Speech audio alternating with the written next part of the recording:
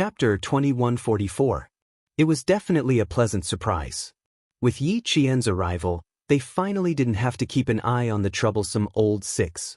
If he wasn't injured, Demon King Li would probably be the only one who could guard one room. Han Zheng, who was grinning from ear to ear, turned around and pushed the door open. Come in. Everyone is waiting for you." He made a gentlemanly gesture and said, "My humble abode is simple, and there's a disobedient fellow here. Please bear with her." Everyone in the ward looked up at Han Zheng. Because he spoke politely, they all thought that a leader had come to visit. The three people at the card table quickly hid their cards and stood up to wait for the leader to come in. The leader came in quickly. The person that he had been thinking about day and night suddenly appeared in the ward. Xia Jinyuan, who was lying on the bed, chased them away. "You can leave now. Go away and don't come back." Yi Qian came in wearing her military uniform. She saluted her comrades in the ward who were all higher ranked than her and said, "I'll have to trouble you to guard the ward. I have something to do with the leader at 2 in the afternoon, so I can only stay for an hour." Since he could only stay for an hour during the day, he would definitely have time at night. Xia Jinyuan thought to himself. After asking all his comrades to leave, he quickly locked the door, turned around, and took large strides to hug the girl he had been thinking about. "I missed you very much, little fox." He kissed her forehead eagerly. His kisses spread from her forehead all the way to Yi Qian's delicate lips. He didn't give Yi Qian a chance to speak. Xia Jinyuan, who missed her so much that his heart couldn't help but tremble whenever he thought of her name, occupied his territory. His large hands tightly held her waist and pulled her fiercely into his embrace. This was a deep kiss that erupted purely out of longing. The scorching hot breath that was filled with longing wrapped around her tightly, making her world only have his existence. Yi Qian, who had always been slow to react to intimacy, was momentarily stunned by the sudden kiss. With the nimble possession of his tongue and the invasion of his refreshing breath, Yi Qian's passion was instantly ignited. She missed him very, very much, just like how he missed her very, very much. The affectionate kiss was so gentle that it made her heart sink. Their inseparable entanglement made her tiptoe uncontrollably, responding to his deep affection and longing. "I missed you very much, Captain Xia. I missed you very much." She responded passionately and tried her best to tiptoe to respond to his longing. She used her actions to tell him how much she missed him too. After a long while, Xia Jinyuan ended the deep kiss. They could smell each other's breath between their breaths. His handsome nose touched the tip of her pretty nose. He looked at her deeply and their breaths were intertwined. "Sorry for making you worry." After looking at her for a long time, Xia Jinyuan held the back of her head with his big hand and let her bury her head in his chest. He didn't dare to look at her. He was afraid that he would see tears that would make him sad. "I'm sorry, my love. I'm sorry, my love. I'm sorry to have frightened you." He couldn't say he was sorry directly. This was the responsibility of a soldier. He couldn't say he was sorry. This was something she had to get used to and accept as a soldier. All of the apologies, all of the guilt, could only be repeated over and over again in his heart. Chapter 2145. Yi Qian didn't dare to hug his injured waist. She clutched his hospital gown tightly and took a deep breath before answering softly, "I was very scared when I left, but everyone told me that I had no other choice but to believe that you would return safely. I was very scared, but I always believed that you would come back safely." She understood him. She knew how he felt when he hugged her so tightly. She knew that he felt guilty and wanted to apologize to her, but she also understood why he couldn't say, "I'm sorry." She knew and she understood. Her gentle answer made Xia Jinyuan, who had never shed tears even when he was injured, suddenly feel warmth in his eyes. Under the light, tears glistened in his deep and bright eyes. He was so lucky to have met a lover who understood him, and how lucky he was to have met her. "Don't be afraid, don't be afraid. You're still waiting for me. How can I let anything happen to me? Don't be afraid, don't be afraid. I'll be fine. For you, for myself, for my comrades, and for the country I'm loyal to, how can I let anything happen to me?" He stroked the top of her head with his large hand and comforted her, "It'll be fine. Don't worry, little fox. You're looking forward to my return. How can I bear to destroy your hope? I said before that I'll grow old with you. This is a promise I made to you. I can't go back on my words. How could he bear to let the person who loved him be sad? How could he bear to let her live alone in the future? It was so difficult to open her heart. Once he left, there would be no room for another man in her world. He couldn't bear to let her be sad, he couldn't bear to let her be lonely, and he couldn't bear to leave her alone. There were so many things he couldn't bear to part with. How could he let himself leave her? Xia Jinyuan held the back of her head tightly and slowly closed his eyes. He lowered his head and planted a kiss on the top of her head. I love you, Yiqian. I'll love you with my life, until the end of my life. He would love her so deeply, loving this lover who made his heart ache and made him pity her.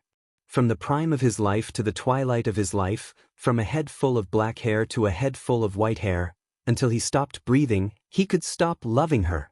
Yiqian, whose eyes were moist, bit down hard on his lower lip, forcing back the sobs that were about to come out. Remember my words, little fox. I will try my best to come back and see you. Please, you must persevere and wait for me to come back. When I leave you to carry out a mission, you just have to wait for me to come back. You can't let me affect you, especially when you're on a mission. You can't let me affect you. You have to do the same. You have to work hard for me and come back alive. You can't let me down or make me sad. You have to come back alive even if your uniform is stained with blood. Do you understand? Yiqian, who had stopped crying, nodded. She knew everything. She knew everything. I know. You've told me this before. I've always remembered it. Yiqian closed her eyes and sniffed the familiar scent on his body. It was so peaceful. To be able to come back alive, even if he was injured, it didn't matter. At this moment, Yiqian understood why it was said that injuries on the Snowfield Brigade Special Forces represented a new life. It turned out that coming back alive with injuries represented a new life. Chapter 2146. Xia Jinyuan had always known that Yiqian was very obedient to him. She would remember every single word that he said. Every time he heard her say that she remembered his words, his heart would always soften and melt into water. You're so obedient, my baby. Xia Jinyuan lowered his head and smiled as he kissed her forehead. Suddenly, he bent down and picked her up while Yiqian was unprepared. He smiled and said, Don't move. I can't use my strength as I please. If you move, you might slip from my hands. Yiqian didn't dare to move. She was afraid that if she struggled, she would reopen his wound. She gripped his clothes tightly with both hands and looked at him with displeasure. I won't move. Aren't you afraid that your wound will reopen if you bend down and pick me up? No wonder the commander-in-chief said you were a bastard and even sent so many people to guard you. They really did protect me this time.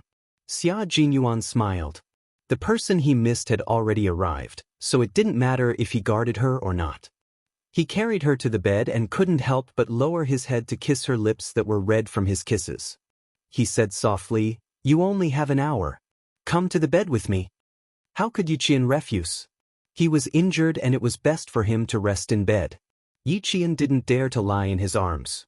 She only dared to rest her head on his shoulder and hold his arm with both hands as she listened to him talk about the danger he encountered. I was interrogated when I returned, but fortunately, I wasn't the main person in charge. I was fine after being whipped a few times. They were all minor injuries. My skin wasn't even broken. The two of them lay on the bed that was not spacious and whispered about those thrilling things. No matter how thrilling it was, after Xia Jinyuan's narration, it was not thrilling anymore. They just skimmed over it casually. After my mission was completed, I decided to add another mission at the last minute when they were exchanging fire. I triggered a hidden alarm and was hit by shrapnel. That's why I was injured. There wasn't much of a problem. I checked it out and was discharged after 3 days of anti-inflammatory injections. He said it with a faint smile. The bloody gunfight turned into a child's fight. Yi Jian, who was lying on the side, couldn't help but get up a little. She then looked down at the man lying flat on the bed. Her fingers gently caressed his slightly thin, handsome face. She didn't say too much because they both understood each other. They wore the same military uniform and carried out the same dangerous mission. They really understood each other. She originally wanted to teach him a lesson, but now she really couldn't bear to. It was normal that he didn't recognize her when he was on the mission. He was injured. Xia Jinyuan couldn't help but smile at her gentle touch.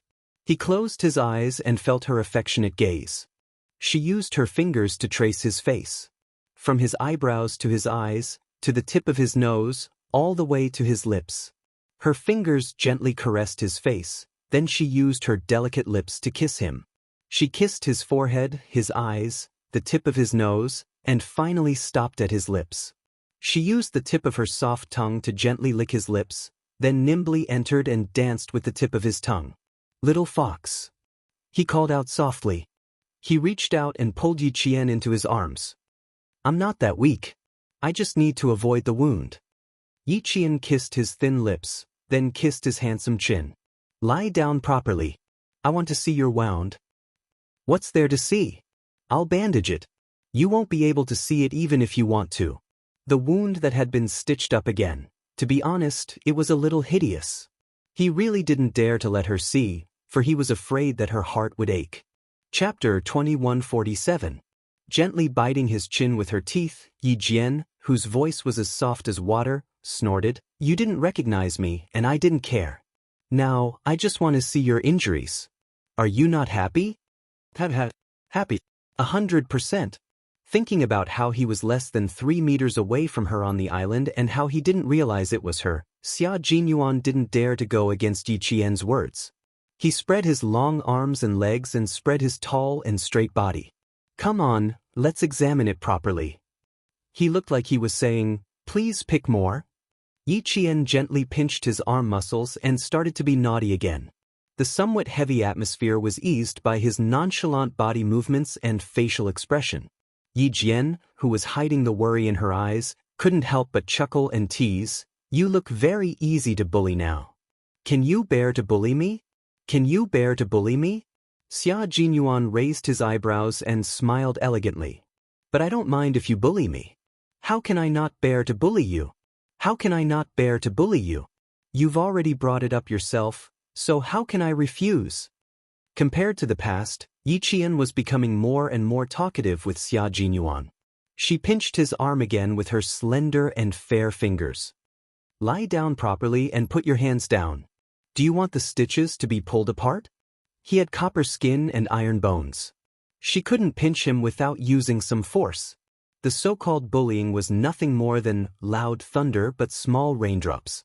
She pinched the same spot twice in a row. Seeing his cynical handsome face contorted in pain, Yi Jian stopped before going too far. Xia Jinyuan saw this and chuckled sexily. His little fox couldn't even bear to bully him. Yi Qian carefully lifted the patient's gown and saw a corner of the white gauze. He held his breath. He did not see the wound, only the gauze.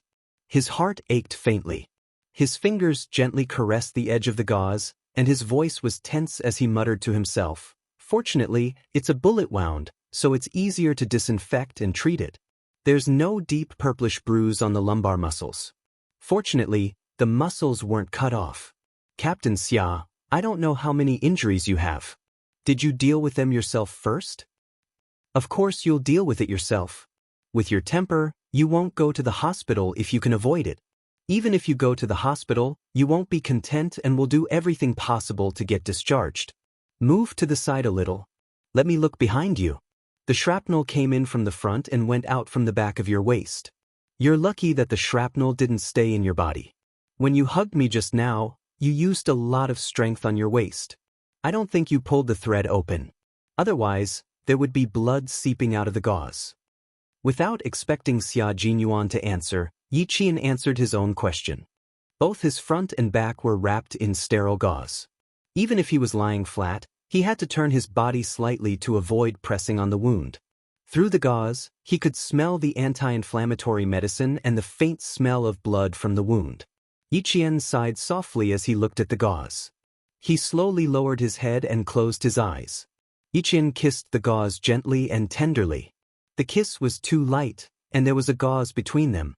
Logically speaking, one should not feel anything. However, Xia Jinyuan felt it. Under the trembling kiss, the muscles at the edge of the wound twitched and trembled. The trembling sensation suddenly rushed up and into his heart, causing his heart to tremble. Chapter 2148. She was talking to herself, but she didn't want him to know how much she cared for him and how worried she was about him. Xia Jinyuan, who felt as if something was stuck in his throat, looked deeply at his lover. His voice was hoarse as he said softly, "I'll let you see when the gauze is removed. Don't look now. Be good. Put down your clothes and sleep next to me. I want to look at you." Yi Qian gently put down her clothes and went back to sleep next to him. Both of them were lying on their sides, looking at each other. Their eyes were on each other, and they couldn't get enough of looking at each other. Neither of us can guarantee that we won't get hurt in the future. We can only try our best to minimize the degree of injury. Therefore, little fox, you must be diligent in your training and not stagnate. You must improve year after year, month after month. Don't be sad. It's normal. Just like when you got injured last time, although my heart ached, I chose to face it. If there's no guarantee, I can only face it. He could always educate her, remind her, and teach her at any time. The military was a thorny road, but because of him, the road was the most beautiful scenery. She couldn't help but gently touch his handsome features that couldn't hide his noble temperament. Yi Qian gently rubbed the tip of her nose against his. She gazed at the man who was like a pine tree on a cliff. She gently kissed his thin lips and said something that surprised Xia Jinyuan. "I like kissing you." With this sentence, Yi Qian's lips almost broke. Fortunately, Han Zheng knocked on the door in time, interrupting the deep kiss. "I'm sorry, I really have to disturb the two of you for a while. I've been standing outside for more than 10 minutes, and the two of you can't stop kissing. It's a little urgent, so I had to disturb you." Han Zheng knew the relationship between the two of them, and he was deeply sorry for interrupting their intimacy. However, he had no choice. He really had something important to say. Under Xia Jinyuan's knife-like gaze, Han Zheng, who felt that his body had been shot into a lotus pod, was under immense psychological pressure. He quickly told Xia Jinyuan everything he had heard. Yi Ying attended Du Jiai's birthday party last night. Mrs. Li introduced Yi Ying to her friends and even jokingly told her friends in the capital political group that she would take care of Yi Ying. Mrs. Li's son, Li Yuan, accompanied her. Yi Jifan, who was supposed to accompany them, didn't go. At around 10 at night, he took a flight back to southern province.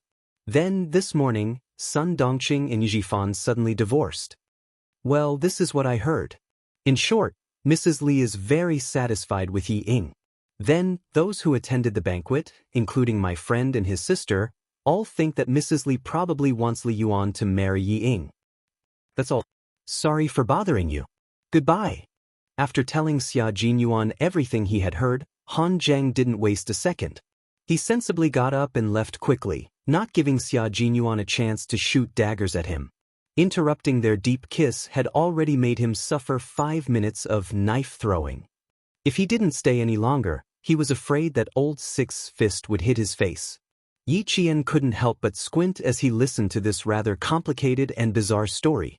It sounded bizarre and unbelievable, but after thinking about it for a while, he understood. She looked helplessly at Han Zheng, who was running away.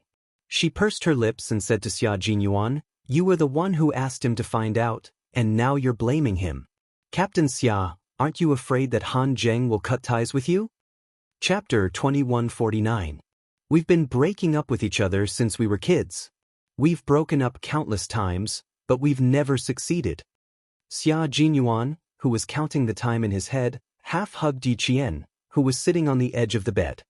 He rested his chin on her shoulder and stole a kiss on her earlobe before getting down to business. Sun Dongqing must have rushed to Beijing last night because of the videotape. Yi Qian sneered and said calmly, "I'm 100% sure that she brought the videotape into Beijing." Sun Dongqing is a very old-fashioned person. When she saw the videotape, she would most likely beat Yi Ying up. Wearing a military uniform to attend Du Jiai's party, it seems like Yi Ying was badly beaten up. She had to wear a military uniform to cover up her injuries. Otherwise, with her love for beauty, she would have worn a little dress to appear in front of everyone. Yi Qian, who knew Sun Dongqing well, was not there, but he could guess a little of what happened. This was the meaning of the saying, "Know thyself and know thy enemy, and you will never be defeated." Xia Jinyuan liked this side of Yi Qian very much. She was very smart and quick-witted. She could find the right direction with just a few clues. This side of Yi Qian made him fall in love with her. Yi Qian patted the hand that kept stroking her waist and felt itchy. She continued her analysis without being interrupted. Yi Jifan did not accompany Yi Ying to the Du family's house during the day. I'm afraid he didn't want Yi Ying to go either. In the end, Yi Ying went. Yi Jifan was afraid that Mrs. Li would find out about the videotape. He didn't want to implicate himself, so for the sake of his career, he proposed a divorce that night. The process was definitely not good. Sun Dongqing would not accept the divorce, but Yi Ying had already won Mrs. Li's favor. She even went out with her son. She thought that she could marry into the Du family smoothly. Li Yuan. In her previous life, she only knew that Yi Ying's husband's surname was Du, and her mother-in-law's surname was Li. She didn't know that her husband in her previous life took Mrs. Li's surname. Xia Jinyuan kissed Yi Qian's earlobe again and said with a smile, "Go on. It's not Detective Holmes. It's only because I know Yi Jifan well." Yi Qian, who had been kissed by him several times, smiled slyly. He turned his head and bit his ear in revenge. When he heard him suck in a breath of cold air, his dark eyes smiled as if he had succeeded. "I sent the video to Mrs. Li for 2 reasons. First, I wanted to cut off Yi Ying's escape route. Second, I wanted to scare Yi Jifan. But I didn't expect that he would be so afraid that he would divorce Sun Dongqing." Sure enough, a person who didn't recognize his own family was heartless. For the sake of his career, he could forsake his wife and daughter. But he is indeed the Yi Jifan that I know. Yi Jifan did not want a wife or a daughter. He only wanted an official position because he could have more wives and daughters, especially since they were often a burden to him. For the sake of an official position, Yi Jifan would definitely abandon them even faster and more ruthlessly. It was rare for a man to be so heartless. But Yi Ying was arrogant enough to think that she could marry into the Du family. She was conceited enough and stupid enough. Was Yi Ying that stupid in her previous life? But in this life, she was able to coax Mrs. Li to introduce her to friends everywhere. It was obvious that she wasn't that stupid. So, was she stupid? Or was she not stupid? After leaving the hospital, Yi Qian couldn't help but wonder. Knowing that Yi Qian wouldn't be leaving until Sunday, Xia Jinyuan didn't want to go back to the southern province anymore. He asked Yi Qian about the package number to Mrs. Li and began to add fuel to the fire. He wanted to make it bigger, faster, and more lively. He didn't do anything. After checking the package's location, he told the delivery man to deliver it to Mrs. Li today. Chapter 2150. At this time, Xia Jinyuan only wanted to add some firewood to the fire, but he didn't expect things to be so lively in the end that it exceeded his expectations. At 2 o'clock sharp, Yi Qian followed the military academy leaders and military leaders into the grand performance hall amidst the applause of the soldiers.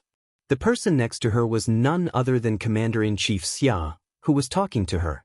"After the performance, leave later. Come with me to the hospital to visit Old 6.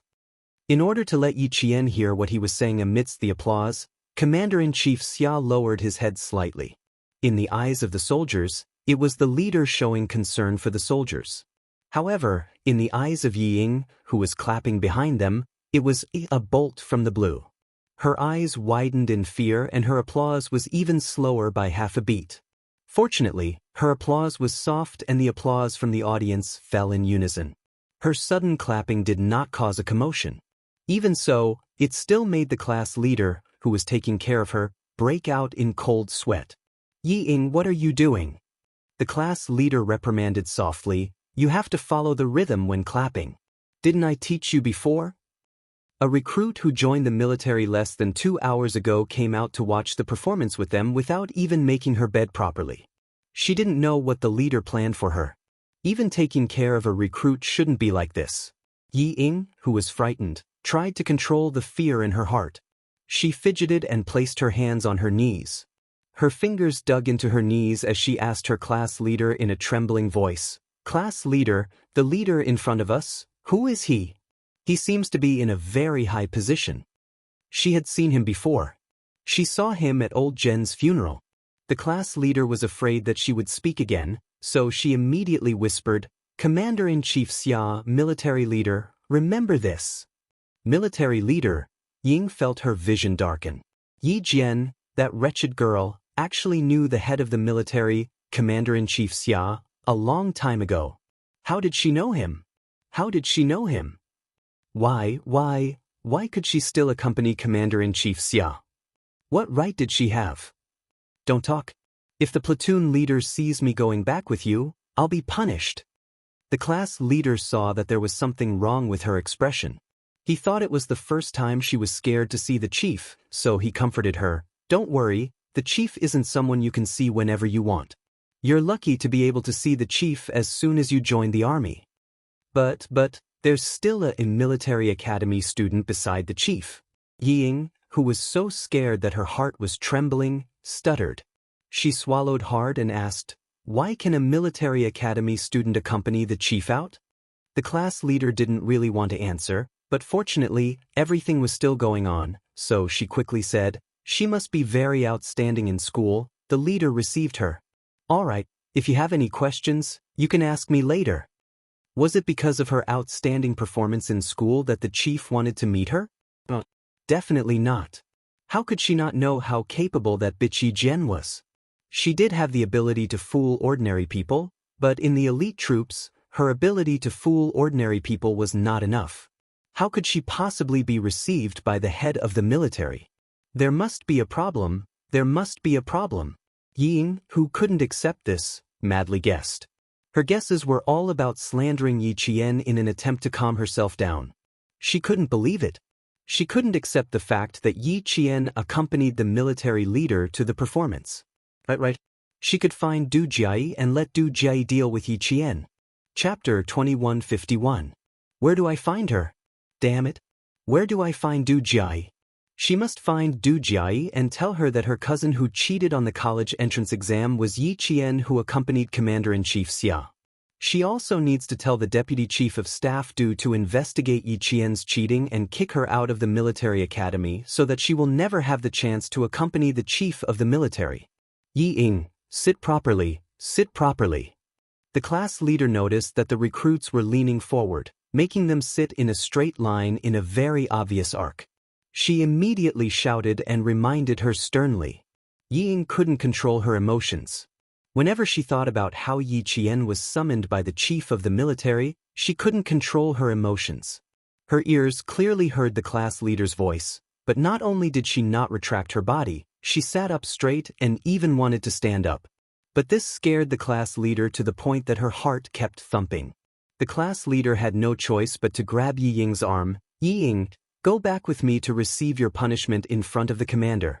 Yi Ying, who was completely immersed in her imagination, was grabbed by the class leader.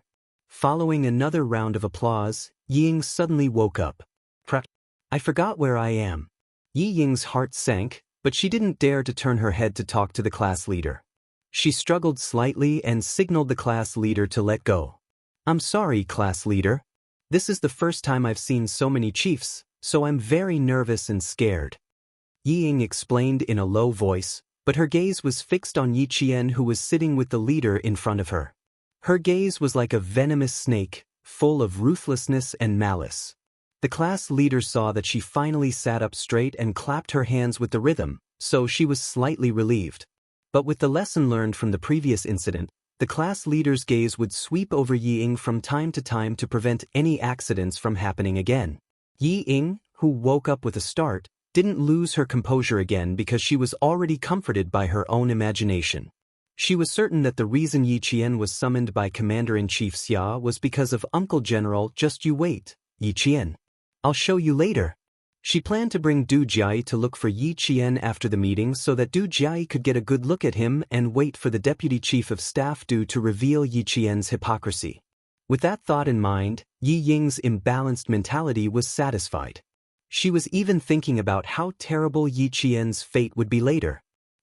He would definitely be so scared that he wouldn't dare to meet anyone. When the deputy chief of staff Du appeared, he would definitely be so scared that he would cry bitterly and regret what he had done.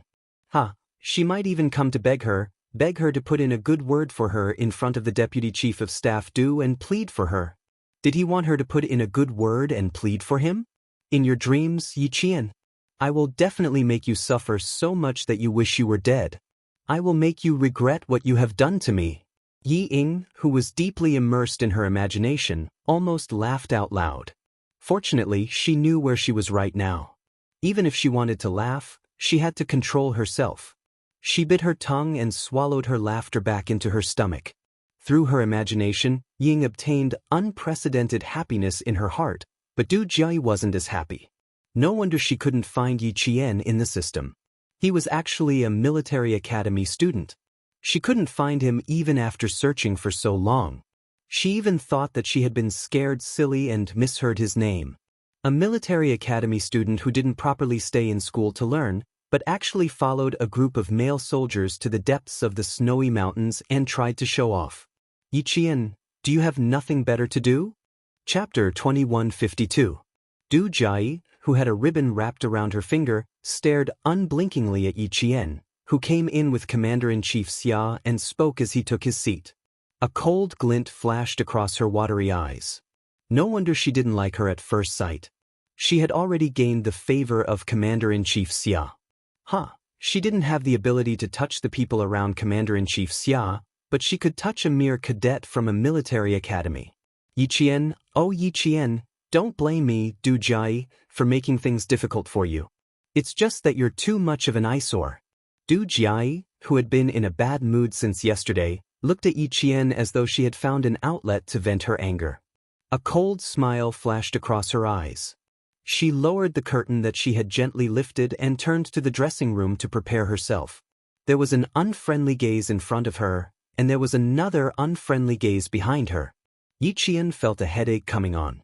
Who was it? She was just here to watch a performance. Why was someone suddenly targeting her? Yi Qian didn't know who it was until she saw Du Jiayi go on stage. After enduring the unfriendly gaze for more than an hour, she finally knew that the unfriendly gaze from the front was from Du Jiayi. But what about the gaze behind her? Who was it behind her? Don't underestimate the cultural troops. Different types of soldiers have different responsibilities. The cultural troops are soldiers who protect the spirit of the soldiers. By adjusting the atmosphere, they can raise the soldiers' emotions and improve their combat ability. Some soldiers think that the cultural troops are just dancing, singing, running to the middle of the stage to read poems and essays, and that's all. Their understanding is too biased and extreme. Regardless of whether it's peacetime or wartime, the cultural troops' thoughts are actually to protect the combat ability and cohesion of our army. Western armies are mostly offensive armies, while our army is defensive. Those who are good at defense hide under the 9 elements, while those who are good at offense move above the 9 heavens. The offensive army mainly goes straight to the enemy's hometown, while our army has been mainly guarding our hometown since the founding of our country. The art troop is an indispensable troop class at home. Without its existence, the life of the entire army will be overshadowed. Commander-in-Chief Xia, who was watching the performance, smiled as he spoke to Yi Qian. It was as though he was an elder teaching the younger generation. Every word he said had a profound meaning behind it. Sometimes, when the commander-in-chief spoke softly, Yi Qian couldn't help but lean over to listen. Not everyone could be taught by the commander-in-chief, and even less everyone could be corrected by the commander-in-chief. Every time Yi Qian finished listening to an elder who was broad-minded, far-sighted, and had a strong military ideology, he felt that his thinking had improved again. From where Yi Ying was standing, she could clearly see the military chief and Yi Qian talking from time to time. She could also see Yi Qian's side profile listening seriously. Occasionally, she could even see the military chief nodding his head in agreement with her words. Every time she saw this, Ying felt like her heart was on fire. She wanted to rush up to Yi Qian and scold him so that the military chief could see the true face of Yi Qian. You're really capable. You can even coax the military chief to nod his head. Good. I'll let you be proud for a while. Very soon, I'll make sure you won't be able to be proud anymore. The vicious gaze that burst out seemed to condense into a substance. The gaze was so strong and had a strong sense of existence that Yi Jian could not help but turn her head and catch it with her sharp eyes. It was too easy for Yi Qian to find Yi Ying. Everyone's eyes were focused on the stage. Only Yi Ying, who was sitting in the fourth row from the back, was staring at her. Chapter 2153. So it was Yi Ying. She finally figured out who was staring at her from behind. She didn't expect that Yi Jian, who dared to be distracted while accompanying the chief, would suddenly look over and see her accurately. Yi Ying was so flustered that she choked on her own saliva, but she didn't dare to cough. It was so uncomfortable that her cheeks turned red. In her panic, she looked away for less than a second. She suddenly realized that she looked very embarrassed and made Yi Qian laugh at her. She couldn't help but stare at him again. She tried to raise her aura, trying to force Yi Qian to panic with her gaze. Unfortunately, everything she did was a joke in Yi Jian's eyes. It only made the corners of Yi Jian's mouth curl up into a faint sneer before he withdrew his gaze in an unhurried manner. Her cold smile made Yi Ying so angry that she felt like her chest was about to explode. She clenched her teeth and squeezed out Yi Qian's name from between her teeth. Yi Qian, just you wait. She grabbed her knees with both hands and dug her nails into them until they turned red. In the magnificent performance hall, the Beijing government troops' outstanding troupe presented a wonderful and morale-boosting performance. The applause from the audience told the troupe on the stage how successful their performance was. Madame Li looked at the time. It was 4 o'clock in the afternoon, less than an hour before the performance ended. She tidied up the things on her desk and said to her secretary, "I'm leaving early. If there's anything, feel free to contact me. Also, inform the R&D department to postpone tomorrow's morning meeting to the afternoon." She almost forgot that her daughter was going back to the army tomorrow morning. She promised to send her off. "Yes, Chairman." The secretary nodded and wrote down the time of the meeting in her notebook so that she wouldn't forget. A man in his 40s, who was dressed in a suit and leather shoes, came in. He was Madame Li's senior assistant. When she wasn't in the company, her assistant could handle many company matters for her. "Chairman Li, there's a package from Nan Province. The postal worker said that the sender needs to hand it to you as soon as possible. Do you want to?" Madame Li, who was rushing to the performance venue, picked up a black, low-key leather handbag and put on the coat handed to her by her secretary. She said calmly, "Take a look at what it is first, then call me. I have something to do, so I'm leaving early." "Yes, Mr. Li." The senior assistant handed the scarf to Mrs. Li. The secretary opened the office door, and he quickly pressed the elevator button. He didn't return to his office with the package until the elevator door was completely closed. When he arrived at his office, he opened the package and saw that it was a videotape instead of a document. It was inconvenient for him to watch it immediately, so he put it aside for the time being and dealt with the other work at hand. At 5 o'clock sharp, the performance ended on time. All the performing soldiers stood neatly on the stage. 6 representatives stood at the front and shook hands with the military leaders. After the various military leaders left, the soldiers in the hall also left in an orderly manner. The leaders of the military academy were instructing Yi Qian and the others to meet with Commander-in-Chief Xia alone. They had to be steady and calm even if Mount Tai were to collapse in front of them. They were not to be timid and not to have any military bearing. After giving a few more instructions, the leaders of the military academy left with ease, chatting and laughing with the leaders of the other military academies. Yi Qian, on the other hand, was led by the guards to look for Commander-in-Chief Xia. "Your University of Science and Technology has always been at the forefront of all the military schools. You're only in your first year and you're already so outstanding that you've even been summoned by the Commander-in-Chief. Another talent." Chapter 2154. No, you are flattering me. "Come, let's talk outside," the leader replied with a smile. There were many talents in the National University of Science and Technology, and there were many students who had been summoned by the head. There was no need to make a fuss about it. Their school was like that, and so were the other schools. On the other hand, Yi Ying, who was walking out of the venue, wanted to look for Du Jie. She found an excuse to use the washroom and swiftly made her way to the backstage, only to bump into Du Jie, who was just about to leave. Sis Jiai, didn't you say that you wanted to see Yi Qian's photo? She was sitting on the rostrum watching your spectacular performance, so you might not have noticed her. I'll bring you over to her right now. She was in a hurry to return to her unit, so she didn't notice that Du Jiai was on the phone with Madame Li. Beside her was a guard sent by the Deputy Chief of Staff Du, and he would bring the two of them out of the venue through the passageway. When she saw Ying, she immediately stuffed her bag into her hands and smiled at Madame Li. Speak of the devil. All right, that Ying you were talking about is right beside me. I'll bring her out right away. Hurry up. She still has to return to her unit. Madame Li hung up the phone with a smile. She turned to the Deputy Chief of Staff Du and said, Bring me to Old Xia. Shu Man has already returned to the country, but I haven't seen Old Six around. I'll have to ask him what's going on. It's understandable that he didn't go over previously. After all, he's been in the military for an entire year.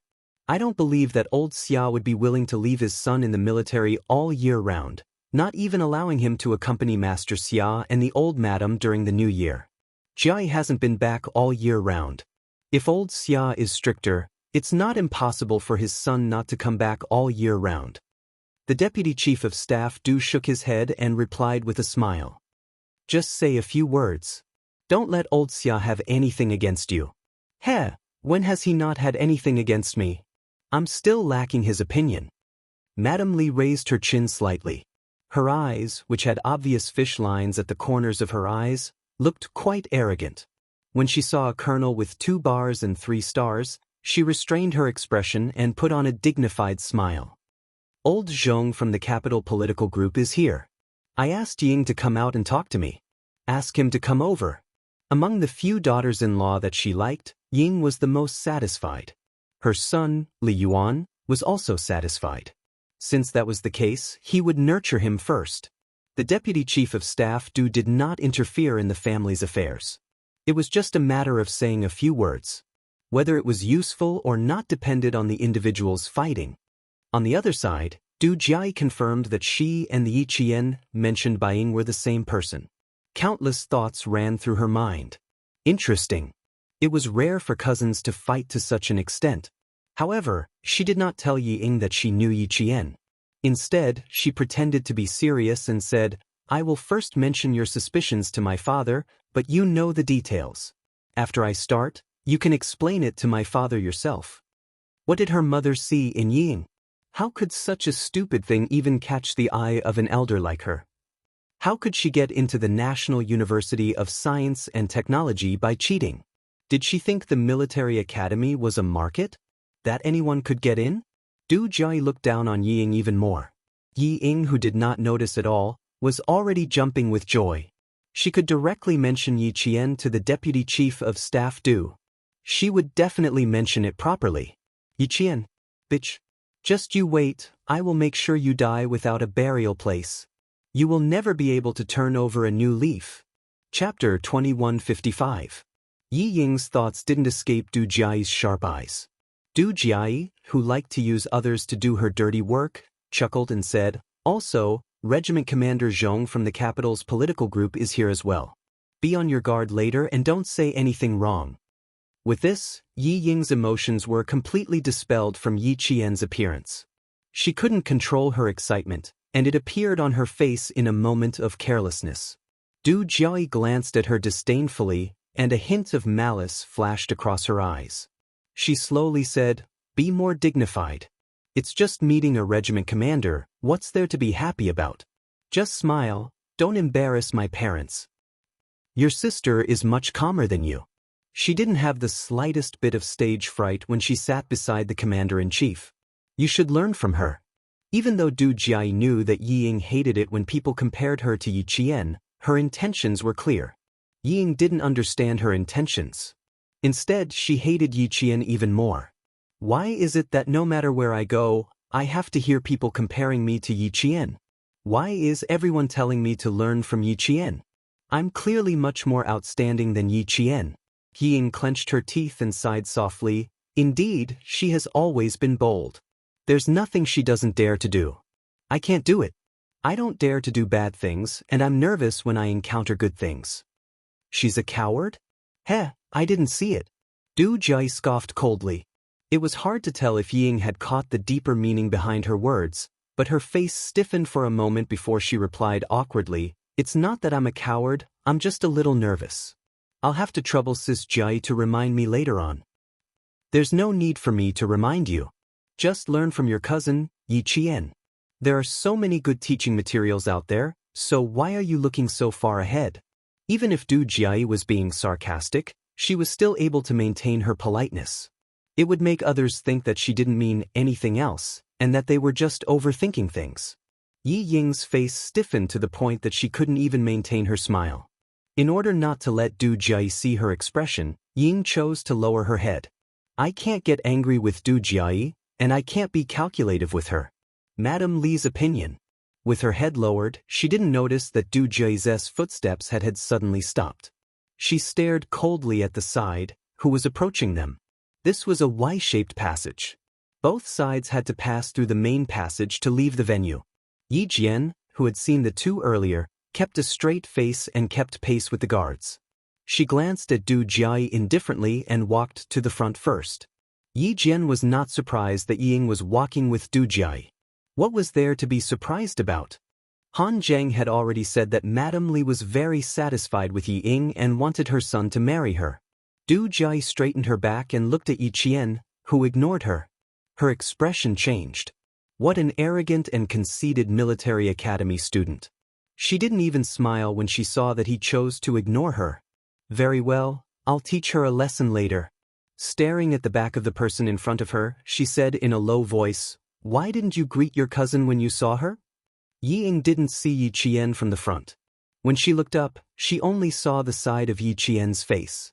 It was calm, and filled with an aura that made her not dare to look directly at him. "She doesn't like me talking to her. Why should I be annoying?" Ying said, trying to cover it up. She lowered her head even more. "Too despicable, too despicable. Both of you are too despicable. Yi Qian, Du Jai, there's no one more despicable than you." Chapter 2156. Ying didn't dare to offend either of them and could only curse in her heart. She lowered her head and cursed in her heart with every step she took. She didn't want to run into Yi Qian at all. She didn't want Yi Qian to be standing not far away when she was talking to the deputy chief of staff Du. Thinking of this, Ying couldn't help but slow down. Du Jai was the opposite. She didn't like the two sisters. Discord? Great. Let them disgust each other. She could just stand aside and watch. She had to let Madame Li see her and let her know how hypocritical her daughter-in-law was. Her words were so disgusting that it made people vomit. Ying wanted to leave a little later, but Du Jai didn't give her a chance. She urged, "Walk faster. Do you want my parents and Colonel Zhong to wait for you?" "My mother hates waiting for people. Don't make my mother angry." All the words were not as lethal as this sentence. Ying could only grit her teeth and catch up. She couldn't worry about this and that. How could Yi Qian be next to her when she was talking? Her luck couldn't be that bad. If she was really next to her, she could just not say anything. That's right, it would be fine if she didn't say anything. What was she worried about? Instead of worrying about running into Yi Qian, it was better to coax Madame Li. She could only rely on Madame Li now. Ying adjusted her mood and pursed her lips. She took a deep breath to relax her expression. She showed Madame Li's favorite obedient smile and walked out of the passageway.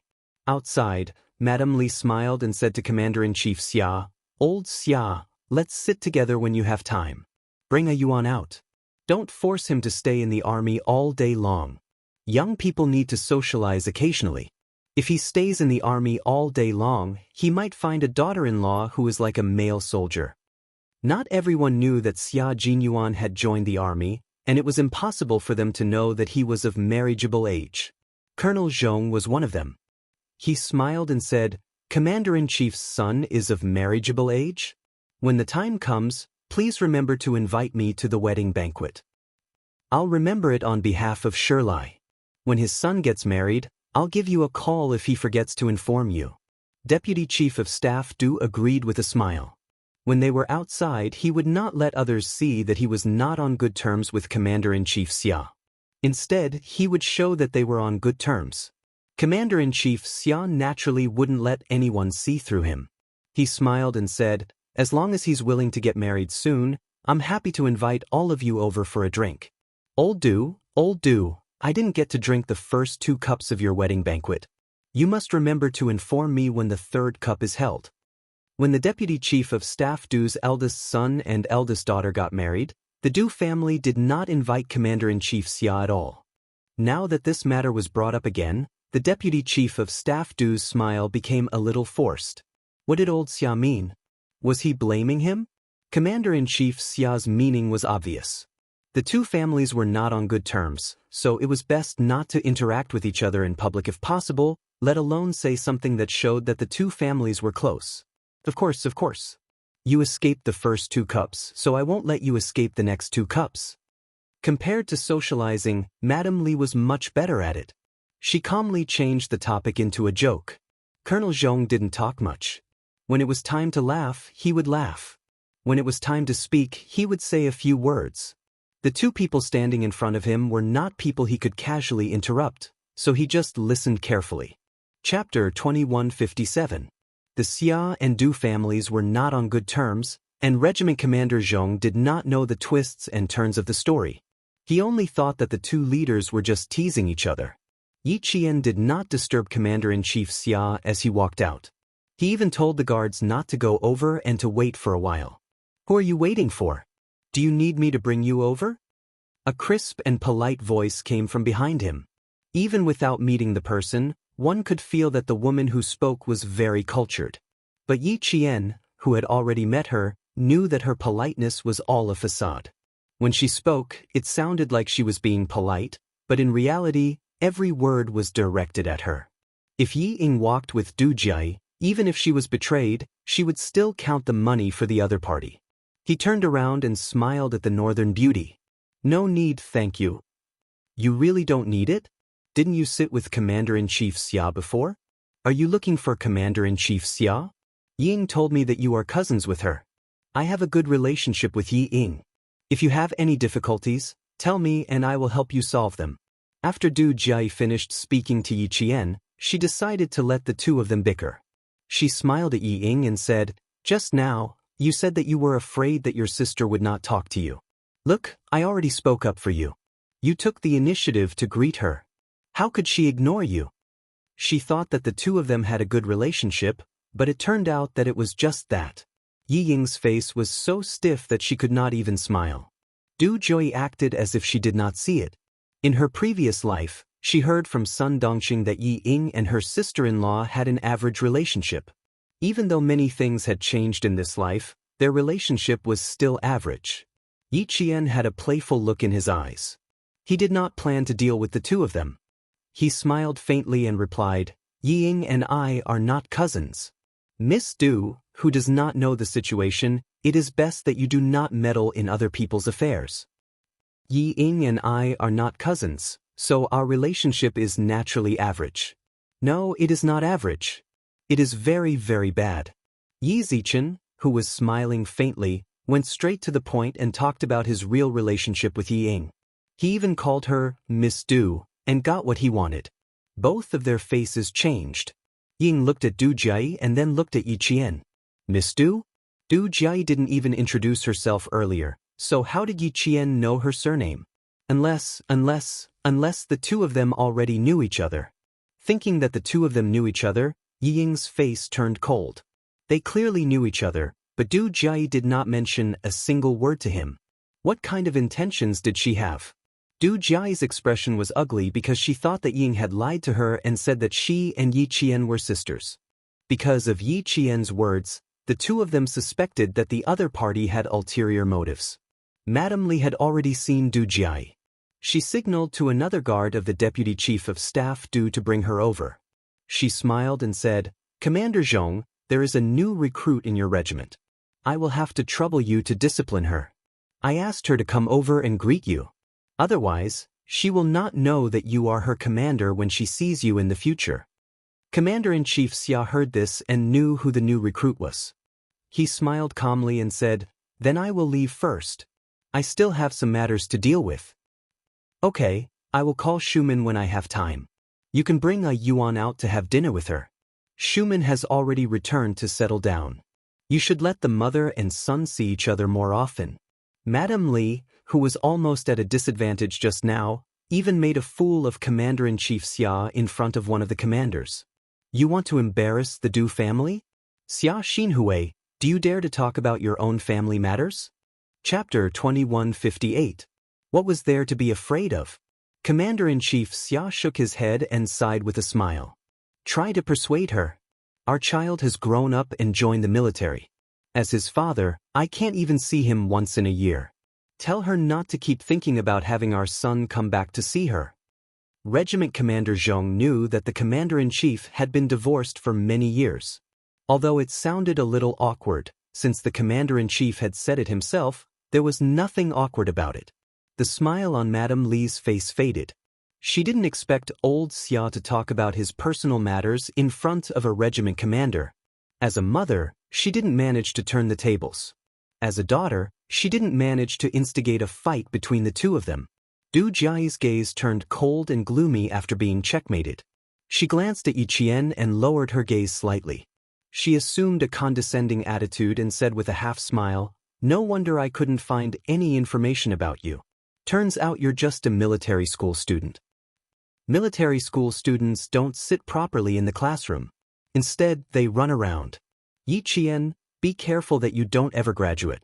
Her words were extremely vicious. She was implying that Yi Qian wouldn't even be able to keep his life when the time came. The guard had already walked over. Without waiting for Yi Qian's reply, she smirked arrogantly and intentionally brushed past Yi Qian's shoulder.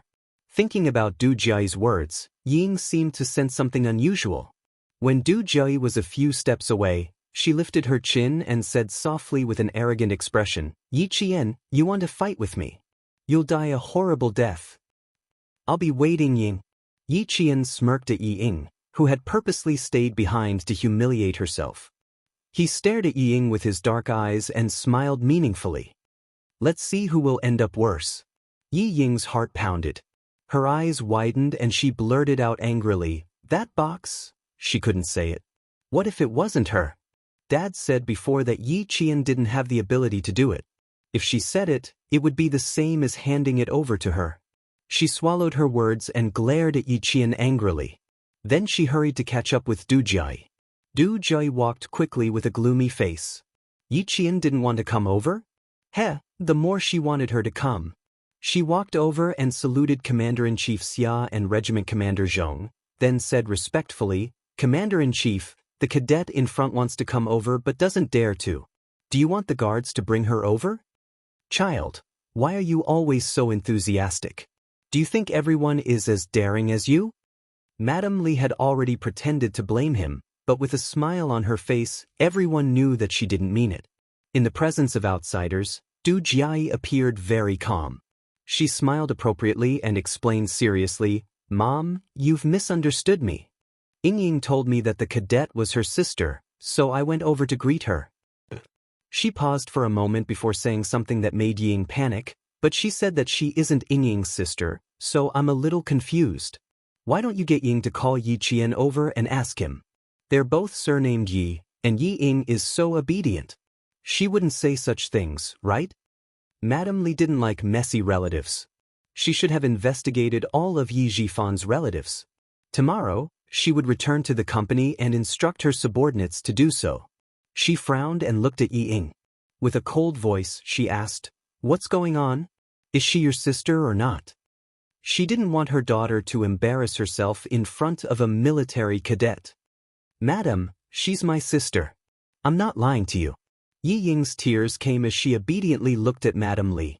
She quickly lowered her head and said uneasily, "I don't know why she said that she's not my sister in front of Sis Jiayi. She's clearly my sister. Commander-in-Chief, I'm not lying to you."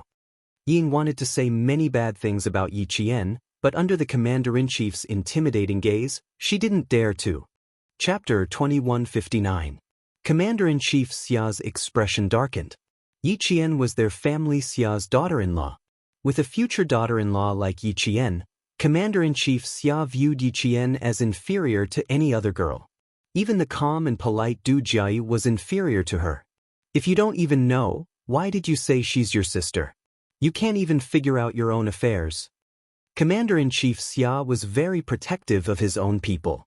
With just a few words, Ying was sweating profusely. That wasn't all. He frowned and swept a glance at Ying's shoulder, his voice deepened. A recruit who just joined the army?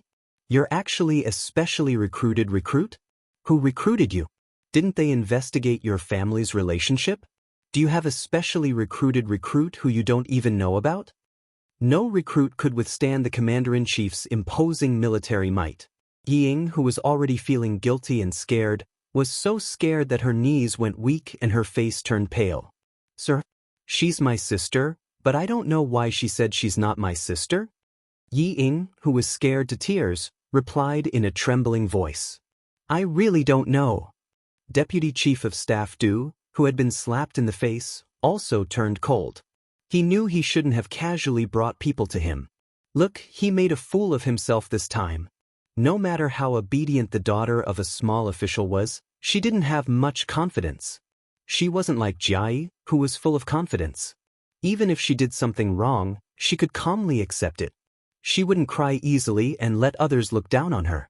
Commander-in-Chief Xia was vaguely angry when he saw a recruit crying just like that. A specially recruited cultural soldier? Commander Zhong, you're a specially recruited cultural soldier whose specialty is crying, right? The commander-in-chief's anger couldn't be directed directly at a recruit. Since the leader of the recruit was present, he naturally had to ask the leader about it. Commander Zhong's head was about to explode. She wasn't specially recruited by the capital political group, but by the Deputy Chief of Staff Du. Fortunately, Commander-in-Chief Xia's anger quickly shifted to Deputy Chief of Staff Du. She's the recruit that your wife said she wanted Commander Zhong to take care of, right? But is she related to your Du family? That's strange. Since she's related to your Du family, don't you know if she has an elder sister? At this time, even Madame Li did not have the right to speak, much less Du Jiai, who was secretly clenching her fists. How could she have known that when she wanted to burn Yi Qian, she would burn her own family instead? Father, how should I answer? What else could he say? The Deputy Chief of Staff Du sighed and replied, Old Xia, calm down. This recruit is indeed related to my family. His father saved my son. Yes, yes. Shirlai, don't be angry. It's scary. She was specially recruited. She's quite talented. I've seen her before. She's amazing. With her husband's words, Madame Li chimed in. This child is very obedient and has an affinity with me. She's very kind. Although she's a little timid, I can tell that she doesn't like to cause trouble. Calm down. The recruit just entered the military and hasn't gotten used to it yet. After a period of training, she'll definitely be a qualified cultural soldier. Du Jiai, who no longer wanted to speak up for Ying, had to speak up now. Commander-in-Chief, I also like to cry because I miss home when I first arrived. She didn't want to make things difficult for her parents because of Yi Ying, so she targeted Yi Ying. Yi Ying, didn't you just say that Yi Qian's grades used to be bad? Is it strange that he suddenly got into the military academy? Deputy Chief of Staff Du and Commander-in-Chief Xia are both here. Just say what you want to say. Chapter 2160. As soon as she said that, Commander-in-Chief Xia's face turned frosty. He swept a glance at Du Jiai before his gaze landed on Yi Ying. He growled, How dare you? His imposing aura made everyone's expression change. Yi Ying, whose face was as white as a sheet, swayed and almost fainted. In front of Deputy Chief of Staff Du and Commander-in-Chief Xia. She directly said that she suspected Yi Qian of cheating in the military academy. Du Jiai, do you want her to die? At this moment, Ying wanted to pounce on Du Jiai and tear her mouth apart. Du Jiai couldn't care less. How could a person who was slapped in the face by her parents deserve to bask in the glory of the Du family? Obedient? Docile? It was all fake. She had gotten into trouble before she even entered the Du family. Wouldn't it be even more chaotic after she entered the Du family? It was better to get rid of the root of the problem as soon as possible. She didn't want to continue lying to her mother. In terms of ruthlessness, Du Jiai was dozens of times better than Yi Ying. Previously, she had wanted to slowly persuade Mrs. Li to give up, but after what happened just now, She immediately made up her mind to cut off Yi Ying's relationship with the Du family. Did she think that entering the military academy was child's play? Was the college entrance examination child's play? Could one get in by cheating? Pig brain. If it was child's play, who knew how many cadets in the country could get into the military academy by cheating? Do Jiai back off? Mrs. Li was angry. She had just said that she liked Yi Ying, but her daughter jumped out and said something indecent. Xia Xinhui didn't know what to say now. She said that she was blind. She said that she mistook fish eyes for pearls and that she was old and muddle-headed. The phone in the bag kept vibrating. Someone kept calling Mrs. Li, but because of Du Jiai's random interruptions, Mrs. Li didn't have time to answer the phone. The assistant who called her was so anxious that beads of sweat were dripping down his forehead. He kept calling the driver to drive faster and faster. The driver glanced at the dashboard and stepped on the accelerator a little more. He was already going as fast as he could. If he went any faster, he would be driving at highway speed. The assistant, who had called several times but failed to get through, looked extremely anxious. He was so anxious that his sweat had already soaked his shirt collar. He had to find Director Li as soon as possible. He had already been delayed for more than an hour. If he didn't find Director Li as soon as possible, with her temper, even if he didn't die, he would be skinned alive. It was about the reputation of the Du family and the face of Mrs. Li. The anxious senior assistant began to beg in his heart. How could he have known that the main character of the videotape was actually Yi Ying, who had appeared at Miss Jiai's birthday banquet yesterday? It would have been fine if it was just an ordinary person, but Chairman Li had to praise Miss Yi Ying for being obedient and sensible. She liked her very much, and her words and actions made people feel that Chairman Li treated Miss Yi Ying as her daughter-in-law. Now, the daughter-in-law whom Chairman Li thought to be obedient and sensible had such a messy private life.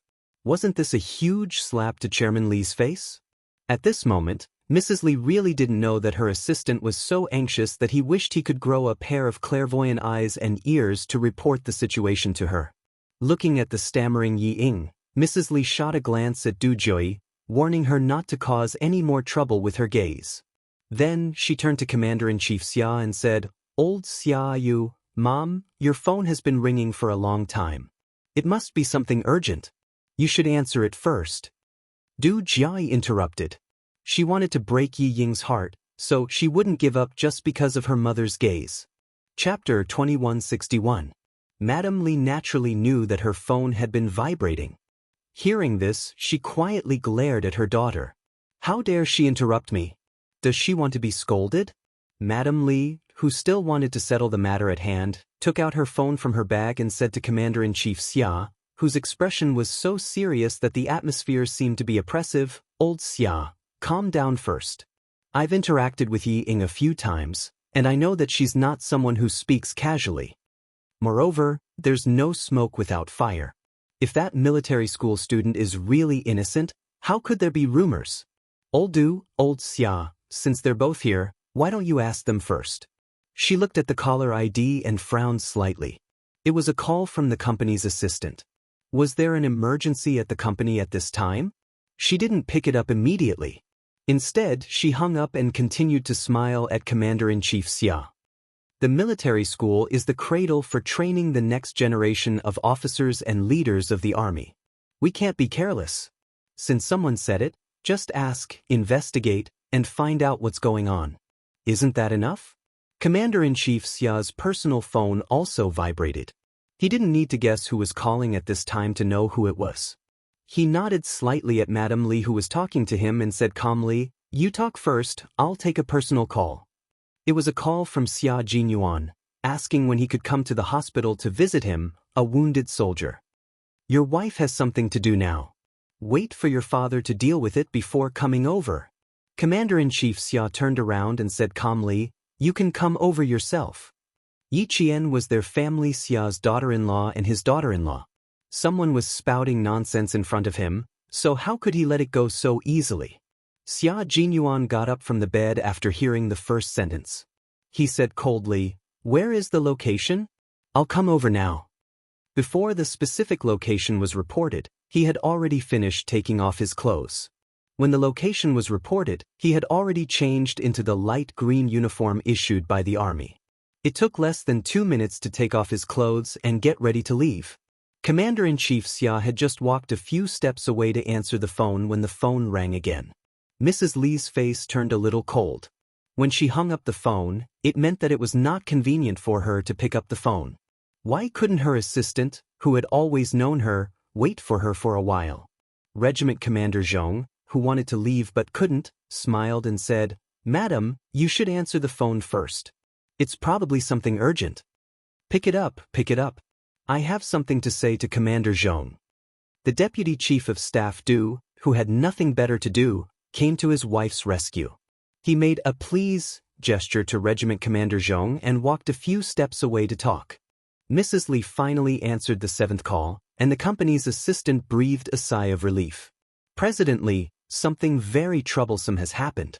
Do you want to tell me over the phone or report it to you in person?" The anxious assistant had a high level of professionalism. No matter how anxious he was, he still spoke steadily. It was naturally inconvenient to talk over the phone. Mrs. Li looked at the phone and said calmly, "Come and report to me. I am now at 49 Renmin South Road. How long will it take for you to arrive?" Her smile made it impossible to tell what she had heard. She thought it was some trivial work report. The assistant knew that she was angry when he heard her voice, but what could he do? He smiled bitterly and answered seriously, "Okay, I'll be right there." Chapter 2162. Mrs. Li answered and ended the call in less than a minute. Seeing that Commander-in-Chief Xia was still talking, she signaled Du Jiayi to come closer and said, "Du Jiayi, I don't know what happened between you girls, but now, even if you have something to say, you have to hold it in for the time being. Don't talk. Let Yingying talk." She had to solve Yi Ying's problem first. Otherwise, Xia Xinhui would see her as a joke. She praised Yi Ying for being sensible, well-behaved, and kind in front of Xia Xinhui, but in the end, her good daughter jumped out to undermine her. How could this be? Fortunately, although Xia Xinhui was rigid, he had always been very gentlemanly. As the commander-in-chief, he couldn't directly embarrass a recruit. Fortunately, he had such an identity. Even if he was really angry, he had to suppress it in order to not lose his composure as the commander-in-chief. Du Jiayi didn't listen to Mrs. Li's words. Her eyes moved slightly, and then she held her arm and said coquettishly, "Mom, we really have something to do. You and Dad talk to the commander-in-chief for a while, and I will say a few words to Yingying." Seeing that Mrs. Li was about to scold her again, Du Jiayi quickly said, don't worry, I know what to do. You talk first, I will say a few words to Yingying." "What do you know?" Mrs. Li didn't believe that Jiayi was a little strange today. She knew her daughter very well. She knew that no matter how much she hated someone, she would not embarrass them in front of them. So far, only Yingying could embarrass her daughter in front of them. Mrs. Li then said, "If you embarrass Yingying like you did just now, you will also embarrass me. Do you hear me?" If she continued to embarrass Yingying, it would not be Yingying who would be embarrassed, but her. Du Jiayi, who was angry in her heart, didn't understand the meaning of Mrs. Li's words. Instead, she felt that her mother was always protecting outsiders she didn't like. Her mother, who had always been so powerful that even demons and ghosts didn't dare to do anything, still thought that Yingying was well-behaved. In order to not let Yingying continue to lie to her family, she had to expose her true colors. With cold eyes, Du Jiayi pretended to be sad and sighed, "Mom, how can I make things difficult for Yingying? It's good enough that Yingying doesn't make things difficult for me." Du Jiayi knew exactly how Yingying felt. That was why she said that on purpose. "You're jealous of Yi Qian, and you don't have the ability to deal with Yi Qian. You actually thought of pushing Du Jiayi out. Huh, do you really think I don't know what you're thinking? Ying, oh Ying, do you think Du Jiayi is a fool?" Ying didn't know that Du Jiayi had seen through her thoughts. She wanted to build a good relationship with Du Jiayi and then talk bad about Yi Qian. She wanted to make Du Jiayi hate Yi Qian. When the time came, she would add fuel to the fire and use Du Jiayi as a knife in her hand. Wherever she wanted to stab Yi Qian, this knife would stab there. Unfortunately, even though she was smart, she couldn't compare to Du Jiayi, who could silently harm people in her teens. Not only did Yi Ying's intelligence drop, but she also couldn't compare to Du Jiayi when it came to using others to do her dirty work. Ying wanted to use Du Jiayi as a tool. On the surface, Du Jiayi pretended not to know anything. But in reality, she saw everything and remembered it in her heart. Madame Li, who knew her daughter well, had a serious look in her eyes. Then she sighed. Jiayi, Ying has her own difficulties. You're her elder sister, so you should bear more responsibility. Alright, you two can go to the side and talk. Even though Madame Li nodded, Du Jiayi was still angry. Chapter 2163. How dare you protect such a small thing? When her true colors are exposed, let's see where you can hide your face. Du Jiayi was so angry that her face turned green. When she saw Ying trembling all over, her mood improved a little. How dare you use Du Jiayi as a tool? Ying, oh Ying, you're really looking for death. Since you have the guts, I'll play with you. Did you think that things would end so easily? No, it really didn't. Both sisters were so annoying. How could she miss such a big show? One was a hypocrite, the other liked to show off. They'd better not disappoint Du Jiayi during the performance later. Ying, who was almost scared out of her wits by Commander-in-Chief Xia, kept her head down. She did not notice Du Jiayi approaching her until she suddenly felt a hand on her shoulder. She was so scared that she jerked her head up. She saw Du Jiayi's enlarged face looking at her with a gentle gaze. She heard her say softly, "Let's go, Ying. Let's talk over there. Let my parents talk to the Commander-in-Chief first." Ying was just about to leave. She thought that Du Jiayi was going to harm her. When she heard Du Jiayi's words, she quickly raised her hand to wipe away the tears on her face. She hurriedly nodded and said, "Okay." The more scared she was, the happier Du Jiayi was. After walking a few steps away, she stopped and said slowly, "Ying, don't be nervous. Just tell him everything you know. We're not nervous. A straight foot is not afraid of a crooked shadow. I've already told him everything for you. Why are you still hiding it? It's better to tell him directly in front of the Commander-in-Chief than to tell my dad." In order to see both Yi Ying and Yi Qian hurt each other, Du Jiayi patiently baited Ying step by step. The Commander-in-Chief has already summoned Yi Qian. You see, once the Commander-in-Chief finds out that Yi Qian cheated in the military academy, he'll definitely be furious. Yi Qian will definitely be severely punished. Don't you want to see her be severely punished? Of course, Ying wanted to. This was something she wanted to see even in her dreams, but she did not dare. She didn't dare. Because everything she said was a lie, a lie. She only wanted to make Du Jiayi hate Yi Qian, then use Du Jiayi to get rid of Yi Qian. It was only because Du Jiayi hated Yi Qian that the Deputy Chief of Staff Du and Madame Li could help their daughter to make things difficult for Yi Qian. This was what she wanted. It was a complete mess now, a complete mess. If she continued, it wouldn't be Yi Qian who was unlucky, but her.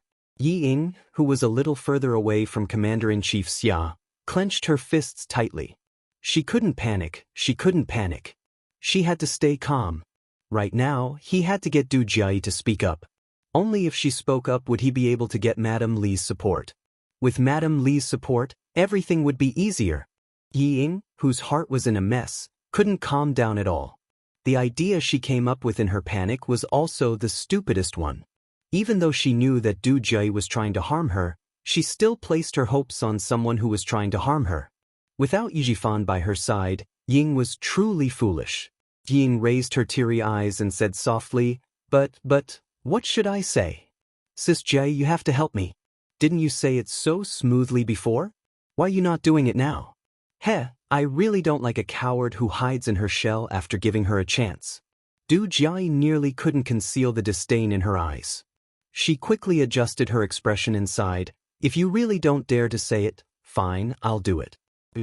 I really don't understand what's going on in your heart. Could it be that you really have some difficulties like what I said? Chapter 2164. Du Jiayi, who was able to silently frame her best friend when she was in her teens, was the best at deceiving people. She wanted to deceive Yi Ying, so she even pretended to be very sincere and looked as if she was thinking for Yi Ying. Or are you afraid that if you say it out loud, people will threaten you? Don't worry, my dad and Commander-in-Chief Xia are all here. Look, Regiment Commander Zhong of your Beijing government regiment is also here. What's there to be afraid of? Du Jiayi lured Ying into a trap. How could Ying not want Du Jiayi to fall for it? She bit her lower lip and said uneasily, "It's not that I don't dare, it's just that there are too many things going on with Yi Qian. I don't even know where to start. Also, I'm very nervous when I see Commander-in-Chief Xia. Now my mind is in a mess and I don't know what to say." Hearing this, Du Jiayi couldn't stop laughing in her heart. Nervous? She was clearly scared. How silly. Cheating in the military academy? Why didn't she say that she was hopelessly stupid? Who would believe her? Who would believe her? The National University of Science and Technology was a comprehensive university directly under the military commission. She dared to say that Yi Qian cheated in the military academy? Even if she had a father who was the deputy chief of staff in the General Staff Department, she wouldn't dare to say such words. She was just the daughter of a small city's construction bureau chief. Where did she get the guts to say such words? Ignorant and ignorant. Ying, you're not nervous. You're actually scared. My parents are here. What are you afraid of? Du Jiayi slowly tempted her. At the same time, she purposely went along with Yi Ying's words. Look at you. You're not like this and you're not like that. Then what is it? My mom said that you're obedient and gentle. I think you're too obedient and gentle. What are you doing to yourself by hiding everything in your heart? Don't be nervous. I'll support you. This was exactly what Yi Ying wanted to hear. Yi Ying, who felt that she was in a hopeless situation, seemed to have grasped at a life-saving straw as her eyes lit up. Jiayi, as long as you tell Madame Li that the Deputy Chief of Staff Du also hates Yi Qian, it'll be fine. Later on, you have to support me no matter what I say. We'll persuade the Deputy Chief of Staff Du to investigate Yi Qian together. That's the only way. Sis Jiayi? That's the only way we can force Yi Qian out of the military academy and make sure that she never wears a military uniform again. Du Jiayi's eyes widened. What did she just hear? What did she hear? Oh my God. Did she hear the biggest joke in the world? A stupid thing telling a stupid joke? She was still thinking of using her as a tool. She was still so naive to think that as long as she said something, Du Jiayi would definitely help her. His unbelievable words made Du Jiayi laugh so hard that her stomach hurt. But this is quite interesting, isn't it? However, Du Jiayi didn't show any of it on her face. Instead, she frowned slightly and pretended to be considering Yi Ying's hopeful gaze. In the end, she finally nodded. All right, I'll cooperate with you. I don't like that cousin of yours either. This was the only thing she could say to Yi Ying.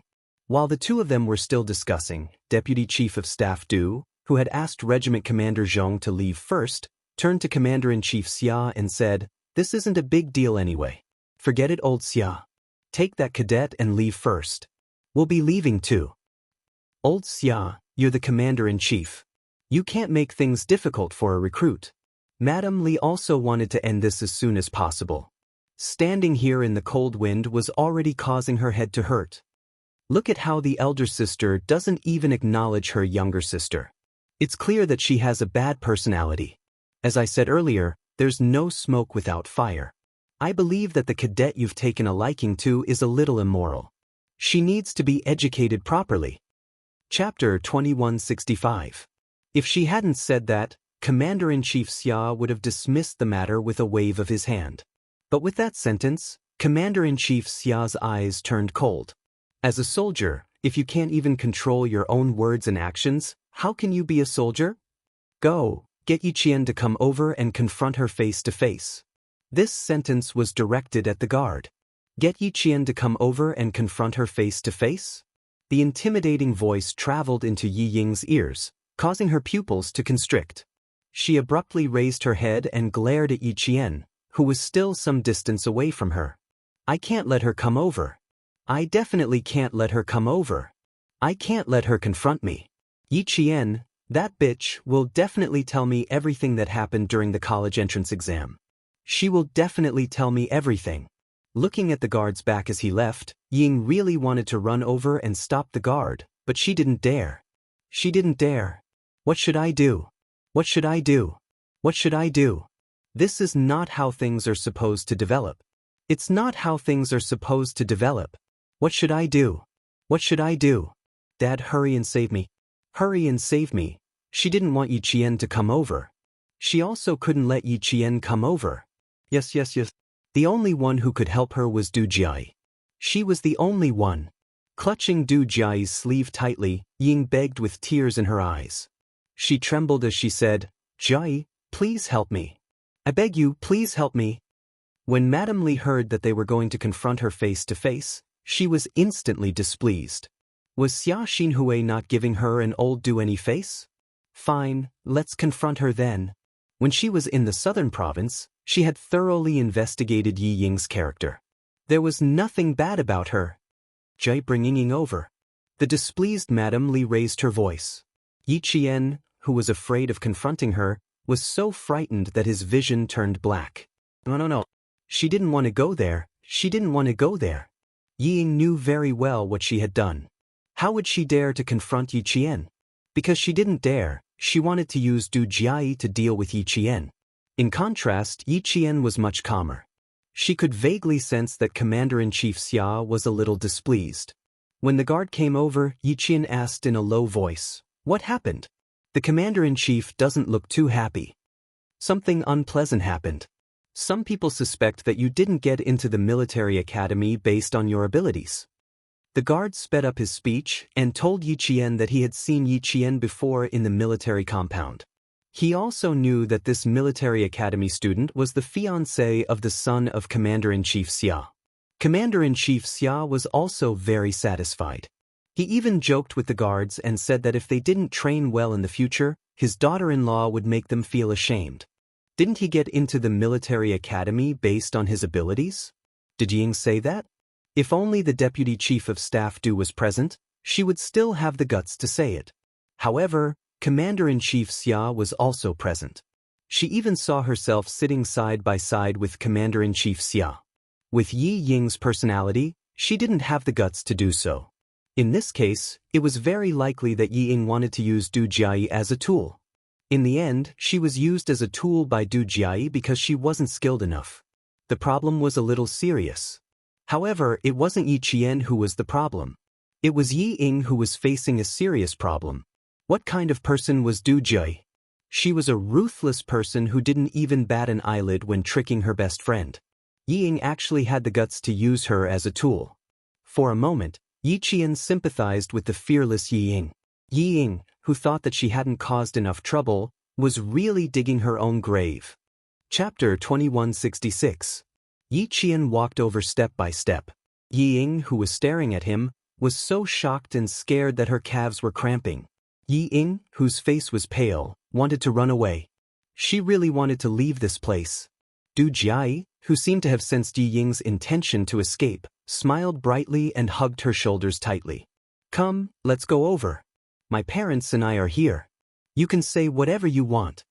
When the two of them got closer, Madame Li tugged at Du Jiai and stood between the two of them. It was not hard to see that she was protecting Yi Ying. Seeing this, Du Jiai was so angry that she gritted her teeth. Du Jiai saw Yi Qian walking over from the corner of her eye. She lifted her chin and quickly adjusted her expression, revealing the arrogance she had when she first met Yi Qian. Yi Qian, who was much closer, could not only sense Commander-in-Chief Xia's displeasure, but also see that his expression was very serious. It was her fault for making the Commander-in-Chief worry about her. The closer Yi Qian got, the paler Yi Ying's face became. In the end, even her lips were pale. Look at her. She's so cool. She looks more like a soldier than a male soldier. Ying, it's normal that you don't like her. I don't like her either. If we kick her out of the military academy and out of the army today, wouldn't that be a good ending? Du Jiai took advantage of Madame Li's attention to Yi Qian to take a step back and stand silently beside Yi Ying. She spoke slowly and softly, drawing out Yi Ying's deepest jealousy towards Yi Qian. That's right, she was right. If they could kick this bastard Yi Qian out of the military academy and out of the army today, it would definitely be a good ending. Yi Ying's eyes were a little crazy. She wanted to stand up and expose Yi Qian's true colors. She had to stand up. Yi Qian, who didn't even look at her, walked over, stood at attention, and saluted her in a standard military salute. Before he could speak, Commander-in-Chief Xia spoke first. The Commander-in-Chief's authority was very strong. When he spoke, Ying shivered and suddenly came to her senses. He then said to the Deputy Chief of Staff Du, "Old Du, since this recruit's father is the daughter of your eldest son's savior, even if I don't give face to the monk, I still have to give face to the Buddha. It's not convenient for me to say anything more." This military school student from the National University of Science and Technology was the top scorer in science last year. He was also the top student in overall physical fitness last semester. Her performance in school was outstanding, and the military academy was full of praises for her. When Xiaoye was in junior high school, she represented our country to participate in the Olympic Games in Australia and won the individual gold medal. An outstanding military school student was framed by a soldier. This matter can't be casually forgotten. As a soldier, you have to be responsible for your own words. If you have any questions now, ask Yi Qian, and then ask this recruit properly. The top scorer in science in the country, the gold medal in the Olympic Games when she was in junior high school, and the top scorer in overall physical fitness last semester. Just these three were enough to make people raise their eyebrows. At this moment, Ying was most afraid of two things. 1. Confronting Yi Qian. 2. Yi Qian explaining what happened in the past. No matter which one it was, she would be the unlucky one in the end. She couldn't let the Deputy Chief of Staff Du ask Yi Qian personally. She would definitely tell him everything that happened in the past. Ying looked at Du Jiai for help. Du Jiai directly ignored her. Idiot, did she really think that she would help her? Madame Li's gaze had already begun to carefully size up Yi Qian. Taking down 3 very valuable first places was indeed impressive. Chapter 2167. She was not bad looking either. Her eyes were clear like the moon. What was even rarer was the look in her eyes. She had a sense of trust that made people believe her at first glance. Needless to say, she had the valiance of a female soldier and the perseverance of a male soldier. Standing in front of her, she was like a pine tree standing at the top of a mountain, accompanied by the blue moon. She was so straight that she reached the clouds. This female soldier was quite impressive. However, her eyes were too bright and her brows were cold and sharp. She did not look gentle or obedient enough. This was something that Mrs. Li did not like. After sizing up Yi Qian, Mrs. Li looked at Yi Ying beside her. She lowered her head and looked at Yi Ying submissively. Although Jiai had forced her into a corner, she did not argue with Jiai. She was more likable when she was gentle and weak. However, the expression on Yi Ying's face. Mrs. Li's gaze turned cold. If she still did not understand what was going on, she would have lived for decades in vain. However, she had just praised Yi Ying and argued with old Xia. She could not possibly turn around and blame Yi Ying now. That would be slapping her own face. She smiled and said, "2 flowers bloom, each showing their own branch. No wonder you are both so slim and graceful. So you are cousins. Yi Ying, your sister is admitted into the military academy. Now that you have joined the capital political group, it's time for you to stop being a little girl. Do you understand?" Suspecting a military academy student of cheating to get into the military academy was indeed a serious matter. However, it could also be described as a little girl's jealousy. Mrs. Li, who did not want things to get worse, warned Yi Ying with a smile. At the same time, she protected Yi Ying. Yi Ying did not answer immediately. She thought of what Du Jiai had said. She was too tempted. She wanted to tell the commander-in-chief that Yi Qian was not that capable. She really wanted to say, the words were already at the tip of her tongue. However, Mrs. Li's gaze made her heart turn cold. No, Mrs. Li was already angry. If she did not listen to her, she would be in trouble. Yi Ying nodded as if she had been wronged. Her voice choked as she said, "I will remember. In the future, I will not dare to do it again." It was, "I won't dare to do it again in the future," not, "I won't do it again in the future." The difference of one word was 1,000 miles. It was obvious how unwilling Yi Ying was to answer. Before Madame Li, whose face had turned slightly cold, could say anything, Du Jiai said with a faint smile, "You don't dare? It seems that someone really has a problem. You don't dare to do it because you are threatened. Yi Ying, you were talking nicely to me just now, and now you have another excuse. Are you kidding me, Du Joy? Shut up. This time, even the deputy chief of staff Du's face darkened.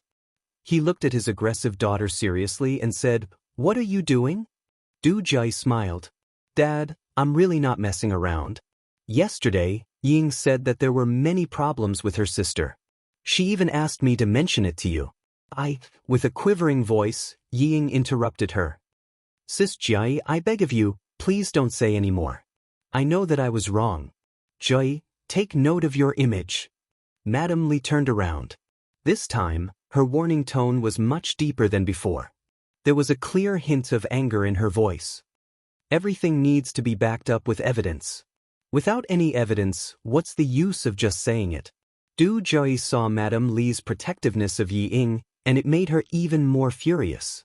Even in this state, my mother is still protecting her. If I don't tear down that fake face of hers, my surname won't be Du.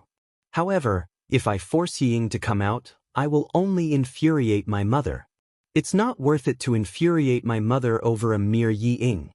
Fine, since I can't force Yi Ying to come out, I'll have a good talk with Yi Qian. Chapter 2168. Du Jai closed in and looked at Yi Qian. "Yi Qian, aren't you going to say something? Could it be that your results are just like what your sister said? They're all fake?" "How could they be fake?" Deputy Chief of Staff Du reprimanded her with a frown. "Du Jai, I'm ordering you to leave now. Do you hear me?" "Dad, why are you being so fierce with me?" "I didn't say it. Ying said it herself." Du Jai was dissatisfied and retorted softly. She felt wrong too. "Du Jai, I'm very disappointed in your behavior today." Deputy Chief of Staff Du couldn't bear to scold his daughter and smiled at Yi Qian. "You're Xiao Yi from the National University of Science and Technology, right? Not bad, not bad. It's quite impressive that you got 3 first places. You don't have to explain. I believe you. That's all nonsense." "I won't believe it. Don't be affected by it. When you stood in front of me just now, I felt the aura a soldier should have. Cold and mighty. Just based on your aura, I believe you." Yi Qian replied calmly, "Thank you for your trust, Chief. I have a clear conscience and there's nothing fake about it. If anyone doesn't believe me, I hope they can investigate me at any time." The Commander-in-Chief also said that as a soldier, I should be responsible for my words. "Chief, may I know who said that I cheated in the college entrance exam?" "No one said it. No one said it. It's a misunderstanding." Deputy Chief of Staff Du and his wife, Madame Li, both wanted to keep the peace and didn't want to say more. The cheating was pure nonsense. He had to reprimand his daughter when he got back. Yi Qian glanced at the pale Yi Ying from the corner of his eyes and said, "Chief, it's best if you investigate. I'm open to any investigation. As for the recruit beside you, I'm indeed not her sister. If I were her sister, I wouldn't have escaped from her house that year. The people around me didn't believe what she said because everyone knew that she was full of lies." Yi Ying, who was already indignant, flew into a rage. "Yi Qian, you're the one who's full of lies." When it came to Yi Qian, she would always lose her rationality very quickly. She did not even notice that Madame Li's face had darkened. She said loudly, "Your father and my father are brothers, and my mother and your mother are biological sisters. Why aren't you and I sisters?" "That's not right. Didn't your parents divorce this morning? Also, your mother personally told me that my mother is not her elder sister, and I am not your elder sister. These words were also said by you. Why don't you dare to say it in front of the 2 chiefs today?" Madame Li didn't listen to anything else. She heard the word, divorce. Director Yi divorced his wife? Or this morning? How could she not know? At this time, a middle-aged man in a suit and a black coat strode over. When he saw Mrs. Li, he was overjoyed and rushed over. "Yi Ying, your parents got divorced this morning? What's going on?" Madame Li, who felt that she had been lied to, turned cold. "Don't tell me you don't know." "Sorry to interrupt, Director Li. I have something very urgent to report to you." The assistant risked being scolded and interrupted.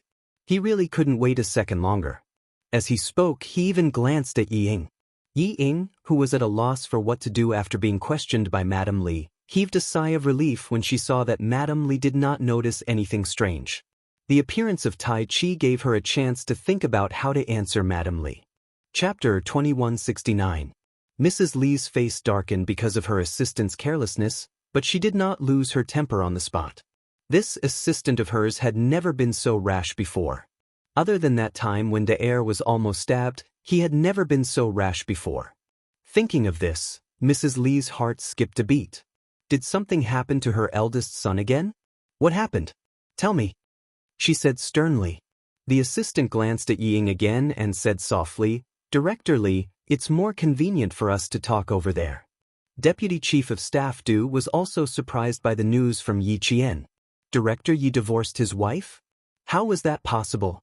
When they had dinner the night before, he was talking about how his wife did not accompany him to the capital because of health reasons. How did they suddenly get divorced? He did not know, and neither did his wife. Knowing his wife's temper, he quickly said, Chen, we are talking about the army now. It's not convenient for you to listen. Go with He Lin to deal with the company's affairs first. Mrs. Li nodded with a sullen face. When she looked at Yi Ying, she was a little cold. Ying, come back later. I have something to ask you. Yi Ying's chest heaved up and down. She tried hard to calm herself down and nodded obediently.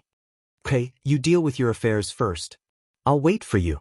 She was afraid that Mrs. Li would say something she was afraid of, so she nervously added, You don't know, Yi Qian loved to set me up since I was a child. He always pushed the blame to me when he did something wrong. Think about it, a person who even dared to cheat in the college entrance examination. What else does she not dare to do? In order to make Mrs. Li believe her, Ying did not know that her words had made Commander-in-Chief Xia's impression of her even worse. She was full of nonsense and immoral. He should have stopped such a person from joining the army at that time. Very well, she would wear the uniform today and be kicked out of the army tonight. Commander-in-Chief Xia turned his head and whispered to the guard beside him. You really don't know? Mrs. Li asked again with a sharp look. Ying, I want to hear the truth. Ying shook her head firmly and replied gently as usual, Madam, I don't dare to lie to you. I really don't know anything. As she spoke, tears came out again. You know me. How can I lie to you? I'll call my mom right now. I'll call her right now. After staring at her for a while, Mrs. Li's face finally softened a little. She nodded and said, Okay, I'll believe you this time. Call him now and ask what's going on. The senior assistant, who was waiting by the side, secretly gave Ying a take care of yourself look and respectfully followed Mrs. Li a few meters away. Just as she turned around, the frightened Ying couldn't help but close her eyes and raise her hand to her chest to calm herself down. Fortunately, the middle-aged man appeared in time. Otherwise, she really didn't know how to answer. She knew that her luck wouldn't be bad. She was so nervous that she didn't know what to do, but someone immediately appeared to help her out. After taking several deep breaths in a row, Yi Ying's heart, which was beating wildly because of Mrs. Li's questioning, finally calmed down a little. Du Jiai, who was surprised by the sudden good news, saw that Ying hadn't made a phone call yet. She said coldly, Ying, why don't you call and ask? Is what your sister said true? Ying, who still had her eyes closed, suddenly heard her voice. She was so scared that she quickly opened her eyes and felt in her pocket. After a while, she remembered that she had given her mobile phone to the army. Chapter 2170. Use mine. Du Jiai handed over the phone and said coldly, I'll watch you dial. She really hoped that they would get a divorce. That way, she would never see Yi Ying's hypocritical and pretentious face at home again. Yi Ying, Mrs. Li would never choose a girl from a divorced family as her daughter-in-law. Yi Ying, who had been in a passive position, could only take the phone and dial Sun Dongqing's number with trembling hands. However, it was not Sun Dongqing's current number, but her old number, which was turned off when she could not get through. She was crying, but her brain was working fast. Find an excuse that the divorce was caused by her father's mistake? Find an excuse that her mother made a mistake?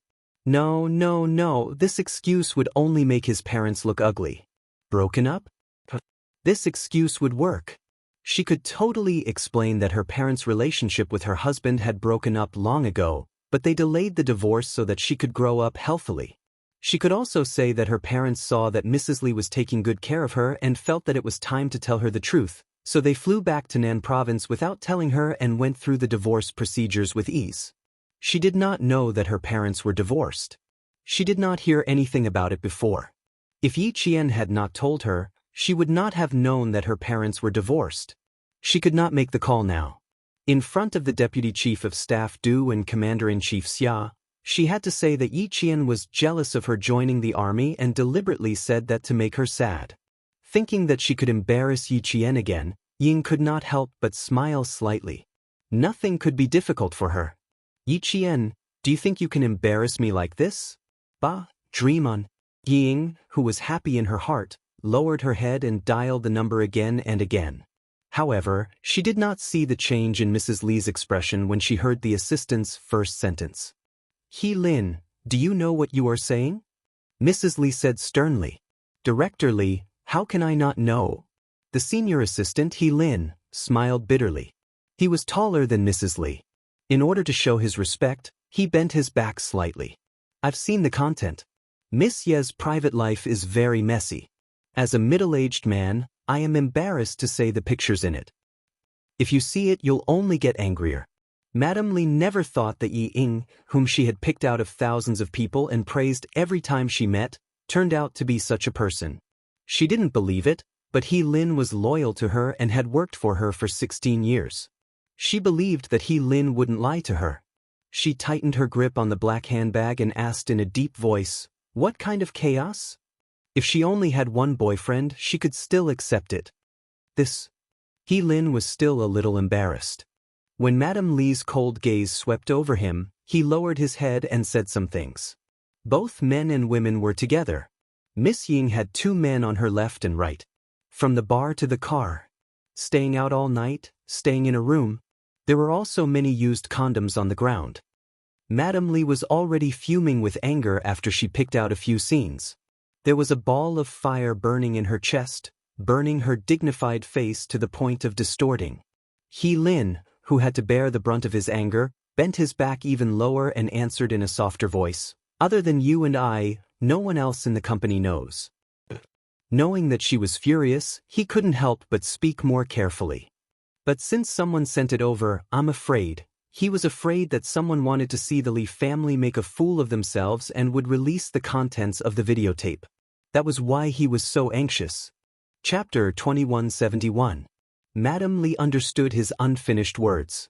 She was so angry that her breathing became rough and rapid. Good. She didn't expect that she, Li Chenglon, would be tricked by a bish. Do a few things for me now. First, find out who sent it. Second, Madame Li, who cared about her reputation, would not let herself be passive. The most important thing now was to deal with the matter that might affect her reputation. Madame Li was very angry. Yi Qian, who was looking at her out of the corner of his eye, calmly withdrew his gaze. The company's assistant did appear just in time. Yi Qian saw the small thing wrapped in newspaper in his hand, and noticed that the assistant glanced at Yi Qian twice when he was talking to Madame Li. Yi Qian, who had vaguely guessed something, slightly raised the corner of his mouth. It seemed that the assistant hurriedly came to find Madame Li because of the small thing wrapped in newspaper. Madame Li was so protective of Yi Ying just now. She would probably make things difficult for Yi Ying later. Be well-behaved, obedient, and follow the rules? It turned out that Yi Ying in her previous life had relied on her superb performance to catch Madame Li's eye and marry into the Du family. In this life, she was afraid that she would disappoint her. Yi Ying, let's settle the grudge between us for 2 lifetimes today. Yi Jian's eyes flashed with a hint of viciousness. Even the smile at the corner of his mouth was faintly cold. She had to ask Commander-in-Chief Xia to leave first. Commander-in-Chief Xia's identity was a personal matter, so it was not suitable for him to stay.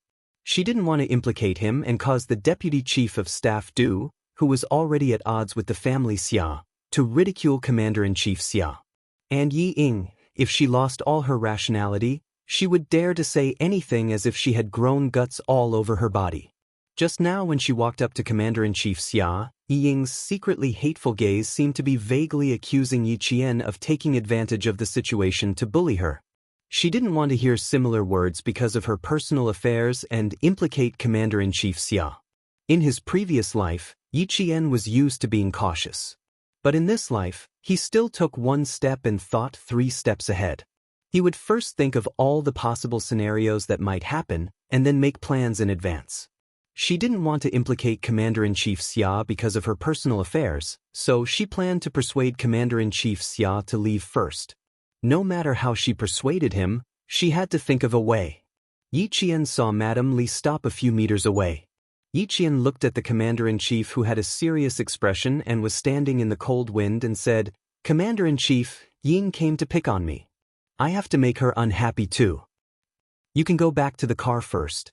I want to deal with some personal matters first. I'll deal with the rest later." Commander-in-Chief Xia was waiting for Yi Qian to explain to him. He was a little surprised that Yi Qian suddenly mentioned Yi Jifan and his wife's divorce. It was a little inappropriate. Now that he had heard her explanation, especially when he saw her take a look at old Du's wife and tell him that she had to deal with her personal matters first before coming back to deal with other matters later, he understood what Yi Jian meant after giving it some thought. Dealing with her personal matters first was something that could only be done in front of Madame Li. It was indeed inconvenient for him to stay behind to deal with her personal matters. Moreover, this recruit was crying and making a fuss. If he stayed behind, he would only listen to some nonsense. But if he were to leave, he would definitely take old Du with him. Commander-in-Chief Xia then said to Deputy Chief of Staff Du, "Old Du, let's go back to the car first. They have to deal with their personal matters. It's not convenient for us to stand aside with our identities. We'll bring the recruit and Yi Qian back to the military after we've dealt with our personal matters." Your wife is right. Since the 2 of them are here, we can talk about it clearly in person and investigate thoroughly. Whoever is in the wrong must be punished. Chapter 2172.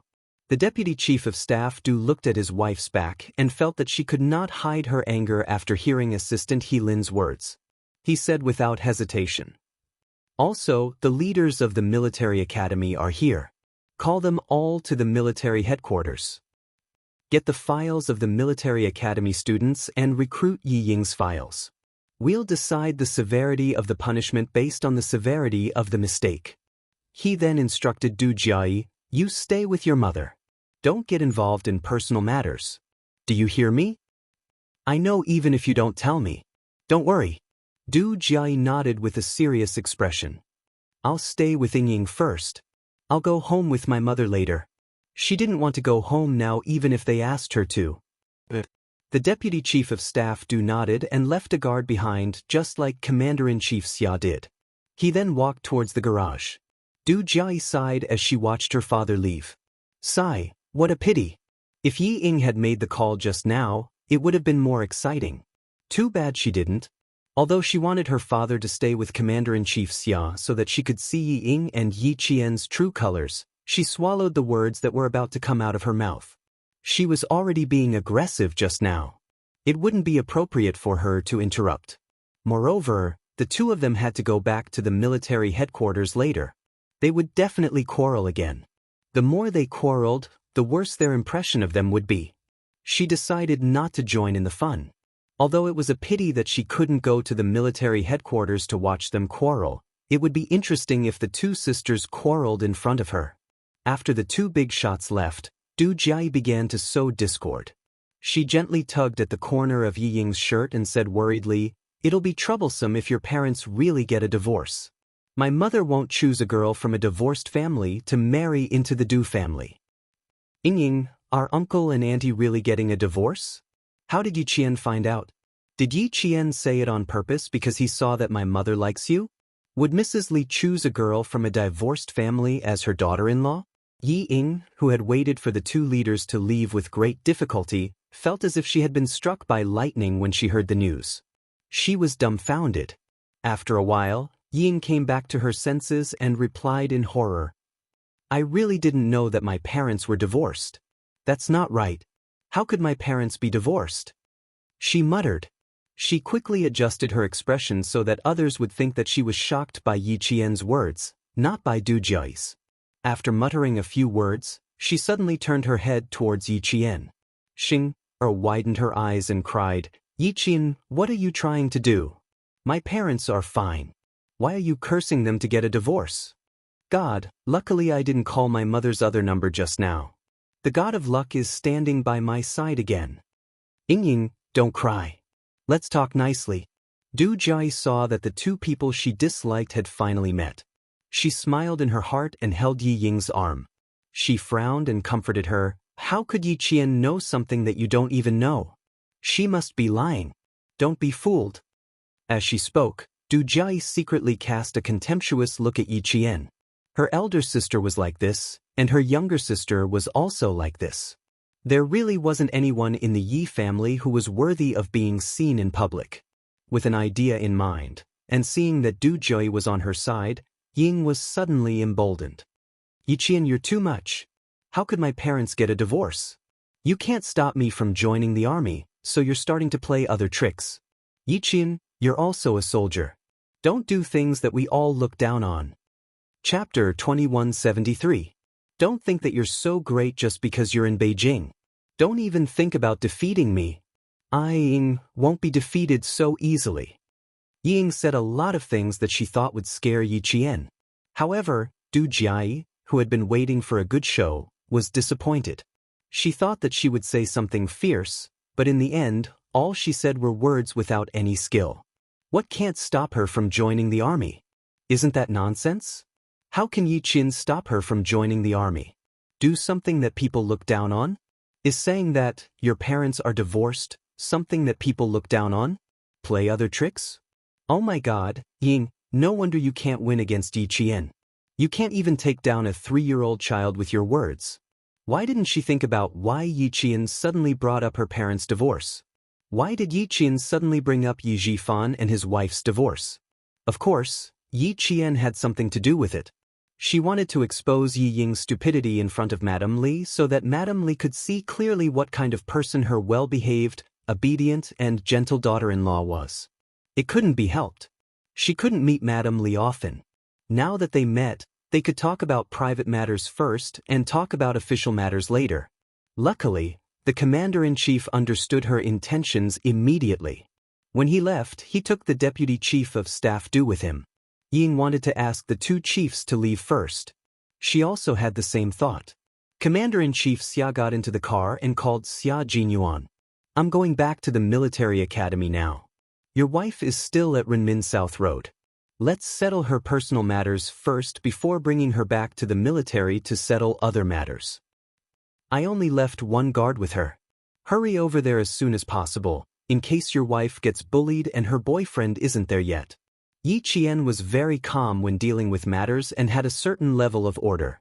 All he had to do was cooperate with him. However, old Du's wife was not someone to be trifled with.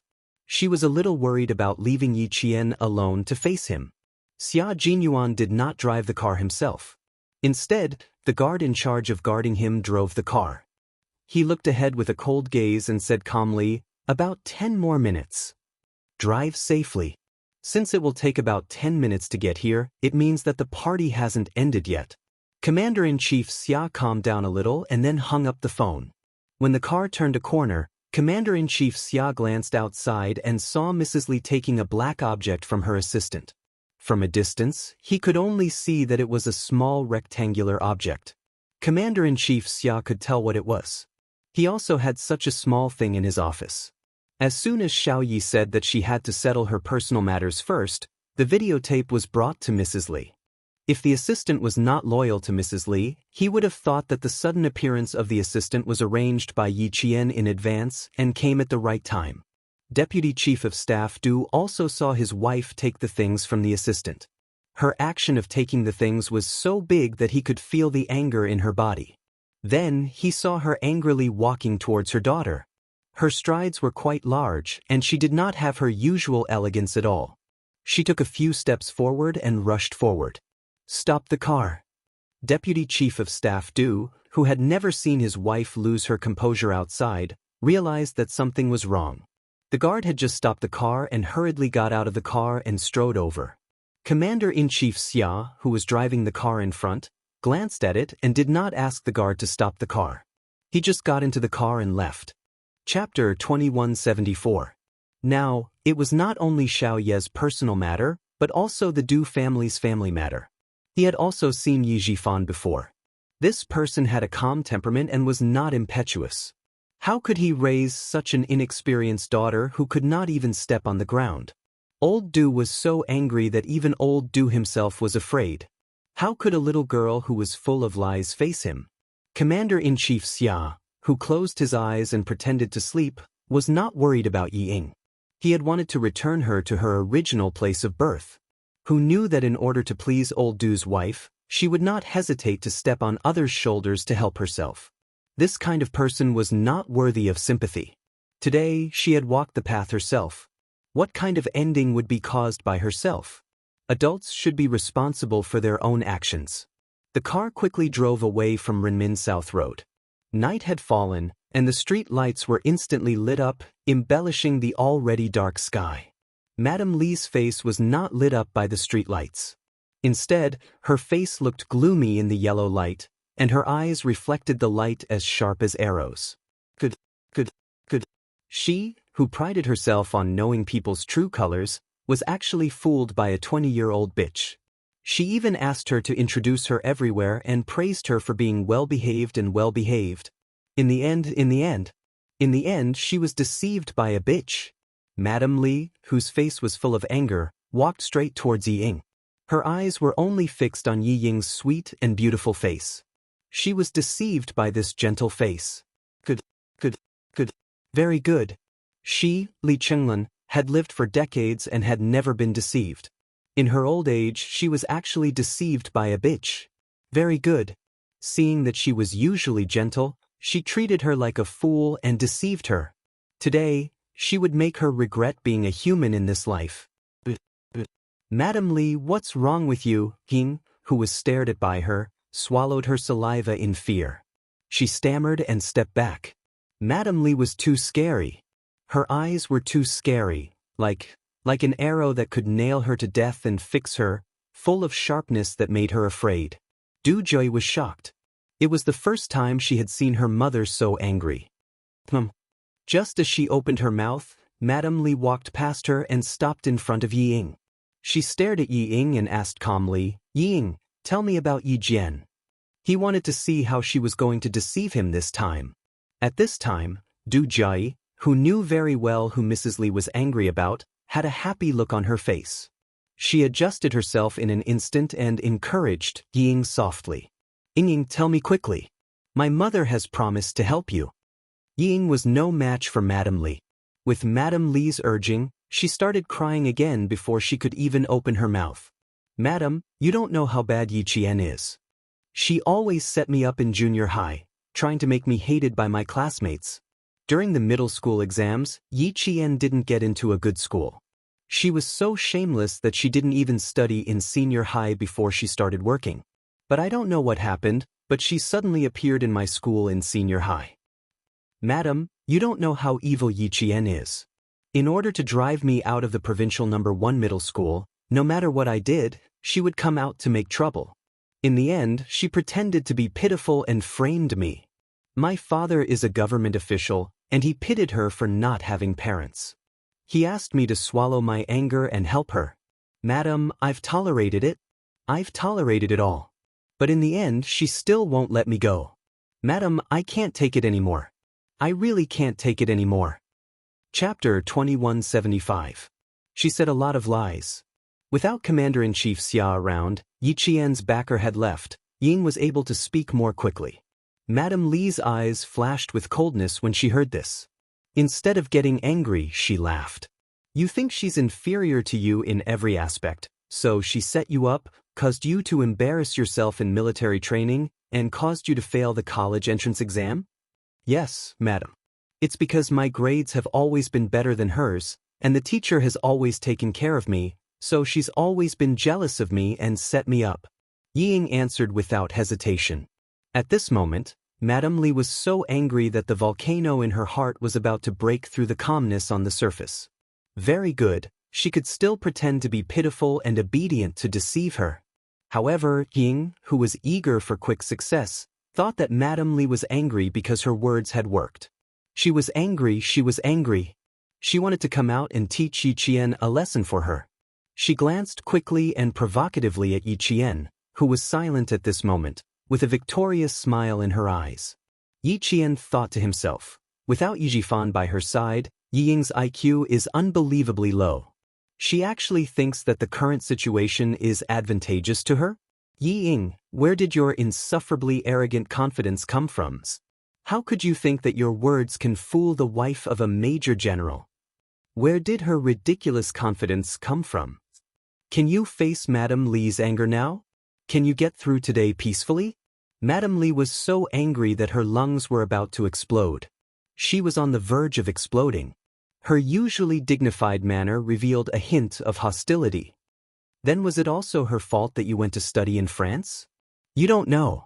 If she hadn't forced me everywhere, I wouldn't have been forced to give up the opportunity to join the military and study abroad. Look, she's still stubborn, still stubborn. Madame Li, who could no longer suppress her anger, gritted her teeth and asked again, was it also her fault that you went to study in France? Before Ying could answer, Madame Li shouted, was she the one who gave you that debauched, whore-like life? Madame Li deliberately made Du Jiai say, yes, out of habit.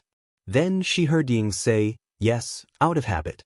Then she heard Du Jiai giggle contemptuously and Yi Qian chuckle. Her eyes widened as she answered too quickly. What did Madame Li just say? What did he hastily reply to? She replied with a yes. Living like a bitch? How could she? Ying was shocked. She quickly tried to salvage the situation. No, madam, it's not. There was no more chance for her to speak. Madame Li's anger completely exploded. Pa. It was not just one slap. The furious Madame Li slapped her back and forth continuously. The sound was crisp and loud. Everyone was silent in an instant. Only the crisp sound of slapping could be heard. You hurt others and in the end, you hurt yourself. In the end, you wronged others and blamed others for their mistakes. Madame Li slapped her very quickly. Papa, every time she said a word, she slapped her. You've only been in France for 3 months. Like a bitch, you've been ridden by thousands of people and slept with tens of thousands of people. You still want to pretend in front of me? I'll let you pretend, Pa. Even if Ying covered her face with her hands and screamed, she couldn't stop Madame Li from slapping her. Countless slaps came to her face. She screamed and cried and staggered back. Yi Qian. Madame Li was really powerful. Chapter 2176. Qinglan. The deputy chief of staff Du rushed over and grabbed her hand. The performance just ended. She's still wearing her military uniform. Mind your manners. A few slaps in the face were not enough to vent her anger.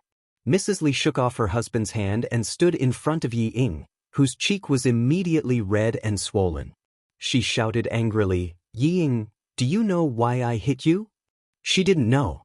She didn't even know. Mrs. Li, I don't know anything. I really lived like a whore? No, she didn't. She didn't know. Someone wants to hurt me. Mrs. Li, someone really wants to hurt me. Believe me. You have to believe me. She had to make Mrs. Li believe her. She could do it. She could coax Mrs. Li like how she coaxed her mother. Yes, she could do it. Mrs. Li liked her so much and even wanted her to be Li Yuan's girlfriend. As long as she explained it well, she would definitely forgive her. It's Yi Qian. Yes, it's Yi Qian. That bitch wants to hurt me. Mrs. Li, I'm Yi Ying, the daughter-in-law you chose. You have to believe me. It would have been better if she didn't mention her daughter-in-law. Mrs. Li was even angrier now. She raised her right hand and slapped Yi Ying again. How dare you mention this to me? A whore wants to marry into the Du family and be my daughter-in-law. Tell me, do you know why I hit you? Do you know? She wanted Yi Ying to admit it herself. She had to hear it with her own ears. Yi Ying knew that she couldn't admit it. She couldn't. As soon as the word, no, came out of Yi Ying's mouth, Mrs. Li slapped her again. Do you know why I hit you? Yi Ying, who had been slapped countless times, didn't dare to speak. She didn't even dare to cry out loud. Big drops of tears flowed out of her eyes. She was full of panic. She didn't know. She didn't know. She shook her head desperately and took several steps back. When she reached the stairs, she didn't notice and fell to the ground with a thud. At this time, Ying was in a sorry state, but she was still stubborn and refused to admit it. "You're so stubborn. It seems that I have to send this tape to the Capital Political Group personally." "Fine, if you don't admit it, I'll make you admit it in front of the entire Capital's political group." Madame Li's ruthlessness was not temporary. It was ruthlessness that would force a person into a desperate situation and make them lose their will to live. Furthermore, she wasn't just trying to scare Ying. She meant what she said.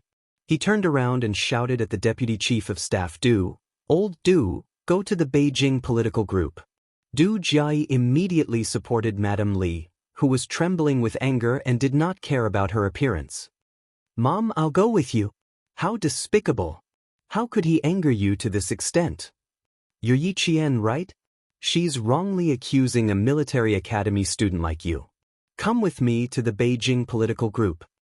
Madame Li did not forget to bring Yi Qian along, nor did she give Yi Qian a chance to refuse. She asked the guard to escort Yi Qian into the car. As for Ying, she was not invited. Instead, she asked the guards to carry her into the car. "No, I don't want to go.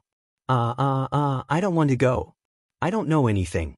I was framed." Ying screamed like a madwoman. The Deputy Chief of Staff Du saw that she was making a ruckus and signaled the guard to gag her. How embarrassing! She was going to lose all her face.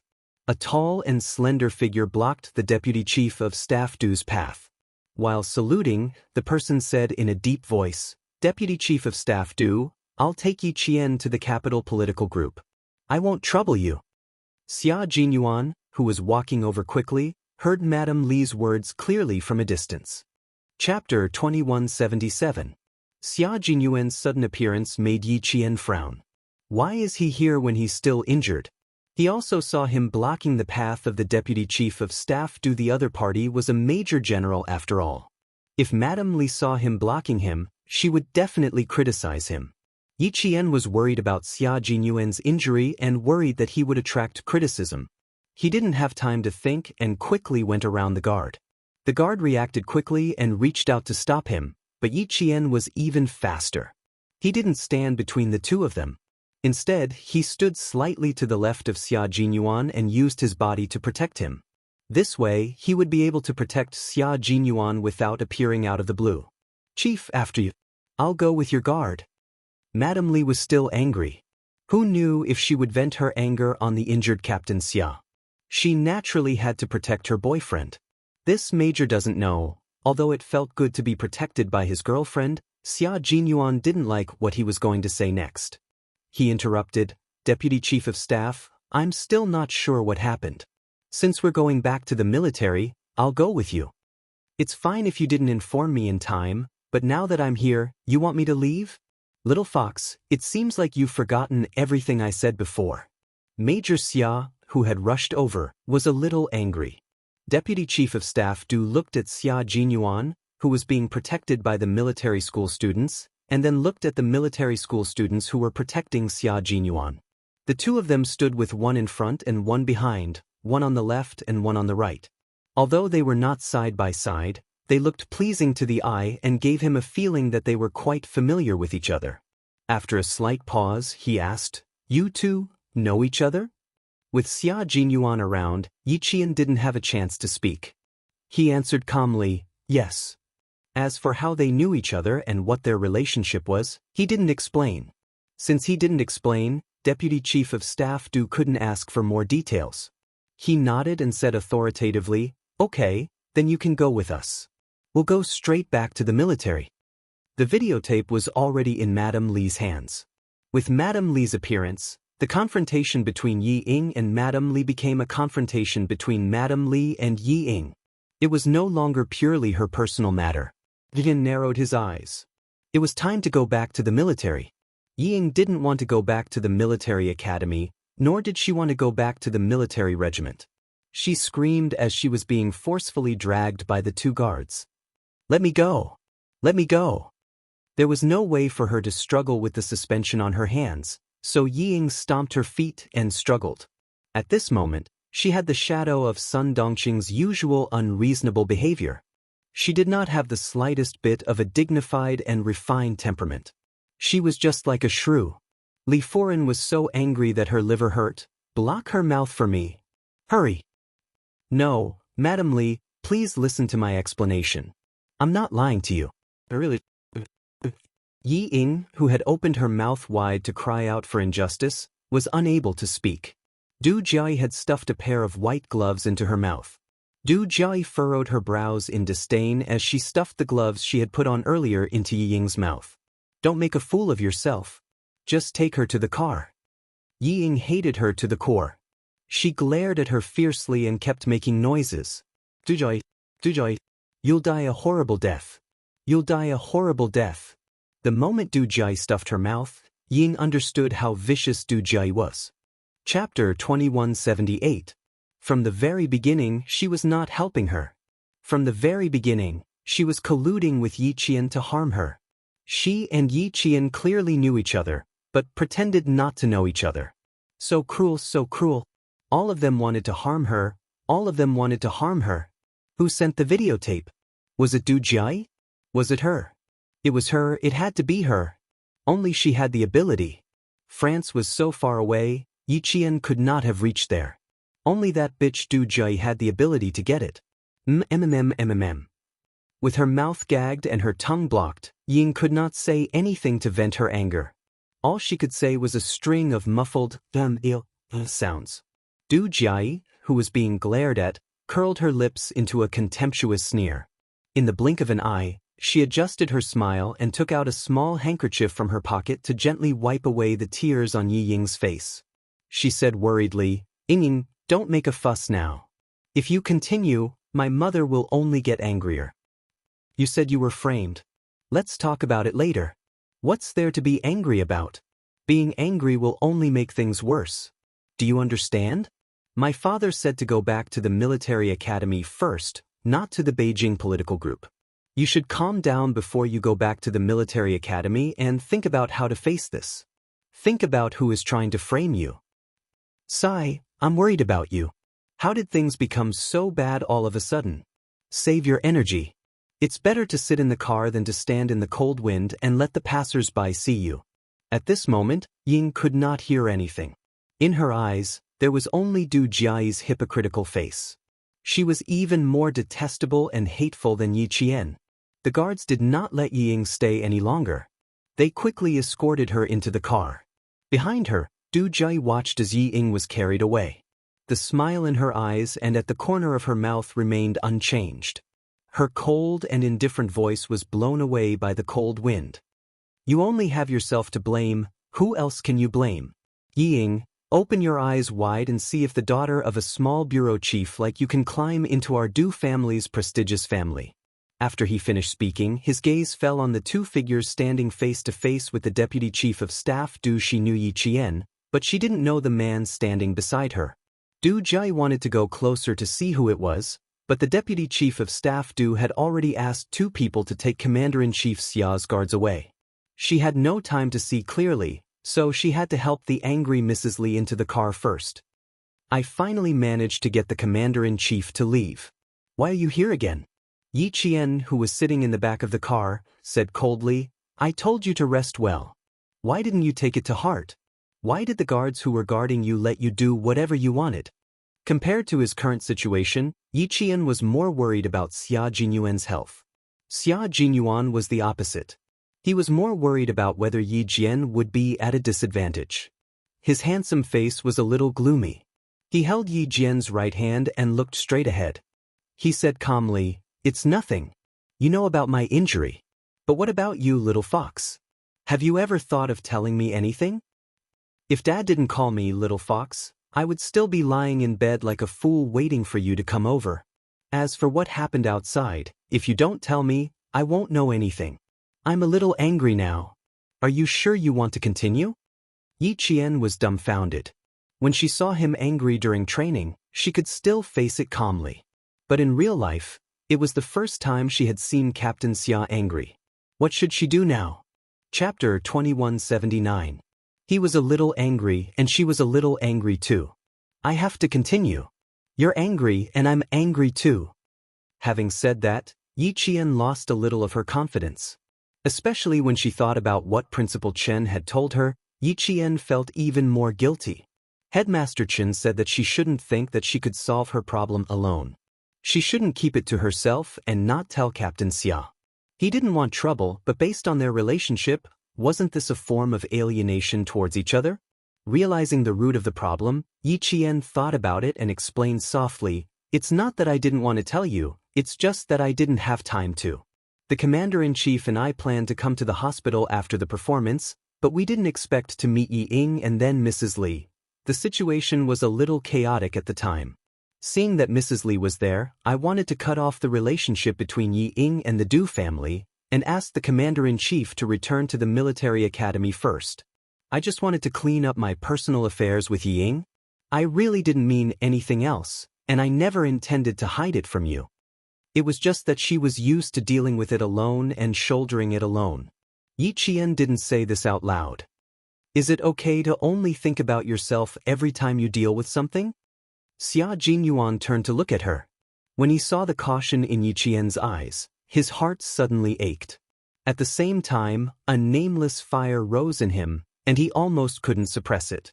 Did he need her to be so careful? He held her hand a little too tightly. Suppressing the nameless fire, he stared at Yi Qian and asked her, "Little fox, what kind of place am I in your heart? I'm just a little emotional right now. Do you need to be so careful? I'm even angrier than before." Yi Qian felt a lump in his chest. His heart ached. He blinked lightly and said, "I'm really afraid that you'll be angry. I'm afraid that I didn't do well, that I did something wrong, that something went wrong. Don't be angry, okay?" Xia Jinyuan knew that he could no longer maintain his composure. Just a second ago where made his heart ache, and the next second, she suddenly acted coquettishly. Nameless Hua versus coquettishly. Nameless Hua was defeated. "Let's put our matter aside for now. I'll deal with you later." Major Xia, who couldn't hold it in any longer, turned his head expressionlessly. If she continued to act coquettishly with him, he would definitely raise the white flag with both hands and surrender. Yi Qian was still waiting for him to tell her the reason for his anger. He had already mentally prepared himself. Now that he had said, "I'll deal with you later," he dismissed her. Fine, he didn't have to deal with her later. He would bring it up himself. Sometimes, habits were really scary. Principal Chen reminded herself that she must talk to Captain Xia more about her matters. She shouldn't be so self-righteous as to think that she could solve it by herself. She remembered that, but if something really happened, she would have to deal with it herself. Yi Qian, who didn't want to let these things affect their relationship, gently stroked the back of his hand. Just as he was about to say something, he heard the angry Xia Jinyuan sigh and say, "I'm sorry, I lost my composure just now. You saw the wife of the Deputy Chief of Staff do just now. She's quite a powerful person. Her methods, character, and way of doing things are all first class. If she takes her anger out on you, little fox, even if she only says one sentence about you, my heart will ache."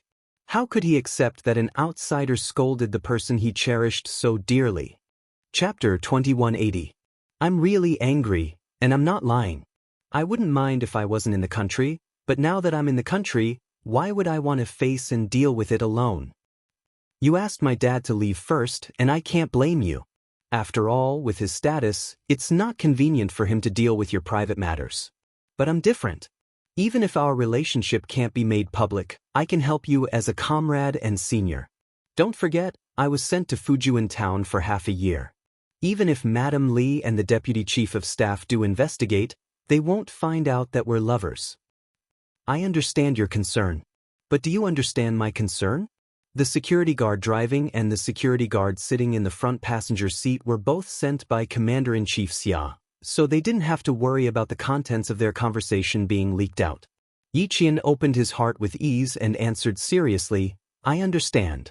It's because I understand that I know where I'm wrong. Uncle Chen once told me that you and I can't separate your matters from mine, and you also told me that I should think of you first when I'm in trouble, and not subconsciously think that I can solve it. His girlfriend's attitude was so good that Major Xia, who had a long speech in his mind and was about to settle the score, didn't even have a chance to say it. Their eyes met, and in the end, Major Xia was defeated. He sighed helplessly and raised his hand to pinch her cheek affectionately. It's understandable that you couldn't inform me immediately, but when I came over, you actually wanted to push me away. Little fox, I was already angry at that time. Seeing that you're good at admitting your mistakes and also know where you're wrong, I'll forgive you for now, but there won't be a next time. Yi Qian couldn't help but sigh softly and immediately said, there definitely won't be a next time. In the future, as long as I can contact you, I'll tell you everything about me, so you don't have to worry. The two of them were too far apart, and he was often out of the country, so he couldn't contact her all the time. He really wanted to know how the person he loved was doing, and he also wanted the person he loved to take the initiative to tell him instead of asking him to find out through other means. If she wanted to know how the person she loved was doing, she would have to find out through other means. Xia Jinyuan held her hands in his palms, gazed at her affectionately, and said solemnly, we can have a certain amount of privacy between us, but we can't divulge the secrets of our jobs. Also, we must tell each other about the difficulties we face in life. You and I can't be too distant. This will make me feel insecure and uneasy. He, too, would be worried about his lover, and would be uneasy about what she had done. After telling her the reason for his anger, the two of them communicated with each other. When they arrived at the military headquarters, both of them had smiles on their faces, and there was a faint sweetness flowing through them. When they opened the door and got out of the car, the two of them, who had been flirting with each other just a moment ago, suddenly had cold and sharp gazes. Their military aura was so intimidating that Du Jiai, who was supporting Madame Li, was shocked. So he was Xia Jinyuan, Aunt Zhao's son. In the past, Xia Jinyuan was a typical dandy in the capital. He was so arrogant that no one dared to provoke him, and he was a proper prince who could do whatever he wanted. After not seeing him for more than 10 years, she didn't expect him to have changed so much that she couldn't recognize him. He was no longer as arrogant as he used to be, and even his temperament had changed greatly. He was as sharp as a sword, and people couldn't help but feel a chill. Chapter 2181. Ever since Xia Jinyuan changed overnight, he had basically disappeared from the capital. Even the aristocratic families who were close to the family Xia rarely knew about him, let alone the Li family. Du Jiai was shocked by Xia Jinyuan's great change, and Mrs. Li was also quite surprised. She had seen Xia Jinyuan before the new year, but he was not wearing a military uniform. He was tall and had a temperament, but she did not see him clearly because the light in the courtyard was not very bright at that time. Now that she saw him again, she felt that he was a different person. Mom, is he really Xia Jinyuan? Aunt Zhao's son? Isn't he the other son of the commander-in-chief? Du Jiai still could not believe it. She frowned and looked carefully for a while, then shook her head in disbelief. He's not like before at all. I've seen him a few times before. He was very naughty and cynical, but he didn't have the temperament he has now. He was as sharp as a cold sword and as majestic as a pine tree. Just by looking at his back, she felt that he could not be Xia Jinyuan. In her memory, Xia Jinyuan was a typical playboy. He was good at fighting and everything. Later, for some reason, she gradually lost contact with him. At that time, he seemed to be in his first or third year of high school. The last time she heard news was when Aunt Zhao called her mother from abroad and told her that her son had been admitted to the National University of Science and Technology. Her mother said, "Congratulations," and then hung up the phone. She asked her father how Xia Jinyuan, a playboy who fought and caused trouble everywhere, could be admitted to the military academy. Old Du casually replied, "How did you get in?" "That's how he got in. He was admitted to the National University of Science and Technology with one layer of connections. No matter what, he was still a wastrel who relied on his family to make a living." Last year, Aunt Zhao asked her father to inquire about Xia Jinyuan's whereabouts. She wanted to see where her son, who was a military officer after graduation, was assigned to. Her father checked and told her that Xia Jinyuan went to a military station in the border area. He asked her, who happened to be there, to pass a message and see if he could write a letter to Aunt Zhao. She even asked several military depots, but there was no news about Xia Jinyuan. A cadet who had no information about him in the officer system meant that he had studied for 4 years but had not managed to get a position. Perhaps he had committed some sort of mistake and was no longer in the system. Big Brother also said that a hedonistic son of a rich family could not have any future. If it wasn't for Commander-in-Chief Xia, he might have been chased out of the army long ago. She thought so too. However, when they met today, Dad actually said that he was Xia Jinyuan. How was that possible? What nonsense are you talking about? Your Aunt Xiao only has one child and Shirlai only has one son. Mrs. Li's eyes darkened. She didn't expect that Xia Jinyuan, who was wearing a military uniform, would not be as ruffian as before. She thought that Xiao Shuman didn't have the luck of having children and grandchildren like her, but now it seemed that she was too carried away. After being reconfirmed, Du Jia had no choice but to believe it. It said that women change 18 times between childhood and womanhood. Men are the same. She sighed with emotion. Her eyes fell on the back of the man who was walking up the stairs in front of her again. He graduated from military school many years ago, but he's still a major. It seems that. But before Du Jia could finish her thoughts, the figure she had been staring at suddenly turned around, and a gaze sharper than a sword glint shot right at her. Du Jia felt as if something had struck her glabella and chest, and the blood in her body froze in an instant. The words that were at the tip of her tongue couldn't come out at all. What's wrong? Yi Qian asked when he saw Xia Jinyuan suddenly turn around. At the same time, he also turned his head to look behind him, but he didn't see anything. Chapter 2182. Xia Jinyuan looked away and smiled at Yi Qian. It's nothing. Let's go. The sooner we settle this, the sooner we can leave. He didn't want to be disturbed during their short time together. Okay. Yi Qian tilted her head and smiled at him. In the light and shadow, her eyebrows were as gentle as ink. She was introverted and clean, which directly rippled into Xia Jinyuan's heart. It was a very clean smile, but also a very stubborn smile. Just like that year in the mountains of Shuka village, she led their mountain patrol team through the dense forest and pointed in the direction of the criminals. When she turned back to look at the male soldiers, she smiled slightly at them. Her eyes were like autumn waves and as bright as the stars, making them remember it in their hearts. Yi Ying had already arrived at the conference room. 2 armed guards stood on either side of her. She didn't dare to be as presumptuous as she was outside, let alone scream. Her shoulders trembled as she sat on the cold leather chair. Her eyes were filled with panic. She was very scared. She was so scared that even though the conference room was fully heated, her hands and feet were still cold. It was too cold. It was so cold that she felt a chill in her bones. She was too scared. She was so scared that her heart felt like it was being clenched by a pair of invisible hands. She wanted to take deep breaths, but it became very painful. She was so scared that she even lost the freedom to breathe. The conference room was not small. The conference table alone could accommodate 20 people. At this time, only Yi Ying and the 2 silent guards were in the large conference room. The oppressive silence made Yi Ying only hear her own breathing. No one entered the conference room immediately. The first to enter the conference room were Regiment Commander Zhong and the instructor of the Beijing political group, followed by Deputy Chief of Staff Du, Mrs. Li, and Yi Qian. As for Xia Jinyuan, he would walk in even if they didn't let him. She embarrassed the Li family so much and dared to lie to me, Li Chenglun. Old Du, I want to know how the Beijing political group dealt with her.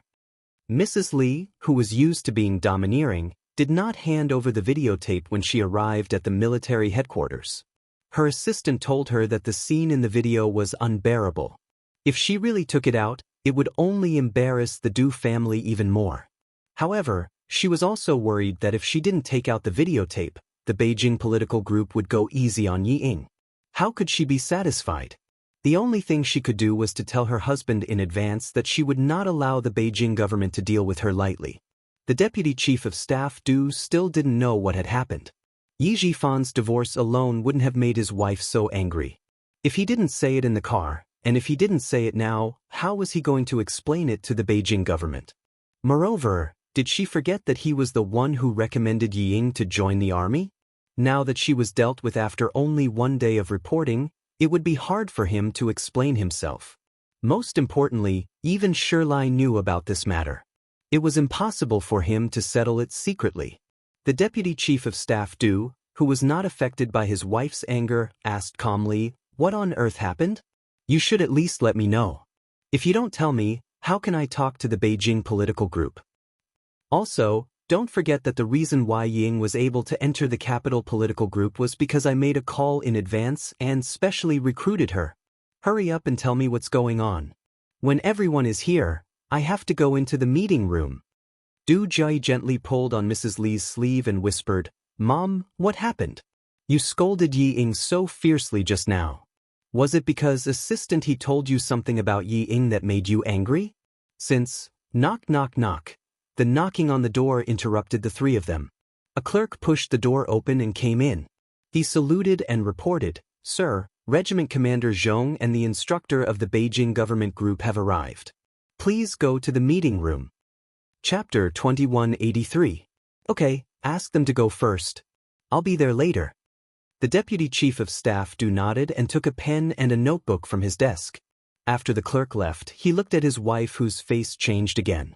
After a while he sighed. "Wait for me with Jai. I'll ask you if there's anything. But I can tell you now that if there's nothing else, we'll interrogate Yi Ying about Yi Qian cheating in the military school. We won't deal with anything else for now. That means you won't get what you want." "No way. I don't agree," Mrs. Li snapped without hesitation. "Since I can make her wear the military uniform, I can make her take it off. You go and interrogate her first. If she doesn't tell the truth, you can send the guards here. I'll teach her a lesson. Tell her for me that if she doesn't want to be embarrassed, she'd better take off the uniform and go back to Nan Province." Taking off the uniform and going back to Nan Province was a light punishment. She had to know the consequences of lying to her. The deputy chief of staff Du knew his wife's temper well. He said to Du Jai, "Take good care of your mother." Then he left the office. The office of the General Staff Department was not in the military headquarters.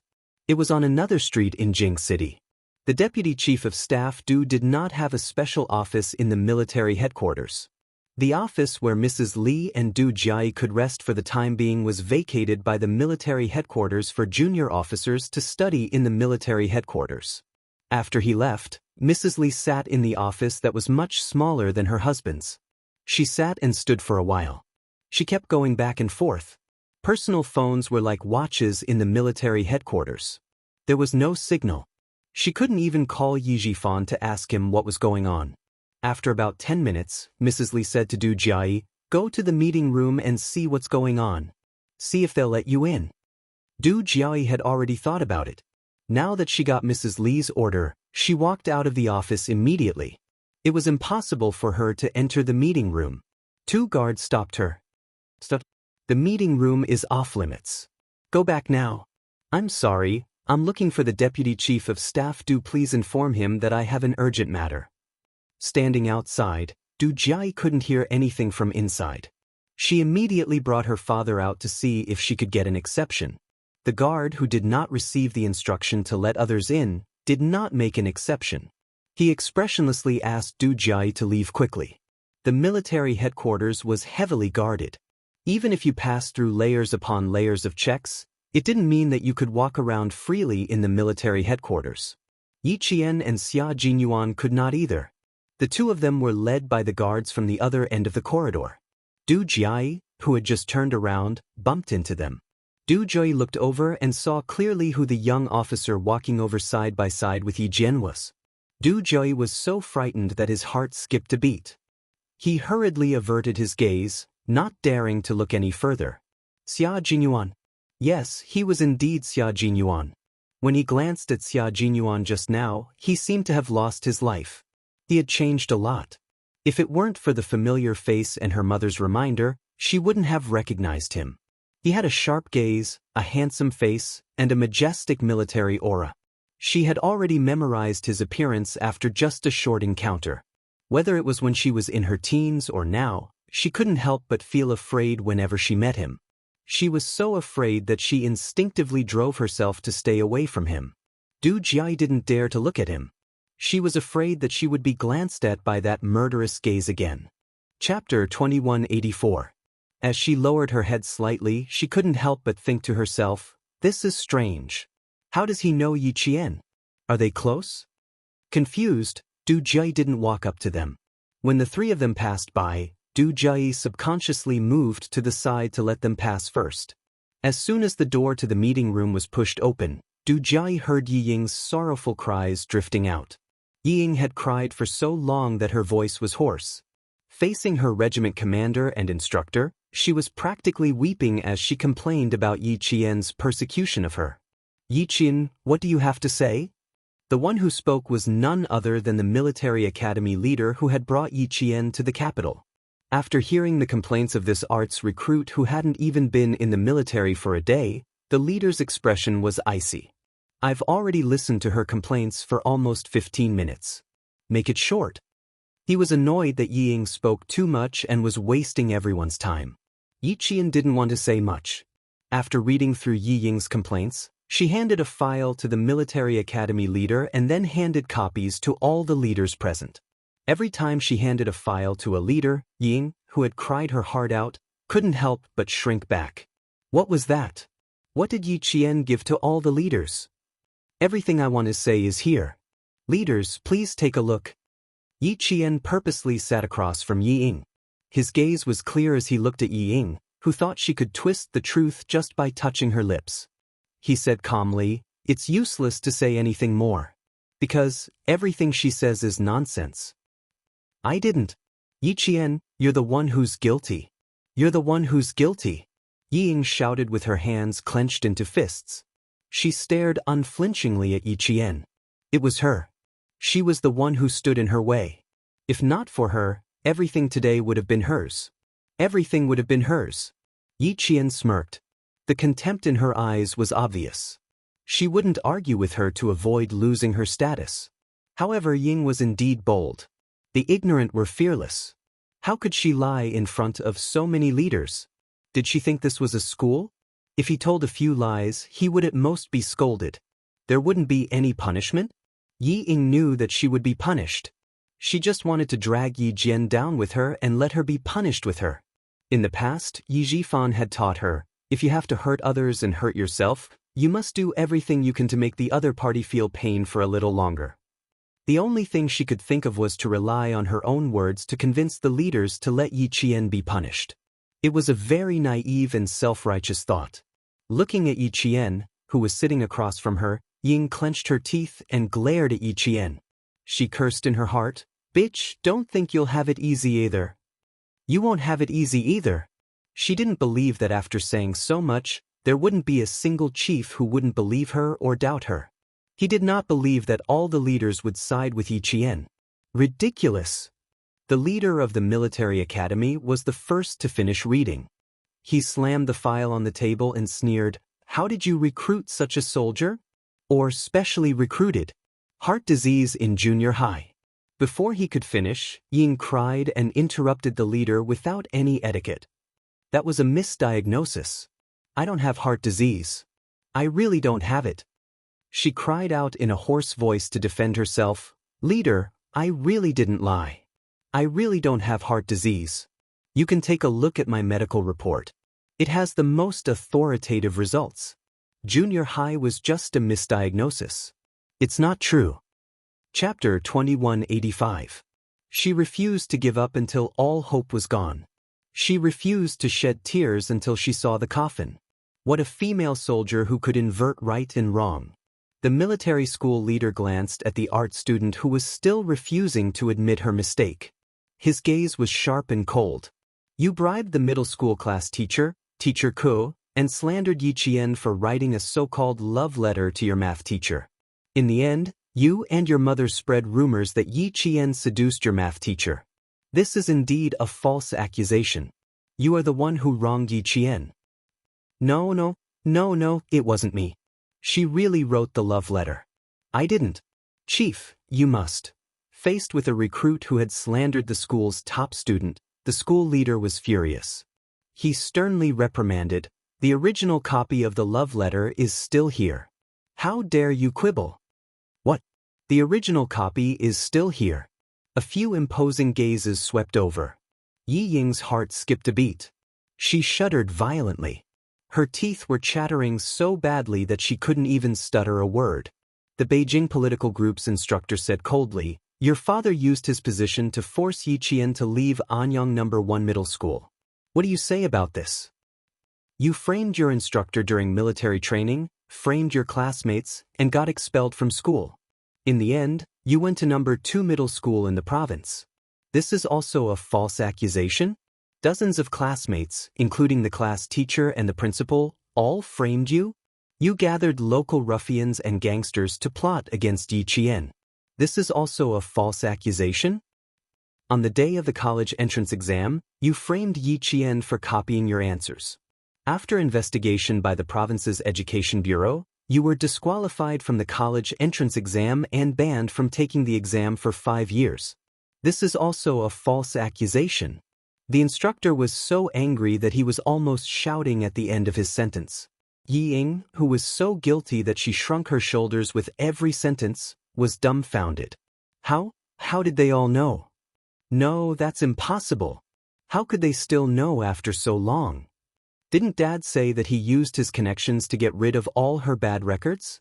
How could there still be? The reason why she had the confidence to continue framing Yi Qian was because all her bad records had been removed. But now it was gone. All of his confidence was gone. The instructor of the Beijing political group slammed the file onto the conference table. He turned to the Deputy Chief of Staff Du and said in a deep voice, "Deputy Chief of Staff Du, this recruit was recommended by you at that time, and our Beijing political group did not strictly vet him. What do you think we should do now?" There was a brief silence in the conference room. Regiment Commander Zhong looked at the instructor and then at the Deputy Chief of Staff Du. Just as he was about to say something, Xia Jinyuan, who had accompanied them in, spoke up. He calmly accepted the gaze and said, "I'll tell you 2 things that happened when I was at the scene. The first incident was when Yi Qian was preparing for the overseas Olympic Games on behalf of the school. Yi Ying, who was with him, intentionally knocked over the waiter who was serving hot soup. She wanted to hurt Yi Qian with the hot soup. The second incident was that after the hot soup incident, she pretended to be missing and tried to frame Yi Qian. She wanted the police to rush over and stall for time so that Yi Qian couldn't board the plane and participate in the overseas competition. One incident after another happened. Yi Ying, who had lost all her confidence after the college entrance exam incident, panicked. She was completely panicking. "But I didn't. No, it wasn't me. No, you didn't? Our unit is ashamed to have a recruit like you." The door of the conference room seemed to have been kicked open by someone. It opened with a bang and the door shook. Commander-in-Chief Xia walked over with a videotape in his hand. How did a recruit like this pass the background check? What is the Beijing political group doing? Do you know what this is? Deputy Chief of Staff Du, your wife gave this to me. I haven't seen it yet, but according to your wife, this is a dirty videotape. She's the main character in it. Chapter 2186. Videotape. Ying was scared out of her wits. No, she couldn't watch it. How could it be? She tore the videotape. How could there still be a videotape? It couldn't be. This videotape was received by the front desk of my company today. I just found out about it too. After that, Madame Li appeared in the meeting room. She was wearing a coat and looked out of place in the meeting room. However, she had a strong aura. She sat down calmly and said, "Everyone, this matter has nothing to do with Old Du. It's my fault for not letting Old Du investigate carefully and recommending her to the capital political group. Yi Ying is indeed talented. She's good at music, chess, calligraphy, and painting. When I met her, I knew that she wanted to be an art soldier. It just so happened that..." Mrs. Li smiled bitterly. She told everyone how she liked Yi Ying and how she recommended her into the Beijing government regiment. "It's my fault. I brought shame to the army. I knew that she had to deal with it. I had to tell the truth even if I had to. If you don't believe me, you can watch the videotape now. You'll know that I'm telling the truth. Yesterday was my daughter's birthday. I really liked Ying. I even brought her around to meet my friends. I praised her for being sensible and obedient. Who knew that I would be slapped in the face today? It's all my fault. I've brought shame to the army. Mrs. Li stood up and bowed. She took all the blame for the incident on herself. Instead of putting her husband in a difficult position and leaving Xia Xinhui with something to use against her, she might as well put herself in a difficult position. Mrs. Li saw that her daughter couldn't enter the meeting room. She immediately went to Commander-in-Chief Xia and handed over the videotape. Yi Ying's last hope was completely destroyed. Everything needed evidence. They needed to know what was in the videotape. Yi Ying felt like she had fallen into an ice cave. She watched as the guard pushed the videotape into the machine. After the image flashed, Yi Ying was so shocked that her eyes kept rolling back. Her psychological endurance was at its limit. Yi Ying's actions violated the relevant provisions of our country's military service law and the southern province's conscription regulations. We've decided to punish Yi Ying on the spot. We've decided to expel her from the army and fine her 100,000 yuan. At the same time, immediately send her back to the southern province and hand her over to the Public Security Bureau for a full investigation into the case of Yi Ying colluding with local hooligans to persecute the military academy's student Yi Qian. Execution. Within 10 years, he is not allowed to be a civil servant, enter a state-owned or public institution, go abroad, or go through the formalities for entering a higher school. Yi Ying did not faint. She was too emotional and was pressed down on her seat by 2 guards. She listened to the instructor of the Capital Government Regiment read the execution warrant on the spot. Leave the army and hand over to the police. Yi Ying's face was pale as she struggled even harder and screamed, "No, I don't want to leave the army. I don't want to go back to the southern province. Dad, save me. Dad, save me. I don't want to go back to the southern province. I don't want to leave the army. I was wrong, Chief, I was wrong. I won't dare to do it again. I was wrong, please don't let me leave the army." No one paid any attention to him. The Deputy Chief of Staff Du was the first to leave the meeting room with a dark face. This time, he had been completely humiliated by a mere performance arts soldier. Don't go, don't go. Yi Qian, can you stop the chief? I'm begging you, I admit my mistake. I was really wrong. Please save me. I don't want to leave the army. I don't want to go to the Public Security Bureau. I don't want to go to jail. I'm begging you, Yi Qian. I'm begging you. In this life, Yi Qian heard Yi Ying's pleas. In this life, she actually heard Yi Ying's pleas. Chapter 2187. When Xia Jinyuan heard this, he frowned and said to Yi Qian, "Let's go. Ignore her." He wasn't afraid that Yi Qian would agree. His little fox wouldn't use her soft heart on someone like Yi Ying. She just didn't want to waste her time on Yi Ying. Yi Qian didn't leave immediately. Instead, he smiled and said, "Wait outside for a while. I still want to talk to her." When she saw that he was frowning because of her words, she smiled softly and promised him, "Give me 10 minutes. I'll be out in 10 minutes at most. Help me take the guards out." Okay. After pondering for a while, Xia Jinyuan nodded and agreed. Yi Ying, who was struggling and crying, heard Yi Jian's words. Her frightened eyes lit up. Did Yi Jian agree to help her? Did asking the guards to leave mean that he was willing to help her? That's great, that's great, that's great. He's finally helping me. He's finally helping me. I didn't beg so humbly in vain. She thought that Yi Qian would be the one begging for mercy in the end, but she was the one begging him. So be it. As long as she could get out of danger safely, she didn't have to leave the army, return to Nan province, or go to the Public Security Bureau. She didn't mind asking Yi Qian for help. When she thought that Yi Qian would help her, Ying was ecstatic. She begged even louder, "Sis, save me. Hurry up and save me. It hurts. My arm hurts so much. They used too much force. It hurts so much. It really hurts so much. Do I look like I'm easy to talk to?" Yi Qian looked at Yi Ying, who was begging even louder and putting more effort into her act.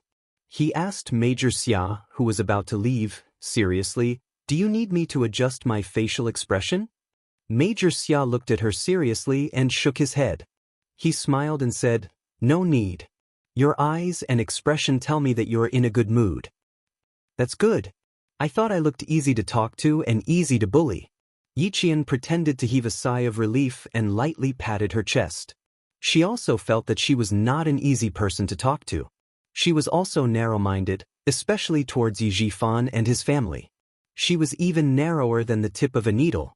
She didn't know how Yi Ying saw it, but she was so soft-hearted that she didn't care about anything.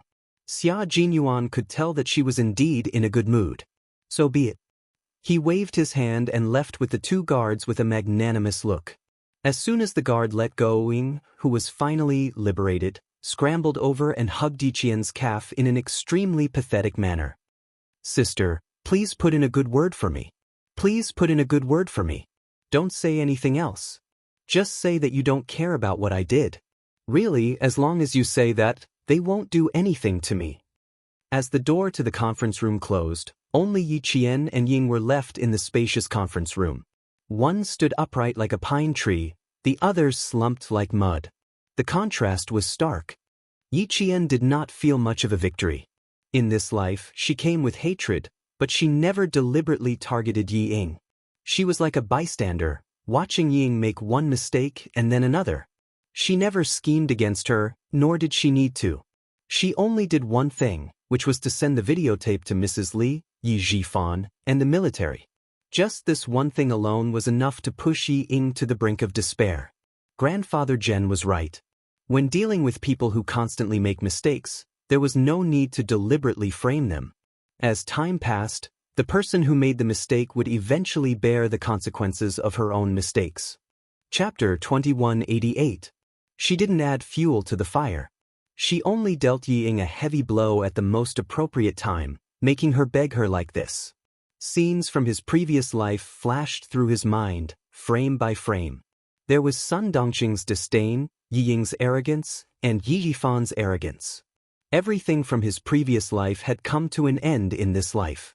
Yi Ying, the grievances between you and me from 2 lifetimes had come to an end. Yi Ying, what are you begging me for? Even though it was over, she still couldn't calm down. Yi Qian lowered her eyes slightly. This time, it was her turn to look down at Yi Ying. She could clearly see the fear in the depths of Yi Ying's heart. In her previous life, she was also so afraid. It wasn't just for a moment or a day, but she was constantly worried and afraid. She was tormented. In this life, Yi Ying had only been worried and afraid for a few days. Sorry, she was actually very, very petty. She was so petty that she was happy to see Yi Ying like this. She hoped that her days of suffering had just begun, and that there was more pain waiting for Yi Ying to experience. Yi Qian leaned forward a little, then bent over and smiled faintly. Until just now, you still wanted to frame me. Yi Ying, what makes you think that I will help you if you beg me? If she didn't ask Yi Qian for help, who else could she ask? She couldn't find anyone else. She didn't know who to ask. Yi Qian's sudden stay was her only hope of escaping. Why would he help her? Because they were sisters. That's right, they were sisters. Sisters who could help each other. Yi Ying, who was in a desperate situation, was ecstatic. Her eyes were filled with hope. She quickly said, I'm your sister. Sister, I'm your sister. Sister, save me. I'm begging you. Sister, please save me. Sister, I'll be obedient in the future. I won't dare to lie to you anymore. Sister, I'll really be obedient. Believe me. I promise, I swear, I'll treat you as my sister from now on. I'll be closer to you than a real sister. Please, sister, my good sister. Only you can save me. I don't want to leave the army. I don't want to go back to the southern province. Sister, good sister, only you can save me. Yi Qian's smile deepened. He lowered his head slightly and said coolly, Sister? Yi Ying, since when did you treat me as your sister? That's not right. Fortunately, you've never treated me as an elder sister. That way, some unnecessary trouble can be avoided. I also sincerely thank you for all the things you've done for me, and thank your good mother for all the things she's done for me. Otherwise, how could there be the Yi Qian of today? I, Yi Qian, have always engraved the events of the past in my heart. I would never dare to forget them for even a moment. Her eyes were dark and cold. The coldness in her eyes made Yi Ying's heart tremble when they looked at each other for the first time. Realizing something, Yi Ying clutched the corner of Yi Jian's trousers tightly and kept shaking her head. She kept saying the word, no, monotonously. No. It's not like that. It's not like that. I've already begged her to let me go. Why isn't she satisfied? Ying couldn't figure it out. She cried until her tears and snot mixed together. She sat there paralyzed, but she didn't dare to let go. She was afraid that if she did, Yi Qian wouldn't care about her anymore. Sister, is it because I haven't asked for enough? Is it still not enough? Sister, I'm begging you. I know I'm wrong. Really, I'm really wrong. It's all my fault in the past. I made you suffer so much. I'm really wrong. Can you forgive me? Can you forgive me? Let bygones be bygones. Let's forget about it, okay? Don't think about it anymore, okay? Sister, look at me in the future. I won't let you down. Chapter 2189. I've never begged anyone before. You know that I've never begged anyone before. Sister, I'm begging you today. Since we're sisters, please let me go. I was really wrong. I won't dare to do that again. No matter how much she begged, it was impossible for Yi Qian to feel any pity for her. In her previous life, Ying had caused her to be homeless and almost raped. How could she let her go? Let bygones be bygones? Forget about it? Ying, who do you think you are? Yi Qian's eyes were filled with anger. She used her knee to press against Yi Ying's chin and pushed forward, knocking Yi Ying to the ground. She didn't have the chance to crawl over and hug her leg. Caught off guard, Yi Ying's teeth knocked against her own lips. She screamed in pain. The wound was a little deep, and blood mixed with saliva flowed down the corner of her mouth. Seeing her palms covered in blood, Yi Ying screamed again. But, blood, so much blood. Yi Qian had knocked into her and she was bleeding. She begged so much, but she still wouldn't let her go. She even made her bleed. Yi Qian, what do you want from me? Yi Ying was furious after begging for so long. She only dared to be angry in front of Yi Qian. Yi Ying's expression twisted as she thought about how her begging was ignored by the person she hated and looked down on. She even made her bleed. She raised her head and said angrily, Yi Qian, what else do you want from me? I've begged for so long. Why won't you forgive me? A person had hated another person since they were young. It had become a habit. How could she change her deep-rooted attitude so easily? The so-called apology was just to get herself out of trouble as soon as possible. She didn't think she was wrong at all. Of course, Yi Qian didn't need her to know that she was wrong. He didn't need her to wake up either. It was fine for her to continue being so stupid. In order to let Yi Ying hear her clearly, Yi Jian slowly squatted down and enunciated every word clearly. She wanted to tell Yi Ying what she wanted to do. I want you to die. I want you to be tortured to death. Only in this way can the hatred in my heart be dispelled. Every single word was filled with deep viciousness, and every single word was filled with killing intent. She wanted her to die? Yi Qian wanted her to die? Yi Ying's first reaction was to laugh out loud. She wanted to laugh, but before she could, she looked up at Yi Qian and froze. She saw the undisguised murderous intent in Yi Jian's eyes. She really wanted to kill her. She really wanted her to die. No, I don't want to die. I don't want to die. You don't have the right to decide my life or death. Yes, you can't decide. You're a soldier. You can't kill me. Yi Ying, who was paralyzed on the ground, retreated. She thought Yi Qian wanted to kill her. Yi Qian smiled. There was a hint of laziness in his cold voice. You're thinking too much. Killing you will only dirty my hands. I won't kill you, and I won't forget what you did to me. Only when I remember what you did to me can I grit my teeth and continue walking. Even if the path is bloody, I will grit my teeth and continue walking. Yi Qian got up. His dark eyes stared at Yi Ying, who looked even more terrified. He continued softly, because I've been waiting for this day. To see Yi Ying crawl past me like a stray dog. Yi Ying, I've been waiting for this day for so many days and nights. How can I let you go? How can I kill you so easily? Chapter 2190. Yi Jian, who was in a good mood, smirked as she watched Yi Ying's face turn pale and pale at a close distance. She saw the deep fear in Yi Ying's contracted pupils. She threw a bombshell at Yi Ying. Finally, I'll tell you that I was the one who sent the videotape.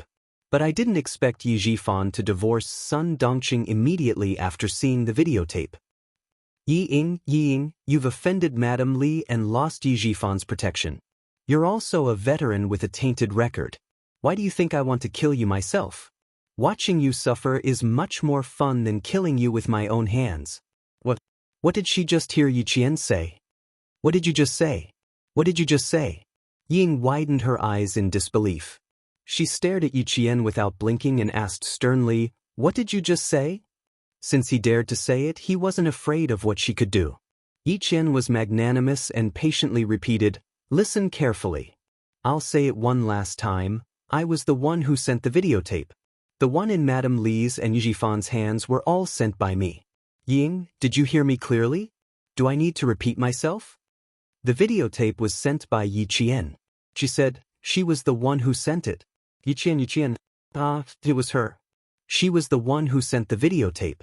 She was the one who ruined her. What a ruthless bitch. What a ruthless bitch. She wanted to kill her. She wanted to kill her. Bitch. You deserve to die. You deserve to die. I want to kill you. I want to kill you. Yi Ying suddenly stood up and pounced on Yi Qian like a madwoman. She wanted to kill this bitch who caused her to lose everything. She wanted to kill her. You want to kill me? That depends on whether you have the ability to do so. Yi Qian sneered as he pulled out a conference chair and placed it in front of him. Coincidentally, Ying crashed into the chair. She didn't manage to knock Yi Qian down, but instead, she fell straight into the chair.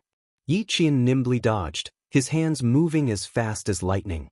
One of his hands pinned Yi Ying's hands behind her back, while the other pressed down on the back of her neck, forcing Ying to kneel on the floor with her face pressed against the seat, unable to move an inch.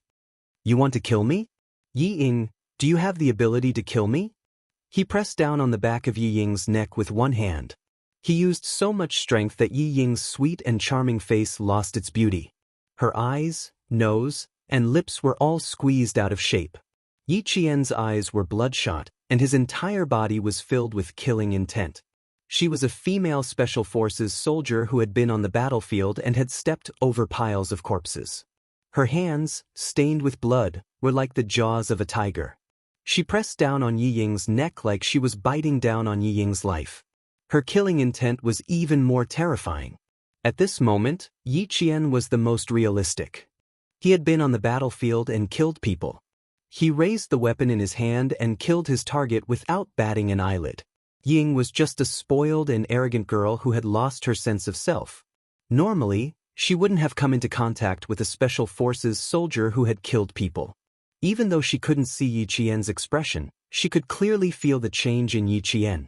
It was a terrifying change, a change that made all the blood in her body freeze. Yi Qian? Was she Yi Qian? She wasn't. Yi Qian didn't have such a terrifying aura. Yi Qian didn't have such great strength. She was Yi Qian. She was standing right in front of her, clearly telling her that she was the one who sent the videotape. Chapter 2191. I'm going to kill you, bitch. Bitch. Let go of me, let go of me. Her face was pressed against the leather chair. Even her voice was broken and she could not form a coherent sentence. She twisted her shoulders and used all her strength to struggle, but no matter how much strength she used, it was futile. She could not break free, she could not escape from Yi Qian's control.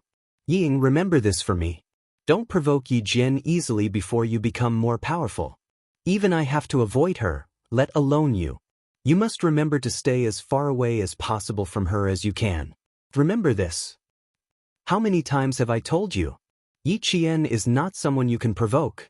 You've provoked her time and time again. Do you want to die? Ying, I don't know how strong she is. You can't be as reckless as before. Do you hear me? Ying, open your eyes and see if Yi Qian is someone you can provoke. Can you provoke her? Do you dare? Are you not afraid of death? Ying, you used to love saying that Yi Qian was inferior to you in every way. Look at them now. Look at them. Look at their aura. Haven't you realized the difference between you and Yi Qian? Haven't you realized that you can't compare to Yi Qian? People have to look forward. You're still stuck in the same place. You think you're better than Yi Qian. In fact, Yi Qian has long surpassed you. Words of advice flashed through her mind. Ying was in so much pain that her whole body twitched. In fact, Yi Qian has long surpassed you. Is that so? Is that so? Oh no. It can't be. How could she have surpassed me? If she hadn't sent the videotape to Mrs. Li and her father, how could she, Ying, be worse than Yi Jian? It can't be. She is better than Yi Qian. She has always been better than me. Let go, let go. Bitch, let go of me. I'm going to tell Mrs. Li that it was you who sent the videotape. You're the one who set me up. Once again, Ying relied on her own imagination to complete her self-repair. The numb Ying struggled harder. She wanted to leave this place. She wanted to go home. She wanted to go home. Yi Qian chuckled softly. That's right. I sent the videotape. You can tell Madame Li about it. Madame Li is such a prideful person. How could she have known that she would be deceived by you? How angry must she be? Go and find her, Ying. I can take you to her now and tell her that I sent the videotape. Then I'll tell Mrs. Li that the content is true. Ying, I've tolerated you for too long. I've waited until today. Do you think I'll give you a chance to turn things around? I will never give you a chance. Live well, Ying. I wish you a more miserable life. Save me, please come and save me. Quickly come and save me. She was so scared of Yi Qian. It was too scary. She was too scary. If she couldn't look for Madame Li, who could she look for? Who else could she look for to save her? No one can save you, Ying. I've waited for your whole family to suffer for so long. There were several times when I wanted to just kill all three of you. I've tolerated it. I've tolerated it. I've tolerated it for so long. I've finally waited for this day. Do you think I'll let you go? Ying, open your eyes wide and take a good look at your own ending. I won't kill you. Killing you would be no different from killing an ant. Yi Qian's fingers gripped the back of her neck tightly. He growled in a low voice, "There's no sense of accomplishment in breaking your neck. I'll keep you alive and watch you suffer. That's the only way to appease my hatred." Chapter 2192. He was no longer hiding his murderous aura and his coldness. Ying was frightened. I want to go home. I want to go home. Dad, save me, save me. Ying was so scared that her whole body was trembling. She cried so much that her eyelids were so swollen that she couldn't open them. She was not as good as Yi Qian. She was not as good as Yi Qian. She couldn't accept it. How could she accept it? She couldn't accept it. She couldn't accept it. How could she lose to a bastard, a bitch? How could she lose? This time, Ying couldn't even let her imagination numb her. Facing Yi Qian, who was full of murderous aura, she was scared. She was scared from the bottom of her heart. Little fox, we can go now. The tightly shut meeting room door was pushed open and Xia Jinyuan's tall figure appeared at the door. He wasn't surprised at all when he saw the scene in front of him, as if he didn't notice anything. He looked at Yi Qian gently and said, "Exactly 10 minutes." After saying what needed to be said, Yi Qian let go and clapped his hands in disdain. Before he left, he said something that made Yi Ying's hair stand on end. Your retribution has just begun. Yi Jifan doesn't even acknowledge you as his daughter. Ying, you will live a life worse than a rat in the gutter. Worse than a rat in the gutter? She would live a life worse than a rat in the gutter? She might as well be killed. No, she had to find her father to save her. Only her father could save her now. She had to ask her father to beg the deputy chief of staff Madame Li, and them to save her. Dad, I was wrong. Ying, who was sitting in a daze, thought of her father. She suddenly got up and rushed towards the meeting room door. Before she reached the door, 2 guards rushed in. One of the guards reacted quickly and grabbed Yi Ying's shoulder with one hand. He threw Ying to the side and pinned her to the ground. She wanted to ask Yi Jifan for help, but she didn't know that Yi Jifan was calmly explaining to Madame Li, who had just walked out of the military headquarters. I'm very sorry, madam. My relationship with Sun Dongqing has actually been broken for a long time. Because of some things, it was delayed again, and we only got a divorce now. Ying didn't follow me. She willingly followed Sun Dongqing and told me that she wanted to take her mother's surname. I was very disappointed and sad, but I agreed to let her take her mother's surname. I spent the whole afternoon trying to change her surname. It's not that I want to hide it, but I just finished the divorce procedures this morning. There are too many things that need to be settled.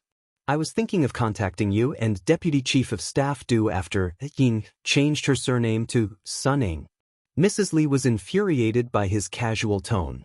She suppressed her anger and shouted, "Director Yi, do you want to tell me that Ying has nothing to do with you from now on? You could say that. I was too disappointed in her. I worked so hard to raise her. Who would have thought that?" Sigh. Yi Jifan sighed heavily. There was an indescribable sadness in his voice. Madame Li sneered. What a heartbroken father. She didn't expect that he would be so heartless to his own daughter. Very well, I will remember what Director Yi said today. Ying, no, she is called Sunning now, right? She made me, Li Chenglun, lose so much face. I will definitely settle this account with her. I hope that Director Yi won't show up at that time. Hearing this, Yi Jifan, who was nervous, adjusted his breath slightly and replied, I can promise you that I will never interfere in Sun Ying's affairs. Chapter 2193. Yi Jifan divorced Sun Dongqing in a hurry and made himself clear. He was afraid that Mrs. Li would take her anger out on him. When he received Mrs. Li's call, he was even more nervous than when he was in the provincial committee meeting. When he heard Mrs. Li's cold and deep voice, he felt that his heart was about to jump out of his throat. He even held his breath for fear that Mrs. Li would notice his fear. When Yi Jifan said that he would no longer interfere in Yi Ying's affairs, he heard Mrs. Li sneer softly. He didn't know what she meant. It seems that Director Yi is going to put justice before family. That's right. No wonder Director Yi can be so successful. I can see that Director Yi can achieve great things. How could he not hear the sarcasm in Mrs. Li's words? If Yi Ying could be supported by the wall, listen to his arrangements, and not make trouble outside, how could he really be willing to cut off their father-daughter relationship?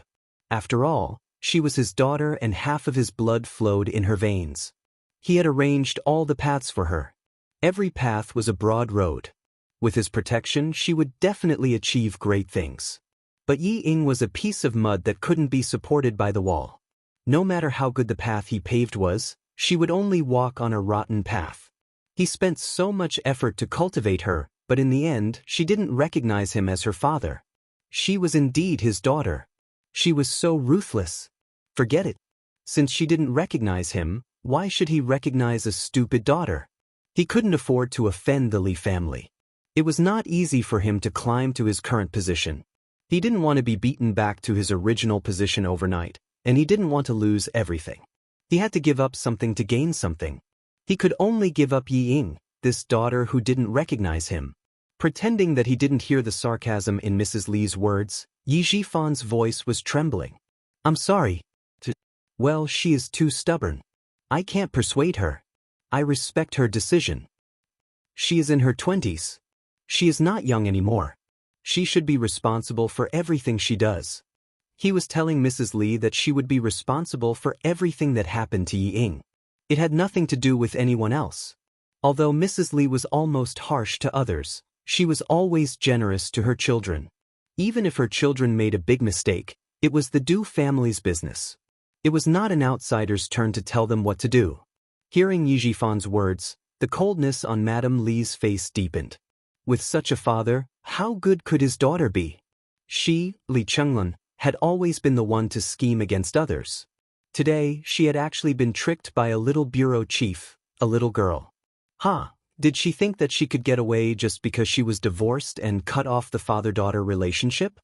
Madame Li, who had hung up the phone with a gloomy face, quickly dialed another number. Then, she said in surprise, the Discipline Inspection Commission has already gone to the southern province? Are they going to clean up the southern province's officialdom? Unclear situation? Old classmate, is there something you can't tell me? I'm not making things difficult for you. If you don't tell me, can I force you to tell me? I'm calling you today for no other reason than to tell you to investigate a bureau chief with the surname in the Southern Province's Urban Construction Bureau. I just want to mention to you that since the Discipline Inspection Commission has already gone to the Southern Province, you should investigate thoroughly. Madame Li had a wide network of contacts. She knew some important officials more or less. When she learned that the Discipline Inspection Commission had gone to the Southern Province, She greeted her old classmate and chatted for a while with a smile. Then she arranged to have a meal before hanging up the phone. Chapter 2194.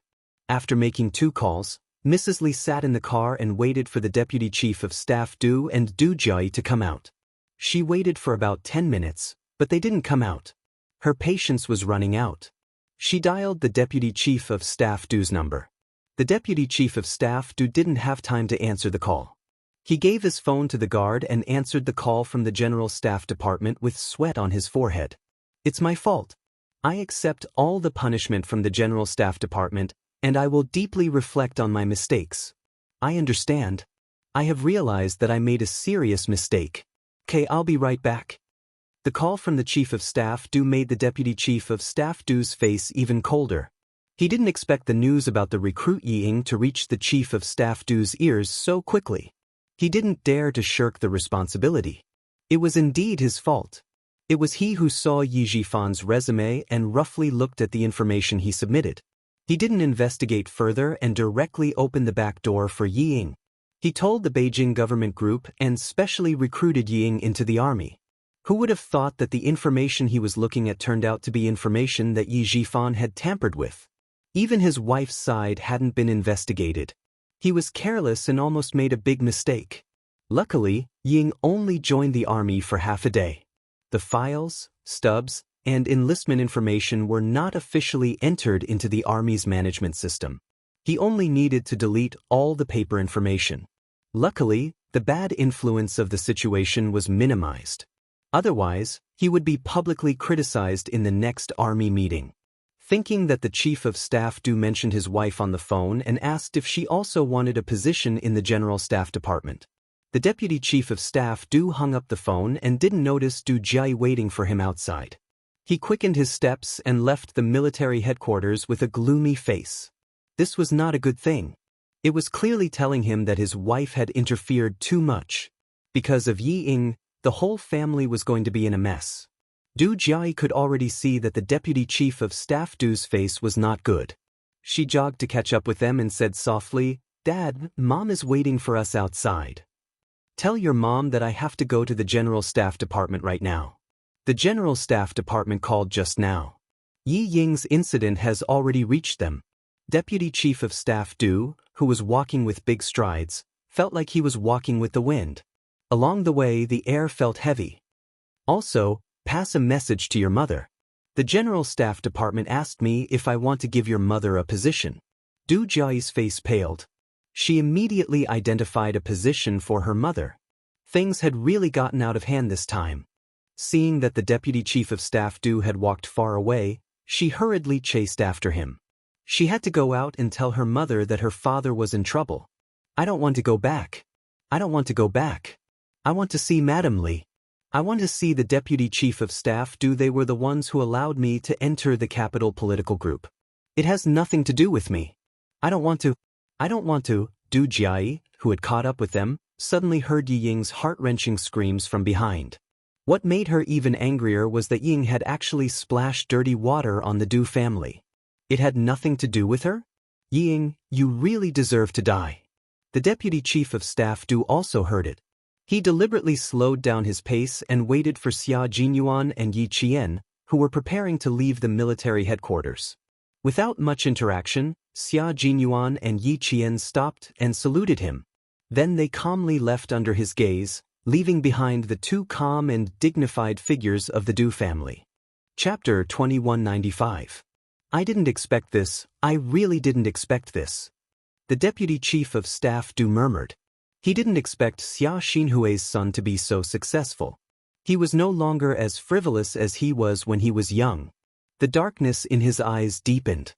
Du Jiayi didn't say anything. When she saw Xia Jinyuan, she subconsciously turned sideways and hid behind the Deputy Chief of Staff Du. She didn't straighten her back until Xia Jinyuan and Yi Qian left. She didn't know why, but she couldn't act freely in front of Xia Jinyuan. It was like that in the past, and it was still like that now. Du Jiayi, who was secretly resentful, gritted her teeth and only dared to glance at the tall and slender figure from the corner of her eye. Her expression was half angry and half angry. Soon, the 2 guards holding Yi Ying appeared. When they saw Ying, the deputy chief of staff, they couldn't suppress their excitement and begged in a hoarse voice. Deputy Chief of Staff, please save me. I won't do it again, I won't do it again. I was wrong, I know I was wrong. Please give me another chance. I will definitely turn over a new leaf and not make the same mistake again. Please save me. It was you and Madam Li who arranged for me to join the Beijing political group. You can't just leave me alone. Deputy Chief of Staff, please save me. You can't just leave me alone. Yi Ying was now begging for help from anyone she could find. She had lost her sense of propriety and didn't even say a word. What she said happened to be the Deputy Chief of Staff Du's most taboo words. How can you make a scene in the military headquarters? Gag her mouth and take her away from the military headquarters as soon as possible and transfer her to the relevant departments. The Deputy Chief of Staff Du suppressed the anger in his heart and ordered in a deep voice, transfer her to the southern province overnight. No one is allowed to see her on the way. Ying wanted to beg him to let her talk to her family. When she heard his order, it was as if she was struck by lightning. Yi Ying's vision turned black. Just as she was about to speak, her mouth was blocked again. Du Jui was still the one who blocked her mouth. She had blocked one of her lips with her white gloves before, and now she blocked the other one as well. Ying, you really have guts. There are countless guards in the military and all of them are armed with guns. Aren't you afraid that you will be shot dead by the guards if you continue to quarrel? Be quiet, Ying. Your business has just begun. Du Jui emphasized the last sentence with a hint of murderous intent. Ying, who was already scared out of her wits, saw the coldness in her eyes. She was so scared that she lost control of her bladder. Du Jui was so disgusted that she almost vomited. The two of you should take her away as soon as possible. Du Jui held her breath as she suppressed the churning in her stomach. Before she left, she glanced at Yi Ying, who was paralyzed with fear. A cold smile flashed in her eyes as she left the military headquarters. She even dared to beg her parents? Yi Ying, do you have a pig's head? The Deputy Chief of Staff Du left the military headquarters in a car. Mrs. Li, who was waiting outside, saw the familiar license plate number flash by. She knew that her husband would not go home with her. When Du Jui came out and conveyed the Deputy Chief of Staff Du's words, Mrs. Li frowned. She was so angry today that she did not control her temper for a moment. Now she was being laughed at by others. Asking her to get a position in the military headquarters was accusing her of meddling too much. She even dared to meddle in the affairs of the army. Mrs. Li, who was a little tired, raised her hand and pinched between her eyebrows. She closed her eyes to hide the murderous intent. She pressed her lips together and closed her eyes to rest for a while. Yi Jifan saved her son. This was a great favor. Chapter 2196. Knowing that he wanted her daughter to join the army, Li Chunlan had always been a grateful person. She agreed without hesitation. It was not a big deal. She just wanted to make it easier for his daughter to be a little art soldier. It was just a way to repay his kindness. Unexpectedly, the daughter of a director turned out to be such a bad person. She rarely used her husband's face to help, but in the end, even the General Staff Department knew about it. The army meeting was about to be held, but her family encountered such a bad thing. It was foreseeable that the Du family would not have a good time during this period.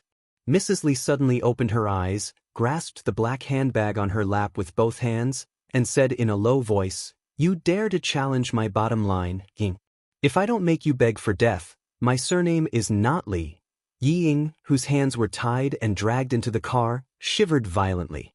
She lay in the cold back of the car. She had no more strength to cry. What awaited her after the army was withdrawn and sent back to the southern province was endless torture.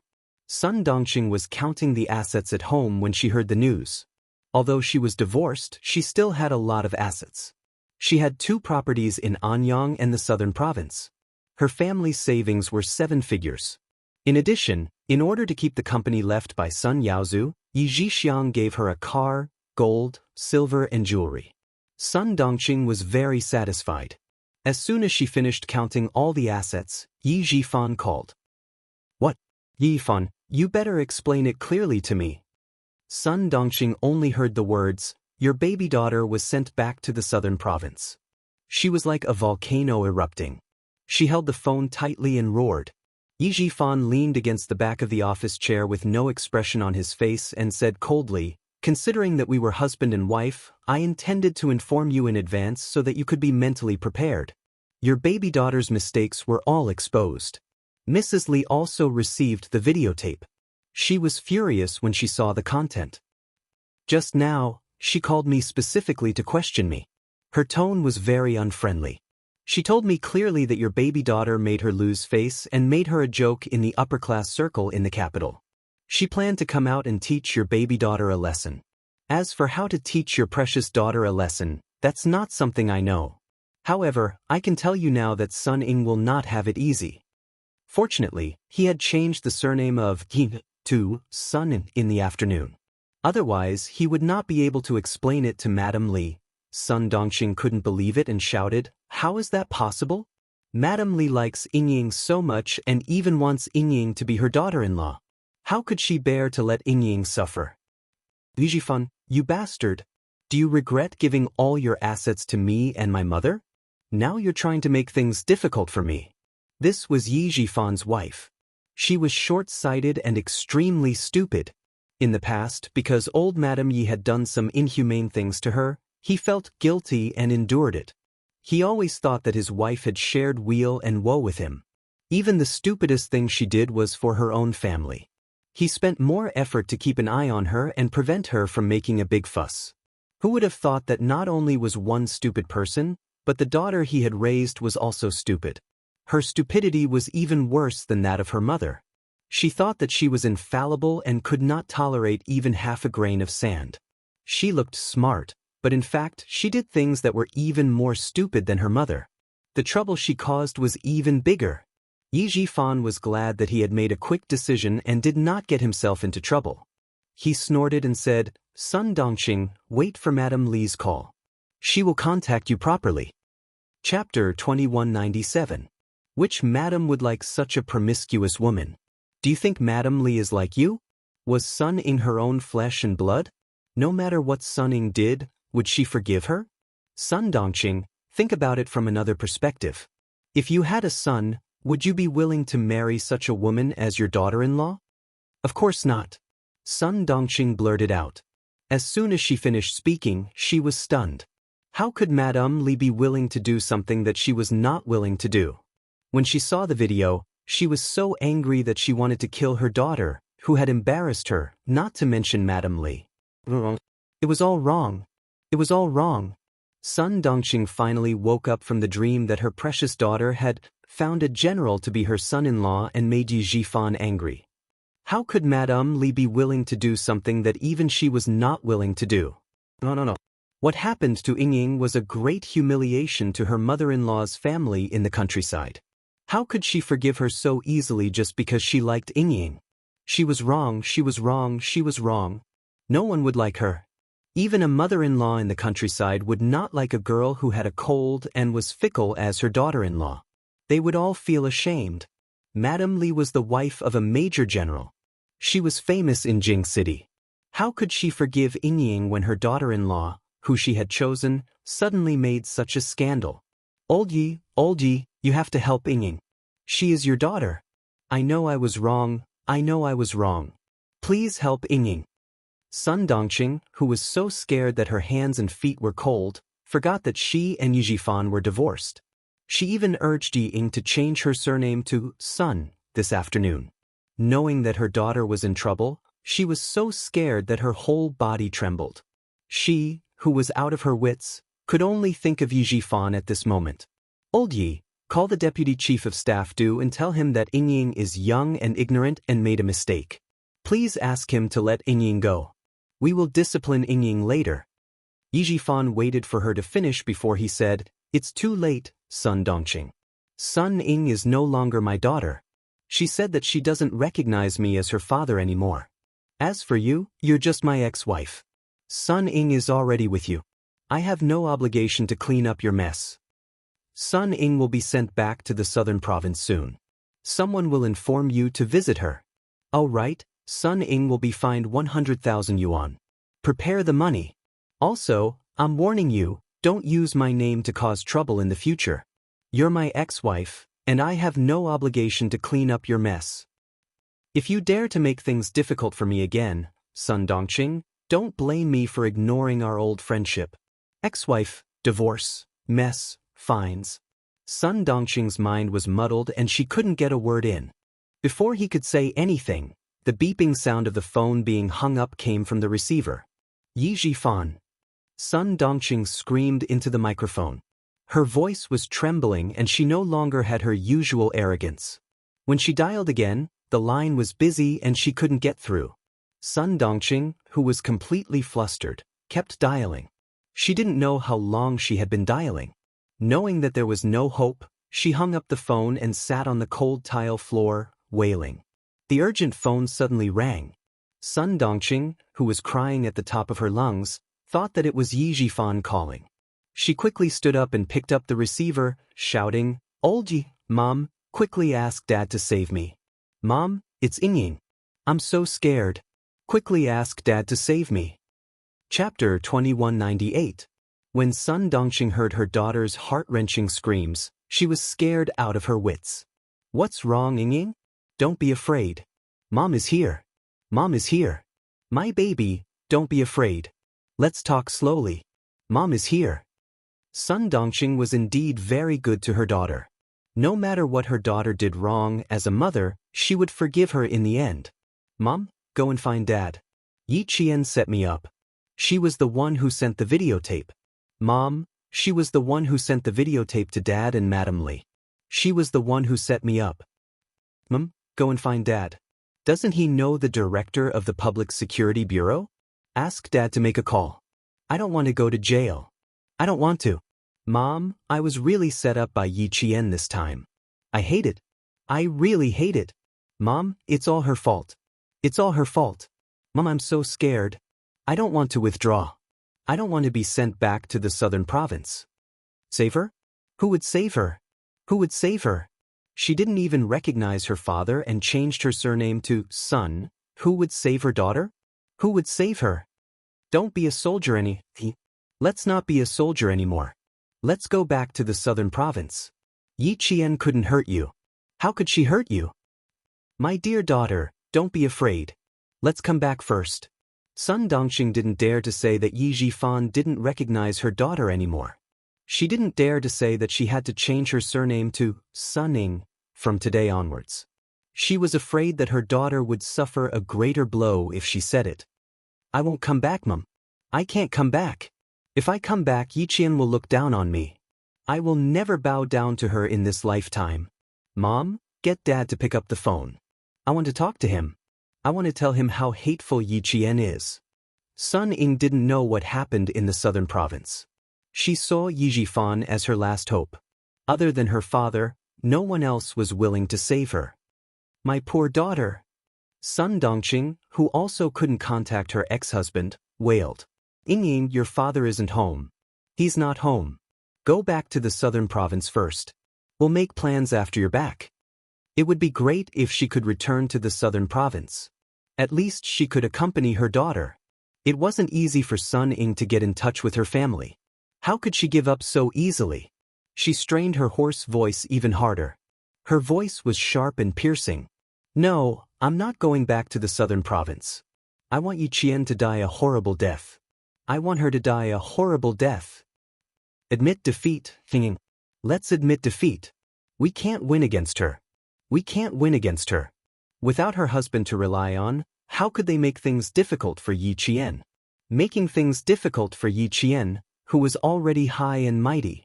Sun Dongqing, who had lost the protection of her ex-husband, suddenly came to her senses. In order to know the news of her daughter, she made countless calls, but no one answered. Even when her fingers were about to swell, no one answered. Only then did she realize that without Yi Jifan's protection, she was nothing.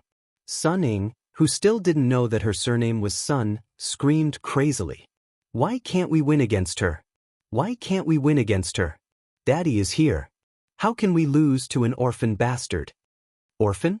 Yes, Yi Jian was an orphan, but she had too many people who were willing to help her. There were too many of them. Sun Ying, wake up. Mom, please wake up. We have nothing left. We have nothing left. Even you, from today onwards, your surname will be Sun. Sunning, accept your fate. Let's accept our fate. What? How did she become Sunning? No. She was Yi-ing. How could she become Sunning? Chapter 2199.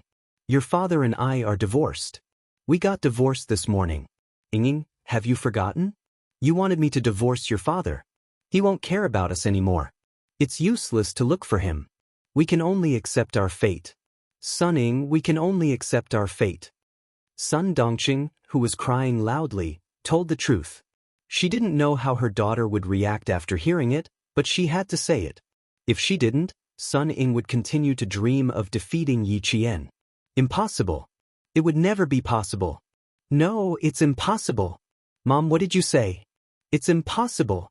I mean, how did I become Sunning? Sunning couldn't hold on to her last hope. She couldn't hold on to it anymore. Yi Yifan was her last source of confidence and hope. My poor daughter, it's true. You're Sunning now. I listened to your arrangements and asked your father to change your surname. He told me himself that he won't care about us anymore. Ying, he won't care about us anymore. Yifan means what he says. He means what he says. That night, you said yourself that you don't want to acknowledge him as your father and you won't beg him anymore. Ying, there's no way out for us. It's all my fault. I didn't stop you. It's all my fault. It's all my fault. No matter how much Mrs. Li likes you, there's a limit to how much she likes you. How can she tolerate and forgive you like me just because she likes you?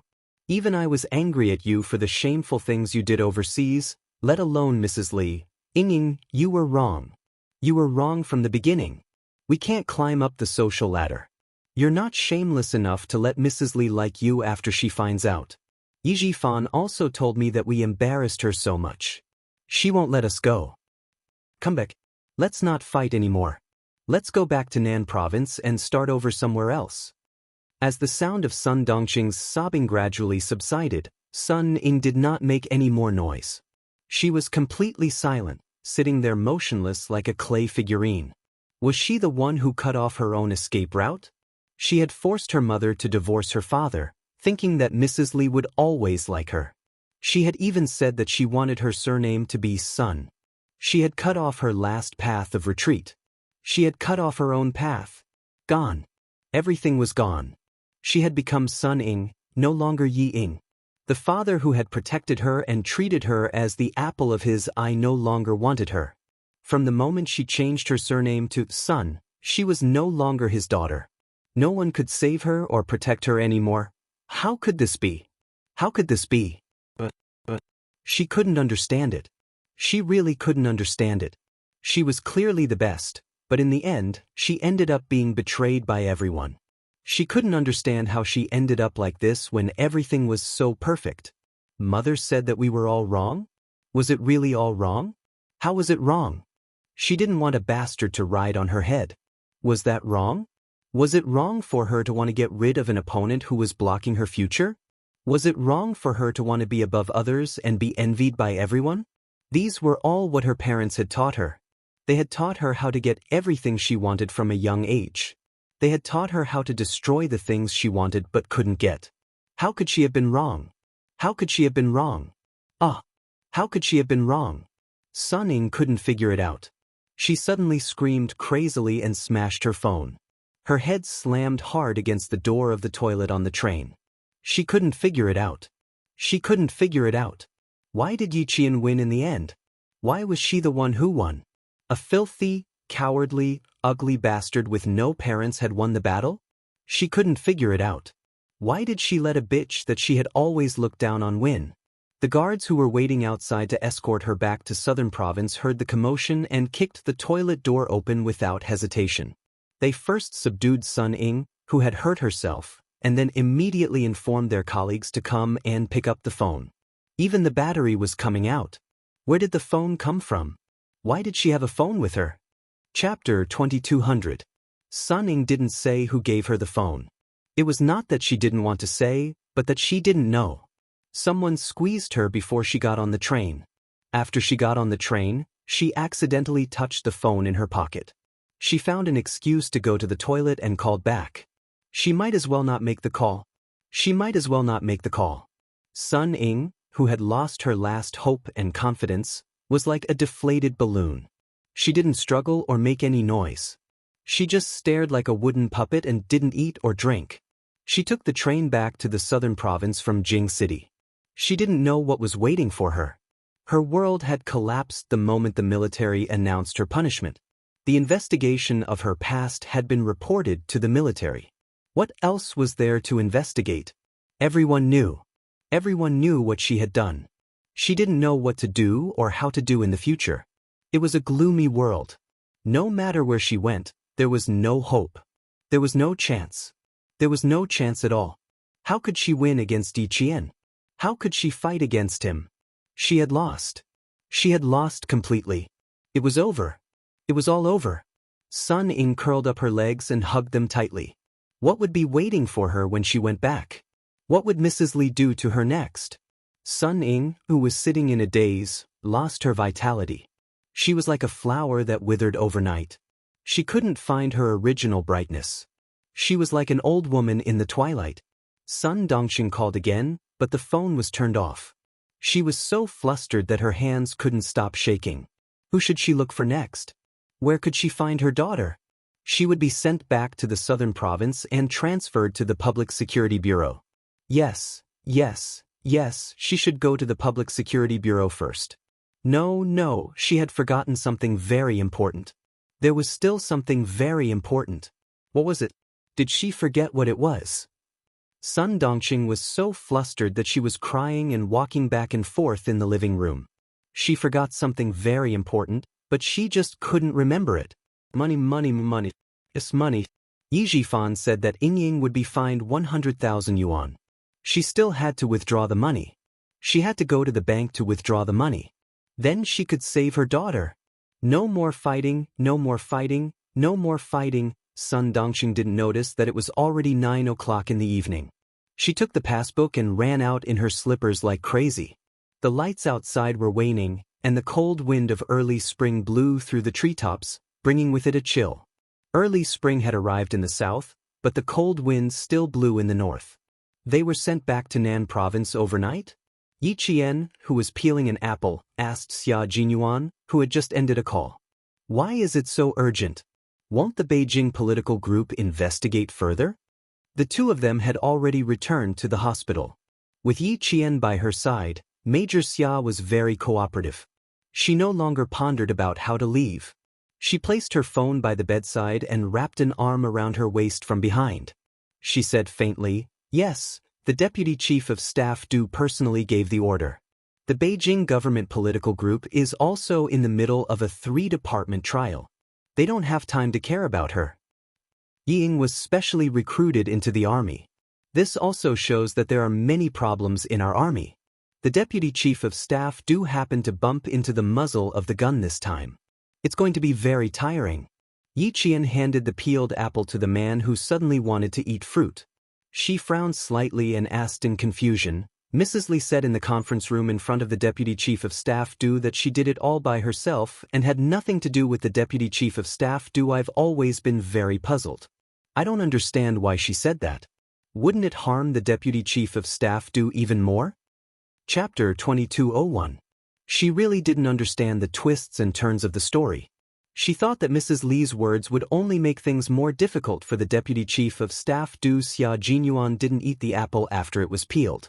Instead, he handed it to Yi Qian and said, "Here, take a bite of the apple and I'll tell you." Crunch. He took a bite. Yi Qian was waiting for him to give her an answer. Unexpectedly, Xia Jinyuan took a bite of the apple she left behind.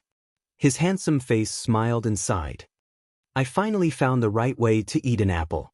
My saliva is sweeter when I have a girlfriend." Yi Qian's beautiful face twitched a little. How could he say something like that so openly? Captain Xia, who knew that his girlfriend was easily embarrassed, didn't wait for Yi Qian's fist to land on him. After teasing Yi Qian, he quickly became serious and explained to Yi Qian, "You can't just listen to what she said. You have to think about why she said that. Mrs. Li didn't say that to make things more difficult for the Deputy Chief of Staff Do. but to make things more difficult for the Beijing political group. One second he was full of mischief. The next second he was full of righteousness. Yi Qian realized that he was becoming more and more familiar with the transition between the two. Of course, she could now keep up with his pace of change. Xia Jinyuan hugged Yi Qian and leaned against the bedside. As his smile faded, his handsome features revealed a hint of coldness. The Beijing political group's regiment commander Zhong and Du Kaiwei were old classmates. Mrs. Li didn't say anything else. She directly said that she went past the deputy chief of staff Du and intervened to let Ying enter the army. This clearly tells everyone that the deputy chief of staff Du did try to stop her, but she secretly informed regiment commander Zhong and didn't let the deputy chief of staff Du intervene. Thus, Yi Ying was sent to the Beijing political group. The deputy chief of staff Du only recommended Yi Ying first, and the subsequent review of Yi Ying was handled by the conscription office and the Beijing political group. It was Madame Li who used her connections to get Yi Ying into the army. The deputy chief of staff Du was at most a mistake. It seems that Madame Li interfered with the deputy chief of staff Du's official business, but in fact, it was because the Beijing political group and the conscription office were not strict enough. Her words were not to make things difficult for the deputy chief of staff Du, but to quickly remove the deputy chief of staff Du, take the blame, and shift the blame to the Beijing political group and the conscription office. Do you still remember the resentment of the instructor of the Beijing political group? From this, it can be seen that the instructor did not agree with Yi Ying's special recruitment, but with Regiment Commander Zhong's insistence, the instructor had no choice but to take a step back. Otherwise, he would not have angrily pointed out in front of all the leaders that Yi Ying was recommended by the deputy chief of staff Du. Madame Li is indeed a hero among women. No wonder back then. No wonder what back then? Xia Jinyuan did not continue. He turned to look at Yi Qian. Seeing that she was stunned, he could not help but laugh. Are you very surprised? You don't understand at all why Madame Li dared to speak in the conference room? My little fox, although you are smart and cunning, you are still lacking compared to the scheming and astute politicians. Once something bad happens to them, the scheming and astute politicians will immediately make a decision that is beneficial to them and turn the tide. The deputy chief of staff Du came from a small city and caught Madame Li's eye. From a small company commander to where he is today, Madame Li has a lot to do with him. It can be said that the deputy chief of staff Du's family is all thanks to Madame Li. After this incident, don't move for the time being. Madame Li has her eyes on Yi Zhifan, and she will not let Yi Ying off easily. Stay with me for a few days. Chapter 2202. Yi Qian was indeed stunned. Even though she had lived 2 lives, the total age of her 2 lives was only in her 30s. She was not as experienced as Madame Li, who had been living in the political center for her entire life. When she saw Madame Li come in and take all the blame, she was quite surprised. Wasn't she using power and authority? After Xia Jinyuan's explanation, she realized that it was not what she saw on the surface. It turned out that Madame Li's plan was to push the blame to both the Beijing government and the military recruitment office. No wonder Regiment Commander Zhong did not say a word. He must have understood Madame Li's intention. No matter how much he wanted to say, he had to suppress it. Just as Captain Xia said, compared to Madame Li, Yi Qian, who had lived 2 lives, was too far behind. However, she did not want to go against Madame Li. In this life, Yi Ying could not marry into the Du family, so it was fine. But there was one more thing she had to talk to Xia Jinyuan about. Yi Qian slightly pursed her lips. She sat up straight and faced the man who had a faint expression on his face. Captain Xia, you said that Madame Li has her eyes on Yi Zhifan. Will the person behind Yi Zhifan show himself? Not necessarily. Xia Jinyuan, who was also thinking about this, pursed his lips. There was a cold light in his deep eyes. The Du family is now at the peak of their power. They have people in both the military and the government. The person behind Yi Zhifan has been hiding for so long and hasn't shown himself. This shows that he is a very cautious person. A very cautious person will not easily go against another powerful force. Regarding this matter, the person behind Yi Zhifan will either remain silent or help, but I think the latter is more likely. If the latter is more likely. Yi Qian felt a little regretful. Then she still had no way of knowing who the person behind this was. Xia Jinyuan saw through her thoughts and smiled. He bent his index finger and rubbed her pretty nose intimately. You're thinking about it again. The military have already launched an investigation. Are you still afraid that the person behind Yi Jifan won't show himself? It's just that the water is very deep. The military's investigation must be carried out in secret. I believe that the investigation team will give you an answer. It may not be satisfactory, but at least there will be an answer. Yi Qian's furrowed brows relaxed slightly. She wanted an answer to find out who caused her mother's death. The mystery of her past life had finally been unraveled. She had already waited for 2 lifetimes. Why should she be afraid of waiting a little longer? Time would eventually give her an answer. Xia Jinyuan had always known that Yi Qian had a very big knot in her heart towards Yi Jifan's family. Every time Yi Jifan's family was mentioned, her expression would inadvertently reveal an icy coldness. She suffered when she was young and only learned to resist when she was in middle school. The knot in her heart had been planted long ago. It would take a while for it to be untied. He didn't like to dig up the scars in her heart, so he could only help her in secret. Fortunately, she was able to keep her composure. After accumulating her strength for a long time, she finally defeated Yi Ying and caused Yi Jifan to be severely injured. As smart as she was able to make his heart ache. Now that Yi Jifan's family was mentioned, there was no longer a haze between her brows. Everything she did was worth it. Yi Qian didn't mention Yi Ying anymore. Now that Yi Ying had Mrs. Li watching over her, she didn't have to worry about her anymore. Falling from the clouds. Must not feel good. That night, Yi Qian slept exceptionally well. Even when Major Xia hugged her in the middle of the night and half of his body pressed against hers, she didn't wake up. Chapter 2203. With the defeat of Yi Ying in this life, the hatred that was hidden in the deepest part of her heart, which occupied half of her heart, finally collapsed. Yi Jifan didn't need to think too deeply about it. His good days would end with Madame Li's anger. Yi Qian slept soundly, but Major Xia was having a hard time enduring it. His waist was injured, so he could not move too much. He could only eat some tofu vegetables from time to time. But the touch of the little white rabbit could easily arouse the heat in a man's body. Major Xia, who was breathing heavily, wanted to wake Yi Qian up so that he could satisfy his craving. But in the end, he could not bear to wake her up, so he suppressed the heat in his body. She would no longer be disturbed by worldly affairs, and she would no longer be tired by tomorrow's matters. She rested her head on his strong arms and breathed in his reassuring scent. Her whole body was nestled in his arms like a harbor. She was so lazy that she felt tired even when she opened her eyes. She could just lean on him like this and be protected forever. After calming down again, Xia Jinyuan looked down at the high tent below him. Finally, he silently took a pillow and placed it between the two of them so that he would not accidentally poke Yi Qian awake. He could not fall asleep for a long time, but Yi Qian's breathing was long and deep. Because she was sleeping so soundly, even the corners of her mouth were slightly curved into an innocent smile. Xia Jinyuan looked at her sleeping face almost greedily. He stared deeply at her, his eyes as gentle as water surrounding her. He lowered his head and gently kissed her smooth forehead. He chuckled and said, "Little fox, you have to grow up quickly. The big bad wolf can't hold back anymore.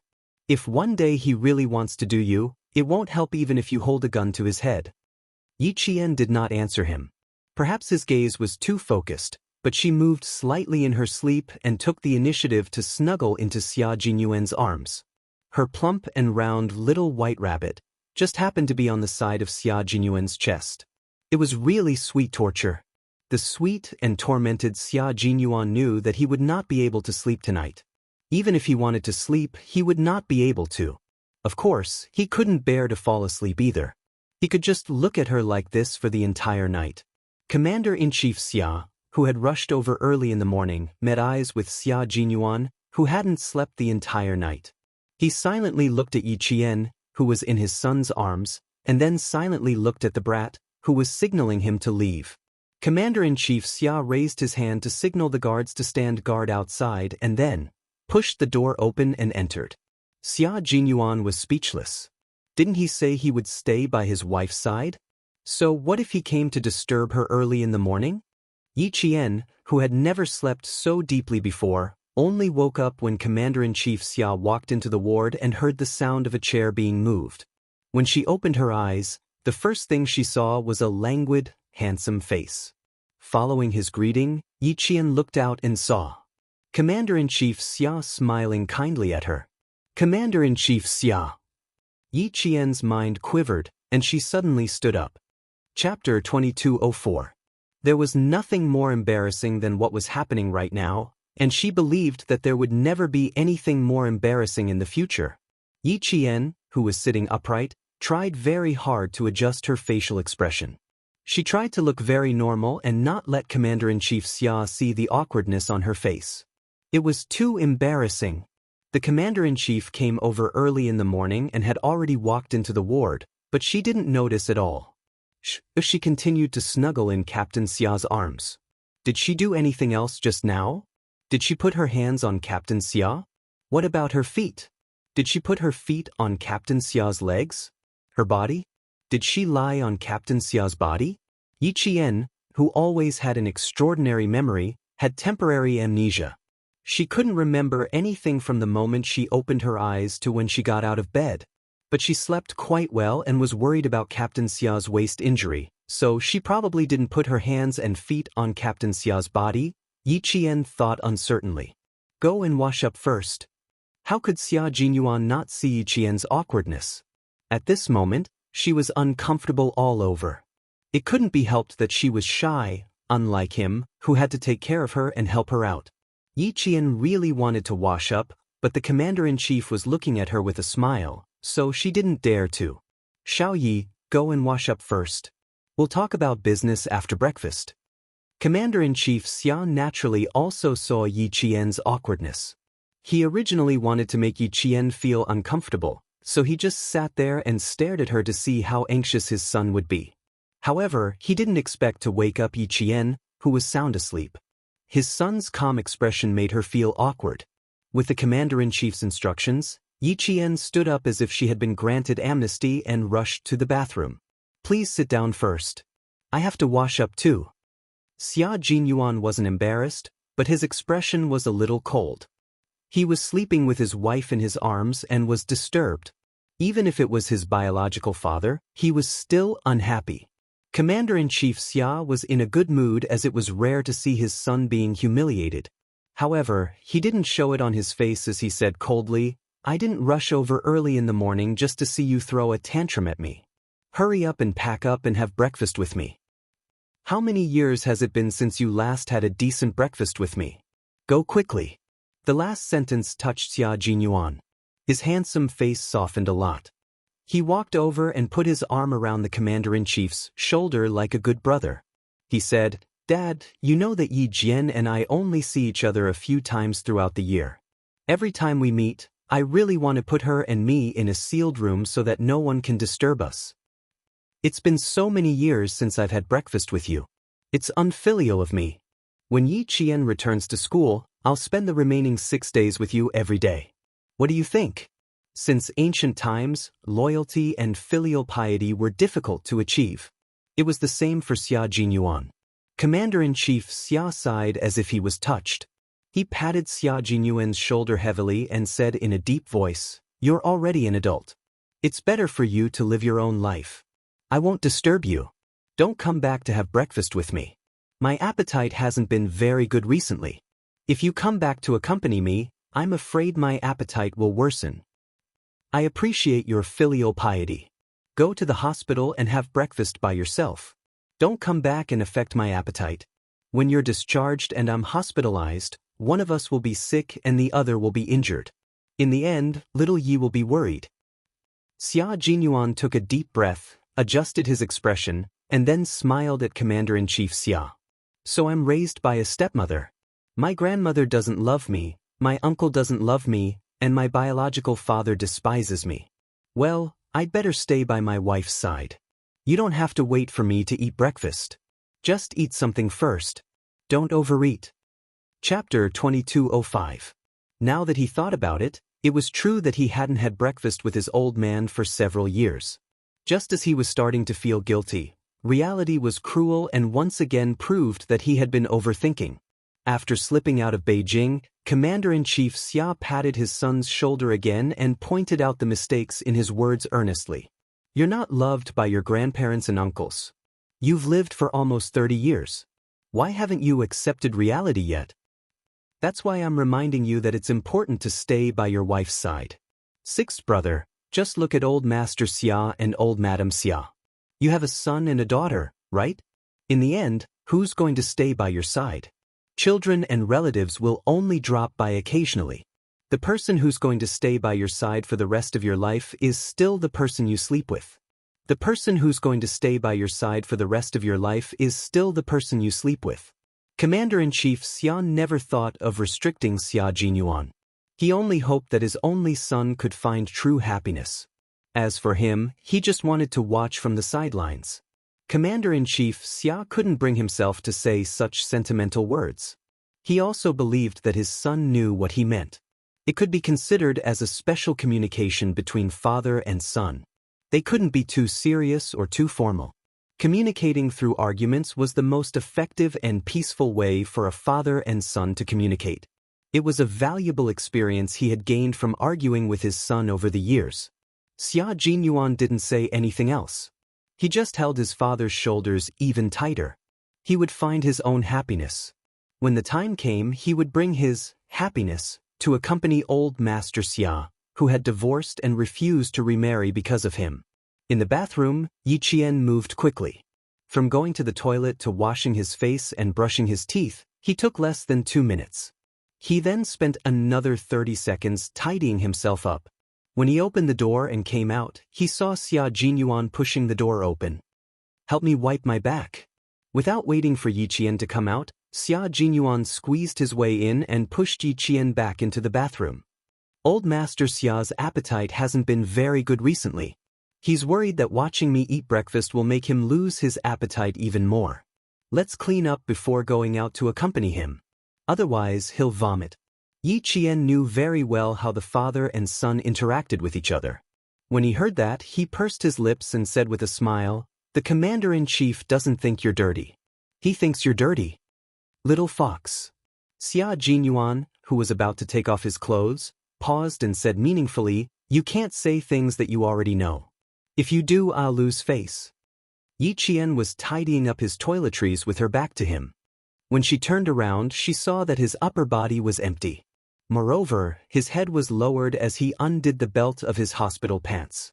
Amid the clanging sound of toiletries falling to the ground, Yi Jian, whose reflexes were faster than her brain, grabbed Xia Xiaoyuan's trousers with the most precise speed. He was too precise, too fast, and too quick. Coupled with his overreaction, although he managed to catch the pants that were falling down at the same time, he also caught the part that had tormented Major Xia for the entire night. It was the part that had naturally risen early in the morning, and it was the part that showed the characteristics of a man the most. Yi Qian was dumbfounded. She wanted to pull her hand back, but it was too late.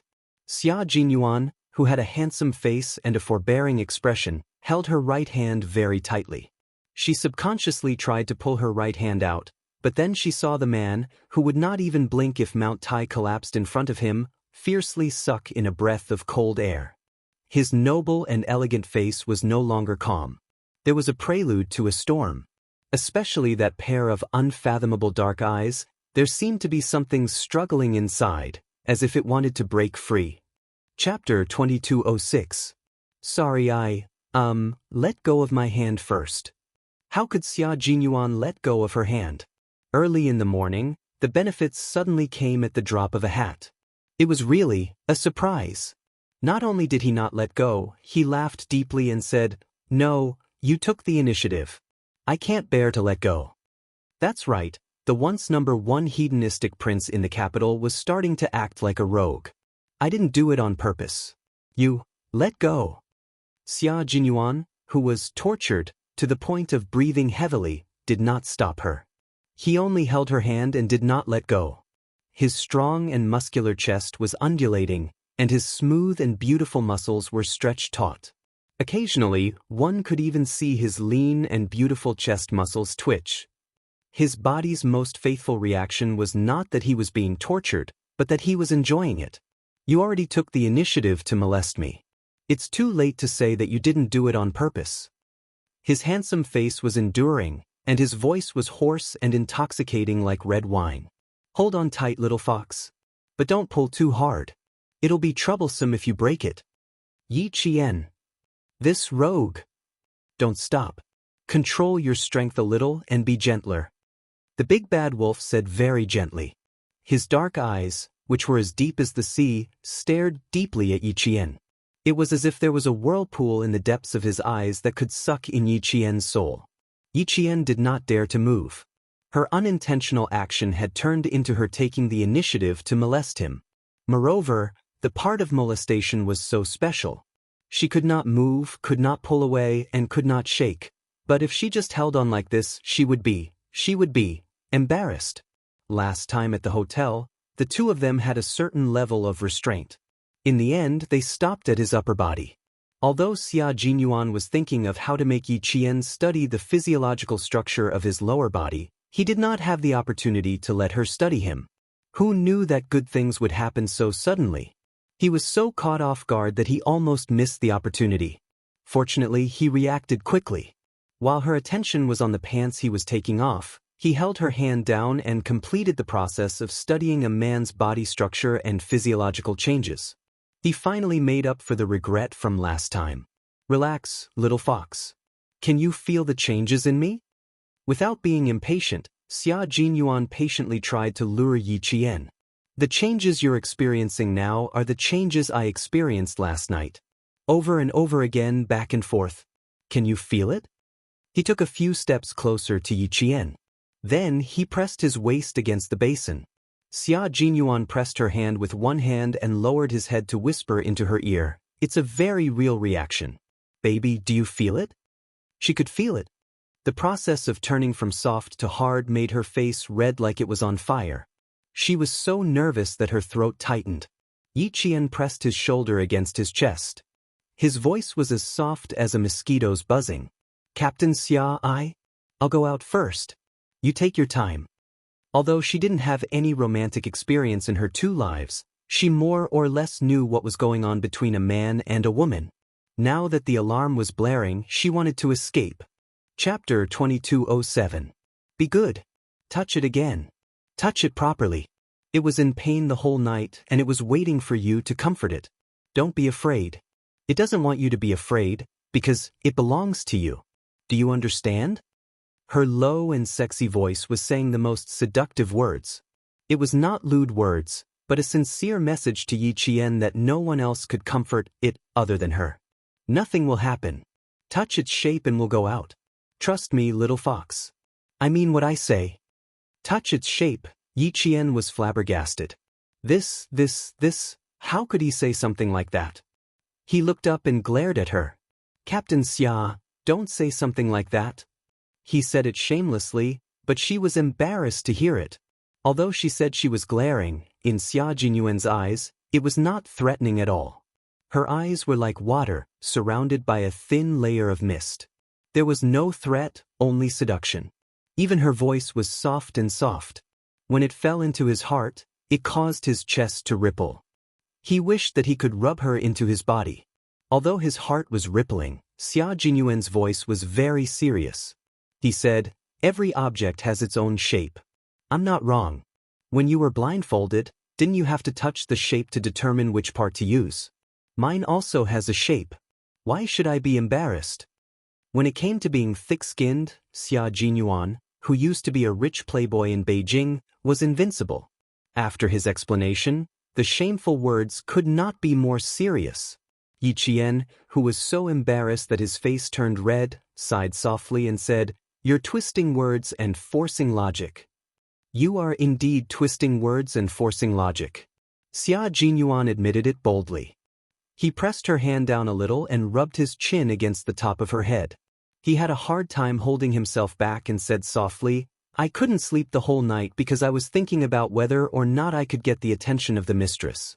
I was miserable the whole night. Can you at least take pity on me, Just for a little while? Didn't sleep the whole night? Yi Qian looked up in disbelief. Maybe he really didn't sleep the whole night because there were faint dark circles under his eyes. When she looked up, Xia Jinyuan, who was having a hard time holding himself back, quickly kissed her lips. His dark eyes were filled with masculine emotions. Promise me this once, okay? Yi Qian was so nervous that he couldn't bear it any longer. He was sweating profusely. Yi Qian was so nervous that he couldn't bear it any longer. Yi Qian's heart trembled when he saw his thin lips pursed tightly together, looking at him like a child waiting for candy. He couldn't help but tighten his grip on his right hand. Yi Qian's handsome features revealed a pained yet joyful expression because of his strength. Yi Qian softly said, She was truly a seductive vixen. She looked at him with her bright black eyes, which was so seductive that he was about to go crazy. His Adam's apple moved, and the kiss became even more intense. Good girl, my little vixen, my little baby. His voice was hoarse as he kissed her lips. His chest was filled with tenderness. Yi Jian leaned into his arms obediently and rested her head on his chest. Her slender and fair fingers were wrapped around by his large and strong hands. His trousers fell off, and her fingers and palms could feel a burning sensation that was even hotter than before. Xia Jinyuan was indeed a man of his word. He held her hand and kissed Yi Qian's cheek. Her face and his lips were burning hot. Good girl, little vixen. Come, let's let go. Help me wipe my back. He had already let go. Yi Qian hurriedly let go half a beat later and buried her face in his chest. She was so embarrassed that she couldn't lift her head. Chapter 2208. His deep and pleasant laughter came from above. How can you be so shy in the future? It's your first time, and it's my first time too. Actually, I'm more nervous than you. I was thinking that if you rejected me, it would really hurt my self-esteem. No matter how strong his heart was, he wouldn't be able to accept rejection and dislike. I didn't reject you. It happened so suddenly that I was a little flustered, okay? Yi Qian lowered her head and replied softly. At this moment, her legs were actually a little weak. She was so embarrassed that she didn't even want to raise her head. Thinking back to the accident just now, and then looking down at the part that was still standing proudly, Xia Jinyuan's eyes flickered slightly. His warm fingers gently stroked her eyebrows, and his voice was deep and sexy. I wish that such an accident would happen a few more times. The feeling was so wonderful that I said something that went against my heart. What he meant was that he didn't want it to end at all. There won't be a next time. Give up. If such an accident happened a few more times, it wouldn't be an accident anymore. It would be intentional. The thin-skinned Yi Qian didn't want to do it a few more times at all. Moreover, the changes in his body were really terrifying. At first, it was soft like dough, but the moment she grabbed it, it became several times bigger. She could even feel the blood vessels on it through his pants. Stop. I can't think about it anymore. Yi Qian, whose ears were red, said in a stern voice, Turn around. I'll scrub your back. Although he didn't know what she was thinking, he knew from her expression that she must be thinking about what just happened. Xia Jinyuan handed over the towel and turned around reluctantly. She was beautiful and charming, with a hint of innocent shyness. He really wanted to eat her up. Yi Qian didn't know that the man with his back to her wanted to eat her up. The sensation of his body hadn't dissipated yet, and his palms were still scorching hot, as if they had left a mark on them. When he held the towel and wrung the warm water, the temperature of his palms was far higher than the temperature of the water. Yi Qian patted the water off his face first before helping him wipe his back. After returning to China, Xia Jinyuan washed up simply. In order to avoid the wound on his waist, he wiped his upper body with a towel and washed his lower body normally. As for his back, he really didn't care about it. The wound on his waist was too big, and a simple movement of his hand would affect the wound. How could he wipe his back? Carefully avoiding the wound on his waist, Yi Qian, whose face was red to the ears, carefully wiped his back. When the towel brushed against his skin, it was as if he was caressing it with his own hands. His heart could not calm down. Captain Xia's figure was indeed very good. His muscles were well-defined but not overly muscular. His smooth lines were similar to his temperament, and he had a very attractive and elegant beauty. His bone structure was even more well-proportioned. He had broad shoulders, a narrow waist, long legs, and a body as straight as a spear. Every part of him exuded the towering masculinity of a man. His facial features were already exceptionally handsome, and coupled with his perfect figure, he would attract a lot of attention no matter where he went. When his gaze landed on the white gauze, Yi Qian pursed his lips tightly. She only had a few days of vacation, and she had to return to Southern Province on Sunday. If possible, she really wanted to stay with him until his wound healed. After wiping his back 3 times, Yi Qian tapped his fingers lightly to make sure that there was no trace of sweat. Only then did he stop. "Okay, turn around. I'll wipe your chest for you." "Are you sure you still want to wipe my chest?" Xia Jinyuan, who had nothing covering his body, smiled and turned around to face Yi Qian. Since they had the most intimate contact, he generously allowed Yi Qian to appreciate his figure more clearly, as well as the majesty of a man. Chapter 2209. Yi Qian was prepared for this. He immediately pulled down the large towel as he turned around. When he turned around, the towel covered his lower body and she couldn't see anything below his waist. Xia Jinyuan, who had turned around, wanted to strike while the iron was hot. He felt that she couldn't continue being so shy. She had to get used to it. Otherwise, he was really worried that Yi Jian would kick him off the bed because of her shyness when it was time for them to have intimate relations. Who knew that Yi Qian was prepared for this? His worries were dashed. Major Xia, who didn't show any emotion on his face, took the towel and wrapped it around his waist. He said softly, "I can wash the front myself. Wash your face before you go out." Her face was still red, especially her lips, which were as red as roses. She had to cool down. There was no need to rush, no need to rush. Step by step, he patiently and methodically guided her. He needed to have a considerable amount of patience, waiting for this rather vigilant little fox to slowly fall into his net. Although they stopped exploring each other's bodies, Xia Jinyuan remained calm and aggressive. He calmly lowered his head and kissed Yi Qian's burning cheek. He smiled and said, "I'll take a cold shower first. You can go out and chat with my dad." Commander-in-Chief Xia. Yi Qian suddenly remembered that Commander-in-Chief Xia was still waiting outside. In the mirror, her face was as red as a rosy cloud. The shyness in her eyes had yet to fade. One look and it was obvious that she had just done something naughty. How could she face him like this? "Xia Jinyuan, look at you. How am I supposed to go out?" Yi Qian turned and glared at the shameless fellow. "Look at me. How am I supposed to go out like this?"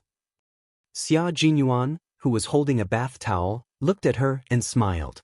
He took the towel from her hand and turned on the cold water. "I am more experienced. You just need to wash with cold water and apply it. I guarantee that your complexion will be normal and there won't be any difference." If it weren't for the fact that old man Xia was still outside, he would be happy to let her stay shy for the entire day.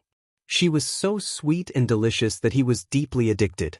"After staying with you for a few nights, as long as I have the energy to take a cold shower immediately, I guarantee that I won't have any thoughts. All the blood in my body will freeze, and my mind will be extremely clear." Xia Jinyuan wrung the towel dry and applied it to Yi Qian's face. He said calmly, "Go out openly." Old Xia didn't see it with his own eyes, so he won't think too much. Commander-in-Chief Xia did not think too much about it. When he heard the sound of water, he thought that Yi Qian might be helping Xia Jinyuan wash up. He knew his son very well. Needless to say, he must be thick-skinned enough to let Yi Qian serve him in the bathroom. Commander-in-Chief Xia handed a steamed bun to Yi Qian and said earnestly, "Xiao Yi, do you still remember what Dad said? Don't let him be too complacent. He's always been a smooth talker. Now that he's injured, he'll definitely pretend to be in pain in front of you. Don't spoil him. In the past, when he was injured, he would go through it alone. Why is he so spoiled now that you're here? As a man, you must not let him be spoiled. The more a man's bones are broken, the more he can withstand it. You can't spoil him, you can't spoil him." Commander-in-Chief Xia had spent 4 years in a military unit in Xiang Province. Sometimes he would speak in Xiang Province dialect. Spoil him, in Xiang Province meant that one should not spoil him too much. Xiang Province was adjacent to Nan Province.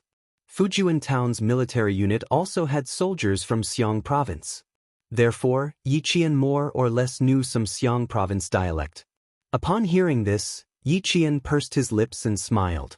In the past, no one came to serve him, so he could only endure it alone. Now that I'm here, I can't bear to see him endure it alone. Chapter 22:10. How could she bear to let her lover, who treated her so well, suffer by himself? How could it not hurt when such a big injury was left behind? She wasn't by his side when it hurt the most. Now that he was back and had entered the recovery period, her heart ached regardless of whether he was in pain or not. No matter how much he pampered her, she was willing to do so. He doted on her, and she naturally had to dote on him too. Commander-in-Chief Xia, who was picking up pickles with his chopsticks, paused. He was moved by Yi Qian's heartfelt words. Commander-in-Chief Xia calmly picked up a mouthful of pickles and placed it on top of the steamed bun. He smiled and said, "If both of you are fine, then there won't be any pain. As long as one of you is injured, the other must be heartbroken. So, the final solution is for both of you to be safe and not worry about each other too much." There was no father who wouldn't feel distressed when they saw their son injured. He was also very distressed. He even didn't dare to look at the injury on his son's waist. Major General Yang from the army told him that his sixth son was injured again. He could clearly feel his body shaking. His heart ached when his son was injured, but this heartache had to be carefully hidden because he was the commander-in-chief. Because both father and son were soldiers, soldiers had to be aware of injuries and sacrifices. How could they always show it on their faces? His heart ached because he couldn't accompany his son, so he let Xiao Yi accompany him. With Xiao Yi accompanying him, as a father he could rest assured. Now that he heard her words again, it actually made his eyes sting. "Little brat, you're luckier than me. You have good taste. You found a wife who dotes on you and dotes on you. Don't worry, we won't let ourselves get injured easily. Captain Xia and I have already agreed that we won't let each other worry, and we won't let you worry either." The last sentence was added by Yi Qian at the last minute. At that time, the agreement, he didn't expect the commander-in-chief. How could Commander-in-Chief Xia not know? He didn't point it out, but he felt very comfortable listening to it. Her appetite wasn't very good, but with Yi Qian accompanying her, she ate 2 steamed buns, a roll, and a bowl of millet porridge. Xia Jinyuan, who came out with water vapor, raised his eyebrows and smiled when he saw this. "Your appetite isn't bad, it's too good. You can eat 2 steamed buns, a roll, and a bowl of millet porridge. Aren't you afraid that you'll be full?" He was worried, so he asked the guards to find a doctor. He was already 60 years old, so he had to pay attention to his health. He was in a good mood and his stomach was moving well. The doctor said that everything was fine and that they were worrying too much. "You're afraid that I'll eat too much, you unfilial son. Don't you know the rules?" After breakfast, Xia Jinyuan, who was lying in bed to get in 4 drip, quickly glanced at Yi Qian, who was clearing the table, and then said in a low voice, "Didn't I tell you that this matter isn't urgent? Our team is full of majors. What's the difference whether or not they get a title? They're all majors anyway. Since they've been promoted in the file, it's settled. Why bother with a ceremony?" Xia Jinyuan didn't mention this matter to Yi Qian, nor did he think of telling Yi Qian, who knew that Commander-in-Chief Xia would say it out loud without any hint, so he almost couldn't take it back. By saying that there was no ceremony, Yi Qian, who didn't know what was going on, believed him.